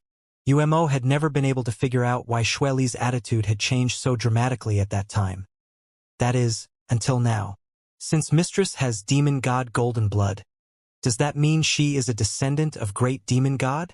Umo asked excitedly, turning a reverent gaze towards Xueli. The great demon god was the object of worship for the entire demon race. Even if he had passed away countless years ago, his majesty and influence had in no way diminished. Each new demon commander wanted to reproduce the glory of the great demon god in this world, but none had ever succeeded. There was also a legend amongst the demon race that although the great demon god had passed on, his inheritance still existed, but no one had been able to find it. Now that Xueli had demon god Golden Blood flowing through her veins, it was reasonable to assume she was a descendant of great demon god and thus his legitimate successor. Umo was overjoyed because this meant, in time, Xueli would at the very least one day become demon commander, the supreme ruler of the demon race. Unfortunately, Xueli slowly shook her head and denied. This queen is not a descendant of great demon god. I only inadvertently obtained a drop of demon god Golden Blood many years ago and managed to refine it. It was thanks to that drop of demon god Golden Blood that this queen has her current achievements. Suddenly gritting her teeth, she continued.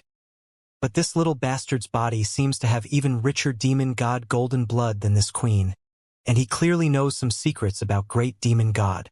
I suspect he even knows where great demon god's inheritance is hidden. Yumo's eyes lit up as he turned a fiery gaze towards Yang Kai.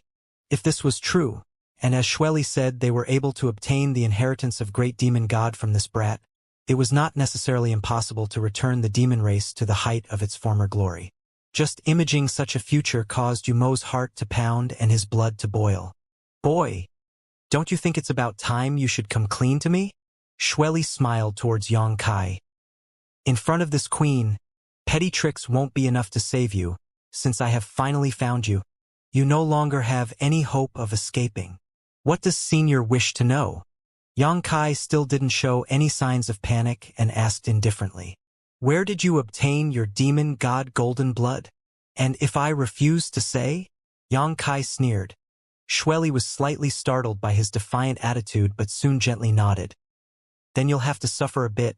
Even if I cripple and waste you, you'll still be able to speak. Moreover, demon god golden blood is a wondrous treasure. Even if you don't cooperate, I can just kill you and then extract the demon god golden blood from your corpse. I'm afraid you don't have such skill. Yang Kai coldly snorted. Now he understood that Xueli had come for the blood in his body, while Zhang Ao and Chao Guan wanted to obtain the secrets of the coffin-carrying man. Because of this, Xueli was able to subdue and use Zhang Ao, Chao Guan, and the others. Ironically, Xueli was unaware that the coffin-carrying man which was being eyed by Zhang Ao was actually the key to what she most wanted to obtain. Bold! Umo shouted, his aura becoming dangerous. Last time I let you escape, but this time you shouldn't even dream of fleeing. As he spoke, his demonic chi flared up and his entire figure transformed into a thick black mist and pounced towards Yang Kai, like a ferocious black specter. Yang Kai's eyes became sharp as he summoned his silver leaf Saint Grade top-rank artifact, transforming it into a silver barrier that blocked the black mist. In the next moment, a wave of silver light burst forth from the black mist and proceeded to tear a hole right through the Psi and colored barrier Xueli had erected. Like a great pong, Yang Kai spread his wings and soared up into the sky. Ordinarily, Yang Kai was not willing to use artifacts in battle, but with the enemy in front of him was the demon general Xueli, so he did not hesitate to summon his Saint Grade top-rank silver leaf artifact. If he hadn't, there would have been no way for him to escape. In a burst of silver light, the divine sense that were locked onto Yang Kai were all dispelled, and in Xueli's brief moment of shock, Yang Kai had already soared 1,000 meters into the sky. Such a powerful artifact! Xueli also felt the terrible power contained within the silver leaf artifact and furrowed her brow, seeming quite disgruntled. Yumo's figure flickered and chased after Yang Kai, his demonic chi roiling as he used an exquisite martial skill to block Yang Kai's path, sneering as he shouted, "You think you can run?" Yang Kai turned a deaf ear to him and simply lifted his hand up high before making a slashing motion towards the empty space in front of him. The next moment, a dark crack appeared midair right in front of Yang Kai. Umo was suddenly dumbstruck, feeling like he was staring into a bottomless abyss. The threads of divine sense he used to probe this crack seemingly sinking into it, never to return. This dark crack was like the mount of a great beast which could swallow everything, including his divine sense, into it. Umo, draw back, Xueli hurriedly shouted. Although she didn't know what kind of method Yang Kai had just used, the aura which pulsed from this strange dark tear made even her feel restless. From what little she could sense, the physical space around the dark crack seemed to be somewhat fragmented. At the same time she shouted to Umo, Xueli's demonic chi surged up, transforming into a number of thin threads that flew straight towards Yang Kai. Yang Kai was already halfway into the crack, but before he could fully dive into the void, Xueli's attack hit his shoulder, instantly dislocating and fracturing it. The violent burst of energy caused the dark crack to become unstable, and as if a slumbering beast which had been awoken, void energy flowed out from it. Not daring to neglect, Yang Kai plunged into the void, shooting a hate-filled glare back towards Xueli as he did. The void tear quickly sealed after Yang Kai entered, returning the world to its original calm. Atop the small snowy mountain, Zhang Ao, Chao Guan, and all the other masters stared blankly towards the spot Yang Kai disappeared, each of them visibly shaken. Yumo's face was also somewhat pale as he landed back on the ground, frowning deeply as he quietly asked, "Mistress, what was that?" "I don't know." Shueli slowly shook her head, quickly releasing her divine sense to scout the surrounding area, her expression dimming greatly a moment later as she spoke. "That boy is already 100 kilometers away." "What?" Umo was shocked. That little human brat was right in front of him only a moment ago, yet now he was 100 kilometers away? How was that even possible? Even a master like Shueli wouldn't be able to travel such a distance in such a short period of time. Could it be that human boy had somehow accessed a hidden void corridor? Gazing carefully at the spot where the dark crack had appeared, Umo was unable to find any clues. "Where is that other man who was just with that little brat?" Shueli turned around and asked upon noticing that Wuxia was not there. "He escaped," Xianxia hurriedly replied. "Wastes." Shueli gnashed her teeth. This entire group of masters had tightly surrounded those two, yet they actually let both of them escape. Yang Kai being able to escape wasn't too surprising. After all, the method he used was simply too inexplicable. Even Shueli was unable to block it. Yet the other man was just an ordinary first-order saint. How could he too have escaped? "Mistress, do we pursue them?" Umo asked quietly. "Of course we pursue them. Even if I have to chase him to the ends of the earth, I must catch him. This time he should give up any idea of escaping." Shueli snorted before her tender body transformed into a streak of light and shot off towards where Yang Kai had reappeared. Umo hurriedly kept up. Zhang Ao and Chao Guan both looked at each other, the latter asking hesitantly, "Brother Zhang, what do we do?" "What else can we do now but follow them?" Zhang Ao smiled bitterly. He had never imagined the mysterious person who had brought them to this endless snow mountain range would be Demon General Shueli. But now that he did, there was only one path forward for him to walk. Otherwise, once news of them colluding with a demon general spread out, his shattering mystical palace and Chao Guan's war spirit temple would definitely condemned by the entire human race and would no longer have any place in the world. Now, he could only hope Shueli would keep her word and allow him and Chao Guan to settle in that vast, unclaimed territory she governed. The various human saint realm and transcendent realm masters soon began using their movement skills to chase after Shueli. 100 kilometers away, the surrounding space suddenly twisted in on itself, and in the next moment, a dark crack appeared and Yang Kai tumbled out, his face as pale as ice. The power of a demon general really lives up to its name. Lightly coughing a few times, Yang Kai grit his teeth and stood firm. He had thought that with his ability to tear space, he would easily be able to escape, but in reality he had greatly underestimated Shueli's tyrannical strength. While Shueli really didn't understand the divine ability Yang Kai had used to tear space, for a master on her level, just by using her instincts and conventional methods, she could still throw his plans to escape into chaos. However, it was also thanks to his ability to tear space that Yang Kai was even able to escape from such a tight encirclement. Releasing his divine sense to scout his surroundings, Yang Kai's expression immediately darkened. He found that Shueli was actually rapidly approaching his location and was now less than 50 kilometers away. At this rate, it would only be a few tens of breaths before she caught up with him. Gritting his teeth even harder, Yang Kai once again tore space and dove into the void. Shueli, who was rushing over, suddenly came to a halt and fully released her powerful divine sense, a frown soon appearing on her face. A moment later, Umo caught up and saw her hovering midair, quickly approaching and asking curiously, "Mistress, have we already caught up with him?" Shueli slowly shook her head. "His aura has disappeared.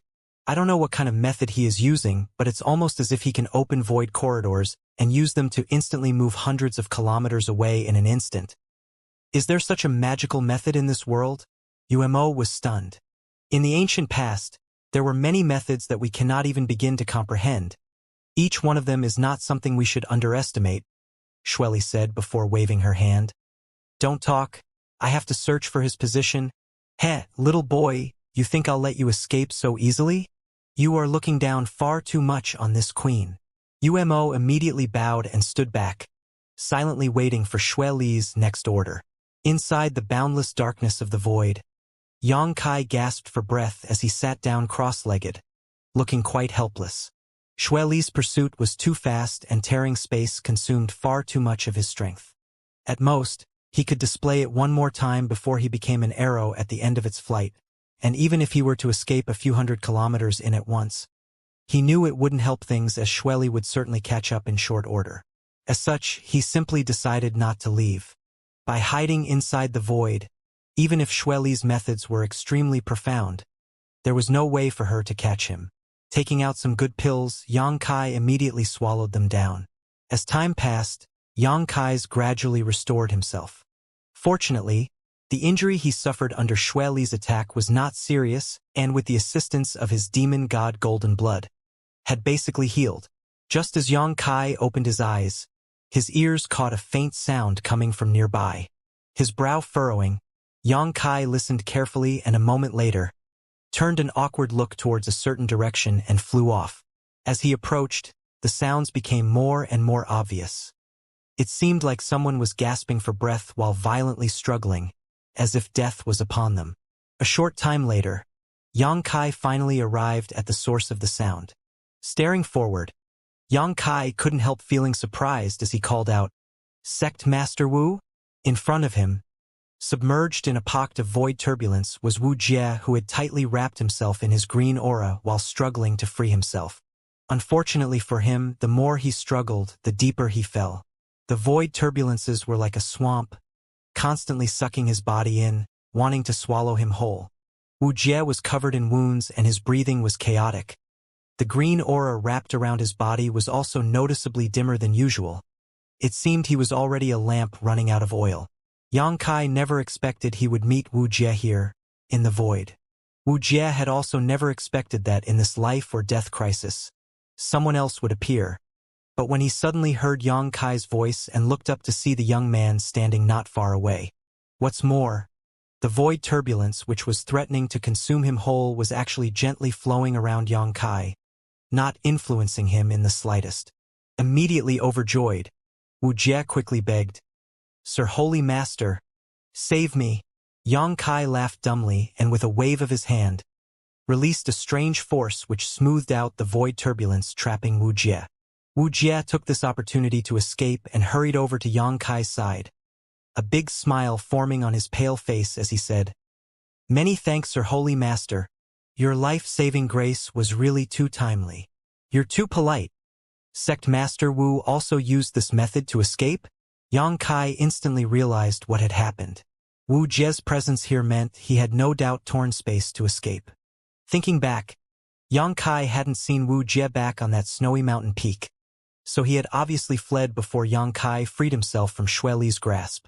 Wu Jie nodded quickly. "But I didn't expect my luck to be so bad. After escaping from them, I nearly died here. This place truly is quite dangerous." Yang Kai nodded in agreement. Wu Jie turned a thoughtful look towards Yang Kai at that moment. "But from what I can see, Sir Holy Master seems to have already comprehended the mysteries of this place. At least more so than you," Yang Kai bluntly admitted. Wu Jie's face went black, but he didn't argue. The method of tearing space was something he had given Yang Kai, yet now the disciple had become the master with Yang Kai's abilities no far surpassing his own in this field.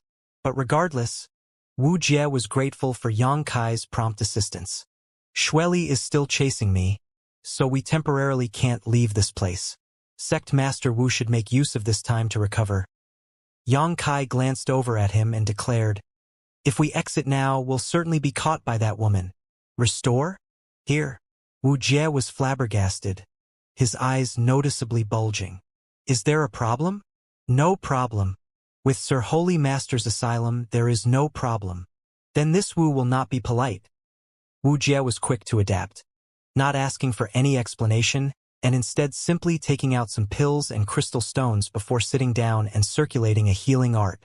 Yang Kai didn't bother him and instead silently observed this endless void. He hadn't thought that if two people tore space at the same time they could meet each other in the void. Originally, Yang Kai thought that the void was some kind of independent space, but now it appeared that it was actually a universal one. That was the only possible explanation that he and Wu Jie would meet. It seemed like there were still some hidden mysteries here he had yet to comprehend. In the skies above the endless snow mountain range, Xueli's face remained tranquil as she stood, unmoving. Umo stood nearby, silently waiting. Zhang Ao, Chao Guan, and the other masters had all caught up, all of them standing around as well. Brother Zhang, that woman has been standing in that exact spot for so long already. Could it be that little brat has already escaped? Chao Guan whispered in a slight, uneasy tone. Zhang Ao's expression was also quite gloomy, his divine sense constantly scanning the surrounding area as he muttered back, I don't know.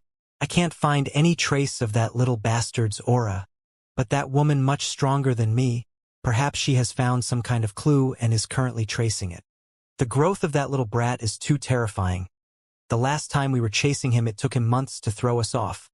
Yet this time he immediately managed to evade our sensation, and his cultivation has actually reached the third-order transcendent realm. Zhang Ao let out a soft breath. Allowing him to remain will only lead to disaster. This time, no matter what, we must kill him. Otherwise, when he really matures, he will certainly exact his revenge. It is exactly as Brother Zhang says. I just hope that woman isn't just a pretty face. The voices of the two men were extremely light, so naturally they weren't worried Xueli would hear them. Otherwise, they wouldn't dare speak so casually about a demon general. After a while, Xueli's beautiful eyes suddenly shot open, a look of confusion appearing on her face. Her cultivation was deep and profound, so although she didn't understand what kind of method Yang Kai had used to move hundreds of kilometers in a flash and completely hide his own aura from her senses, she was still able to use her incredibly sharp senses to find some traces of him. However, what surprised her was that Yang Kai didn't seem to be in this world, but rather some kind of separate space. On top of that, the space he was in was filled with a strange energy that even caused her to feel somewhat uneasy, so she didn't dare to recklessly probe it with her divine sense. She felt like she could see Yang Kai standing in the distance, but his figure was blurry and ethereal. Sneering, she muttered, You think this queen has no way to reach you in that strange place? Saying so, her hair danced and a large number of them fell from her head, each of them filled with a rich amount of demonic qi.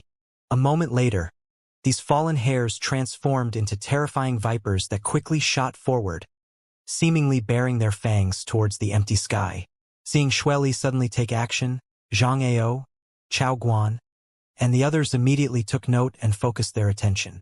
A strange scene then took place right before their eyes. The space in front of Xueli seemed to distort and ripple, like it was a calm lake that had been disturbed by a falling stone. The vipers then shot into the center of those ripples and disappeared. No one knew where it was going or what it was trying to accomplish. Even Xueli wore a pensive look. The divine ability she had just used had a superior homing effect. Of course, the premise was that she could grasp some traces of Yang Kai's location. Normally, she was unwilling to use this ability. After all, in order to display it, she had shed a large number of her beautiful hairs. Although Xueli was a demon general, she was also a woman. Losing so many hairs all at once was naturally a distressing matter for her, and if she were to use this ability too often, it was possible she would become bald. How could Xueli accept such an appearance? But this time, in order to force Yang Kai out from his hiding place, Xueli had decided to make this sacrifice. Even with this divine ability, though, Xueli couldn't accurately determine where Yang Kai was. Fortunately, both her spiritual energy and demonic qi were attached to her hairs, so the attack would be able to find Yang Kai autonomously with no need for her to personally direct it. Clenching her teeth as she grimaced, her heart filled with bitterness, Xueli swore that once she forced Yang Kai out, she would teach him a lesson he'd never forget. Inside the void, Wuxia was still restoring himself. Unlike Yang Kai, he didn't carry with him a massive amount of high-grade resources, so naturally it took him longer to recover. Yang Kai, on the other hand, was observing the surrounding space, trying to uncover more of its hidden mysteries. Suddenly, a feeling of uneasiness hit Yang Kai, causing all of his hairs to stand on end, as if great danger was quietly approaching him. Yang Kai's face changed as he quickly released his divine sense around himself. Xiao, xiao, xiao. With a sharp tearing sound, A spot in the distance tore open and hundreds of black serpents appeared and swam towards their position.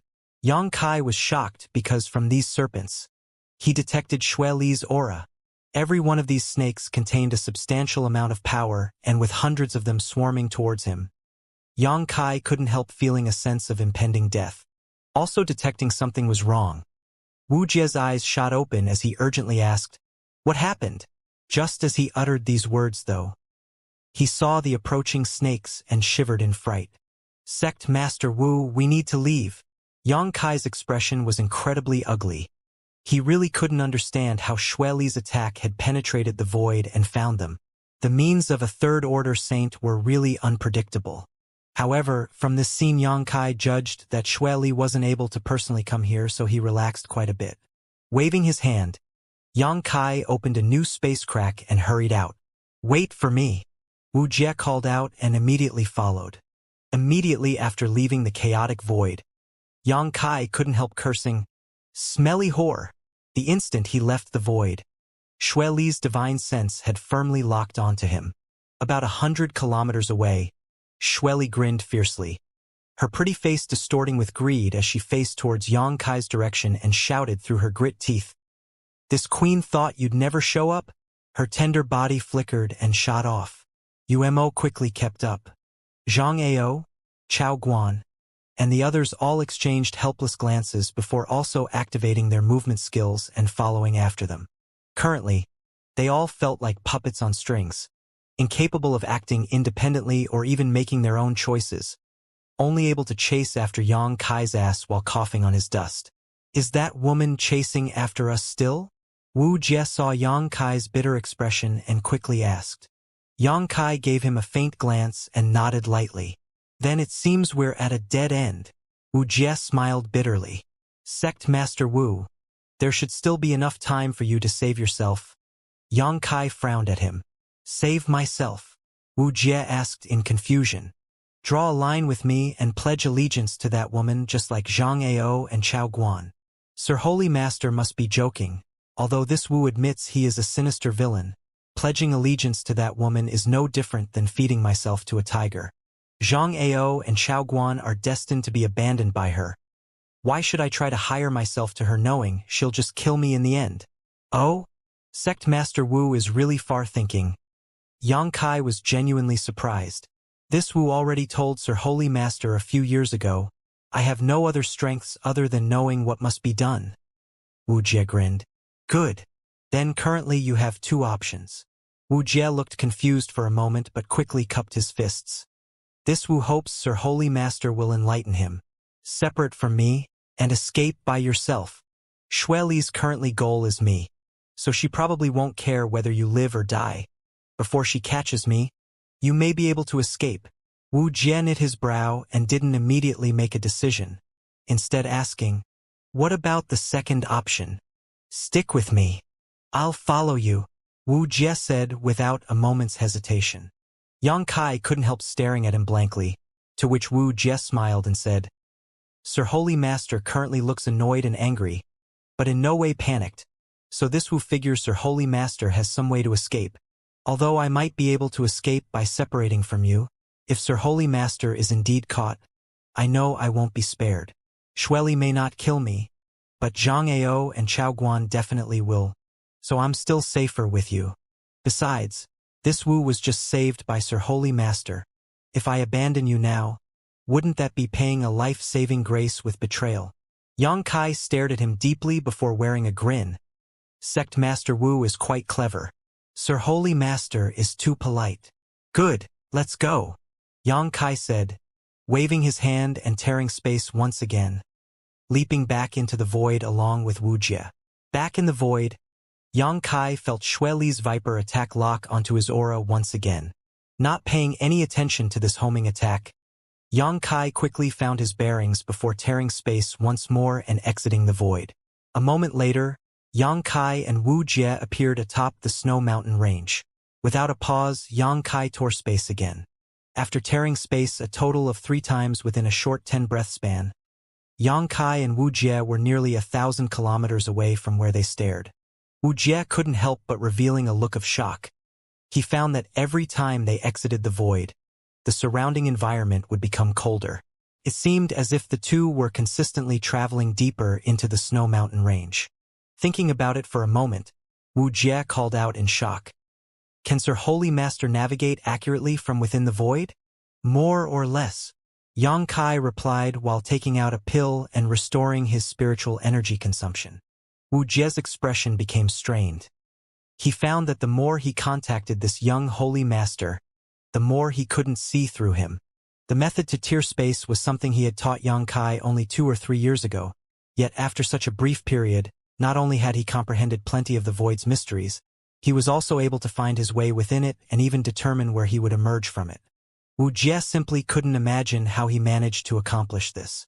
In order to simply use this divine ability, Wuxia had spent more than 10 years of hard effort, and even though he was able to comprehend some things, he still didn't dare use it at will.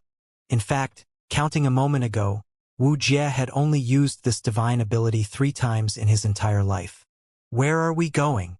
Wuxia quickly gathered his wits and no longer thought about such things, quickly focusing on the situation at hand. You'll know when we get there. Xianxia narrowed his eyes, scanning the surroundings to find his way amidst all the snow and ice. At the same time, Xueli, who was now nearly 1,000 kilometers away, was also rushing forward, her entire body pulsing with powerful demonic qi, flying across the snowy terrain at an incredible speed, constantly drawing closer to Xianxia. For the demon god golden blood in Xianxia's veins, or the inheritance, there was nothing she wouldn't do, as long as she could obtain Xianxia's demon god golden blood. Xueli was confident she could even compete with the current demon commander. If she was very lucky, she might even be able to uncover some hidden secrets about the great demon god from Xianxia. With such a rare opportunity right in front of her, how could Xueli bear to let it go? For this matter, she had concealed herself and dove deep into human territory, bringing along only UMO, leaving Sand City unattended for several years. From what she could sense, Xianxia was constantly moving deeper into the snow mountain range, seemingly moving towards some kind of goals, making her even more excited. Xueli didn't know why, but she instinctually felt that wherever Xianxia was headed, it was somehow related to great demon god. In the skies above the endless snow mountain range, Xianxia and Wuxia fled while Xueli and the others followed, the distance between them slowly growing closer. By now, Wuxia was continuously leaking cold sweat. Although Xueli was still quite far away, just her aura alone was enough to cause him panic. Suddenly, Xianxia came to a stop and spread his divine sense out, a moment later turning towards a particular direction and shouting, "Here!" As he shouted, his figure flickered and shot 1,000 meters forward. Wuxia didn't dare to delay and hurriedly followed after Xianxia. A moment later, a cave that had been completely hidden by snow was dug up by Xianxia. With a smile on his face, Xianxia dove inside. Seeing that Xianxia seemed quite familiar with this place, Wuxia couldn't help revealing a thoughtful look, but he didn't ask much, and instead just silently kept up. Inside the cave, the air was so cold it felt as if it could freeze one's soul. Upon entering this place, Wuxia had to circulate his true qi in order to withstand the chill in his surroundings. While looking around, he followed close behind Xianxia. A short time later, Xianxia came to a stop again and stared forward.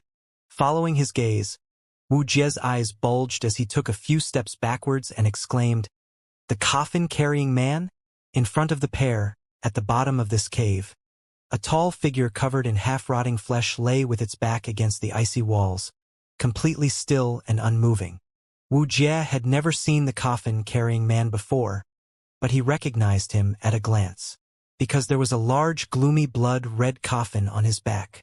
However, what surprised Wuxia the most was that the coffin-carrying man seemed to have perfectly melded into his surroundings. A thin layer of ice even appearing on his skin, while not the slightest bit of death qi leaked out from his body. "And he is who Zhang Ao and Chao Guan are looking for," Xianxia chuckled. "And it seems like Sir Holy Master really is related to the coffin-carrying man." Wuxia's expression fluctuated, faintly feeling like he was witnessing something historic, silently wondering just what hidden secrets lay buried before him, unable to help some excitement from appearing in his heart. "Good. I indeed have a connection with him, Xianxia admitted without hesitation before ignoring Wu Jie's reactions before walking over and calling out to the coffin-carrying man. Senior, senior. The coffin-carrying man offered no response. Wu Jie's brow furrowed, but he kept his silence. Although he could tell that, just as in the legends, the coffin-carrying man in front of him was already dead. Since Xianxia was calling out to him, he must have some kind of plan. After a few more attempts, the coffin-carrying man suddenly showed some reactions. The death qi which had been concealing itself within his body suddenly became active and the icy layer which covered his flesh creaked, as if it would soon break apart. Wu Jie narrowed his eyes, not even daring to blink. The spider web-like cracks soon appeared on the ice and the death qi contained with it began spilling out, becoming more and more intense with every passing breath. Suddenly, the icy layer burst apart, transforming into dust, and the coffin-carrying man, who should have died many eons ago, actually slowly opened his eyes. Wu Jie was startled by this sight and couldn't help retreating a few steps. When the coffin-carrying man's eyes blinked open, an aura far stronger than his own suddenly pulsed. A second-order saint's aura. That is to say, this coffin-carrying man was actually a second-order saint realm powerhouse. Or rather, he had at least been one when he was alive. His pair of terrifying eyes, though, were completely blank, like dead fishes, only adding to his fearful appearance. Senior, I must enter. Xianxia stared at the coffin-carrying man, not even sure he could understand his words or not. But given the circumstances, all he could do was try his luck. Fortunately, the coffin-carrying man seemed to somehow understand, his blank eyes brightening for the briefest of moments, clearly conveying a sense of joy and excitement. The next moment, his giant body standing up. The rich death qi and the putrid toxins leaking from his body quickly filling the entire ice cavern, causing it to melt and distort.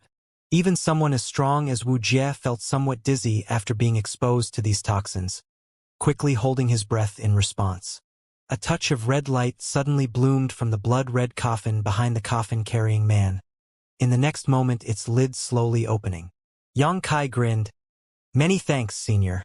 As he spoke, he didn't hesitate to grab the nervous Wu Jie and leap into the open coffin. At the same time, Xueli, who was still rushing over, couldn't help exclaiming, demonic qi? The aura of great demon god. Sensing these, Xueli pushed her speed even higher, seemingly unable to wait to find the source of these auras. Demon God Citadel. Li Rong, the leader of the ancient demon clan, stood quietly on the highest deck of the castle, staring out at the chaotic sky, her pretty face wearing a wistful expression, as if he was waiting for something. Light footsteps resounded behind her, but Li Rong didn't have to look back to know it was Han Fei. Sure enough, a moment later, Han Fei, in a plain light-colored dress, appeared and stood beside her, turning her eyes towards the sky. Two beautiful and graceful women, one as cold as ice, the other as pure as jade, the breeze gently blowing through their long hair and dresses. Surely this was the most enchanting scene in the entire mysterious small world. Many ancient demon clan disciples who happened to be passing by down below and inadvertently saw this picturesque scene couldn't help sighing in appreciation. However, when they remember the tyrannical methods and strength Li Rong and Han Fei possessed, they all quickly averted their eyes and scurried away, not daring to take a second look. Ha! Han Fei suddenly sighed, softly whispering, Senior Li, do you know how long it has been? Li Rong shook her head. There is no sun, moon, or stars here, so I can't grasp the passage of time, but it should have been at least 5 or 6 years. Perhaps even longer. Han Fei nodded lightly. When will we be able to see the outside world? Li Rong sighed faintly. That depends on the growth of that little guy. And everything will be up to how fast he can mature.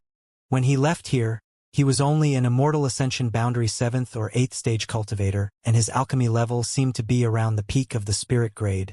Wanting him to become capable of refining a saint grade mid-rank pill should take him a decade or so. Is Senior Li so optimistic about him? With his aptitude in alchemy, it indeed shouldn't take him very long to reach an appropriate level of skill. But in order to refine a saint pill, he will need a corresponding cultivation. He'll need to raise both his alchemy proficiency and cultivation greatly. Is it really possible to do so in less than 10 years? Han Fei brushed her windswept hair back behind her ear as she turned to look inquisitively towards Li Rong.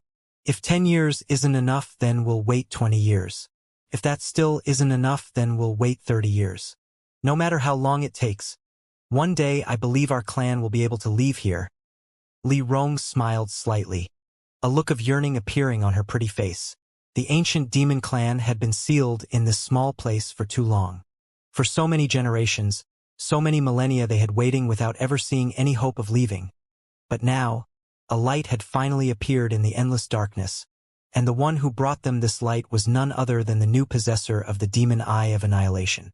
Both Li Rong and Han Fei believed that this was all the arrangement of great demon god, and that Xianxia was the one destined to free them from this mysterious small world. We can wait, but outside he has no one to depend on, no one to protect him as he grows. Whether or not he encounters any kind of accident is uncertain. Han Fei couldn't help voicing her concerns. Li Rong's heart tightened at these words, not daring to think too deeply about them. This was the very issue she was most worried about. With Xianxia's aptitude, as long as there were no accidents, it was all but guaranteed he would grow to a point where he could fulfill his promise to them. But the outside world was by no means free from danger, and accidents were also a normal part of life. The ancient demon clan was sealed inside this mysterious small world though. So even though she wanted to help him, there was simply nothing she could do. Even if he hasn't yet grown to such a point, if he could find some time to come and see us, just to let us know he is safe, it would certainly be good. Li Rong muttered in complaint. If Xianxia wanted to enter this place, he could do so very easily. All he needed to do was find Coffin Slave Senior and ask to enter. Then, in order to leave, all he'd need to do would be to ask Li Rong to let him out. It was because of this that Li Rong didn't understand why they hadn't received any word from Xianxia even after so long. Han Fei suddenly wore an awkward look as she whispered. Huaramo said, "He probably won't be back. What do you think?" Li Rong turned to look at her. "I think he will come back," Han Fei replied without any hesitation. "When he set out, he quietly left us with so many crystal stones. He also isn't a cold-hearted person. If he never planned on coming back, he would certainly have not left so much wealth behind for us. I'm sure he thought it would help us strengthen ourselves so that when he did return we would be able to provide him with even greater support." Li Rong smiled lightly and nodded. "I think so too, Huamo. He didn't interacted with him much, so it is only reasonable for him to have some suspicions." Han Fei nodded in agreement, suddenly saying excitedly, "But thanks to the crystal stones and pills he left behind, our clansmen have really experienced an explosion in growth these past few years. 2 have even broken through to the Saint Realm. Even Huaramo and myself have made some small breakthroughs. And we really should thank him for this." Li Rong also looked happy. Before Xianxia exited this mysterious small world, he secretly left behind a large amount of crystal stones and finished pills, resources that were urgently needed by the ancient demon clan. They had been sealed here for countless years, so their reserves of crystal stones had long been used up and they were unable to refine pills on their own. So the best they could do was directly ingest raw spirit herbs, but now that there were pills they could use, the effects were noticeably better. The 2 newly promoted commanders, have they managed to consolidate their cultivations yet? Li Rong asked with concern. And their cultivations are now stable. Huaimo has been lecturing them on the mysteries of the Saint Realm to speed up their development. That's good. We should go back inside. The wind is quite cold today. Li Rong glanced back at the sky one last time before walking back inside together with Han Fei. Just then, however, a bang resounded through the air and the 2 beautiful women couldn't help freezing up, turning around in the next instant to stare at the source of the sound, their eyes flashing with shock as their pretty faces overflowed with surprise. High up in the sky, a bright red light appeared, followed by what seemed like a great bolt of lightning descending from that light and falling a dozen or so kilometers away from Demon God Citadel. Faintly, Li Rong and Han Fei even saw a vague figure inside that bolt of red light, one that was all too familiar to them.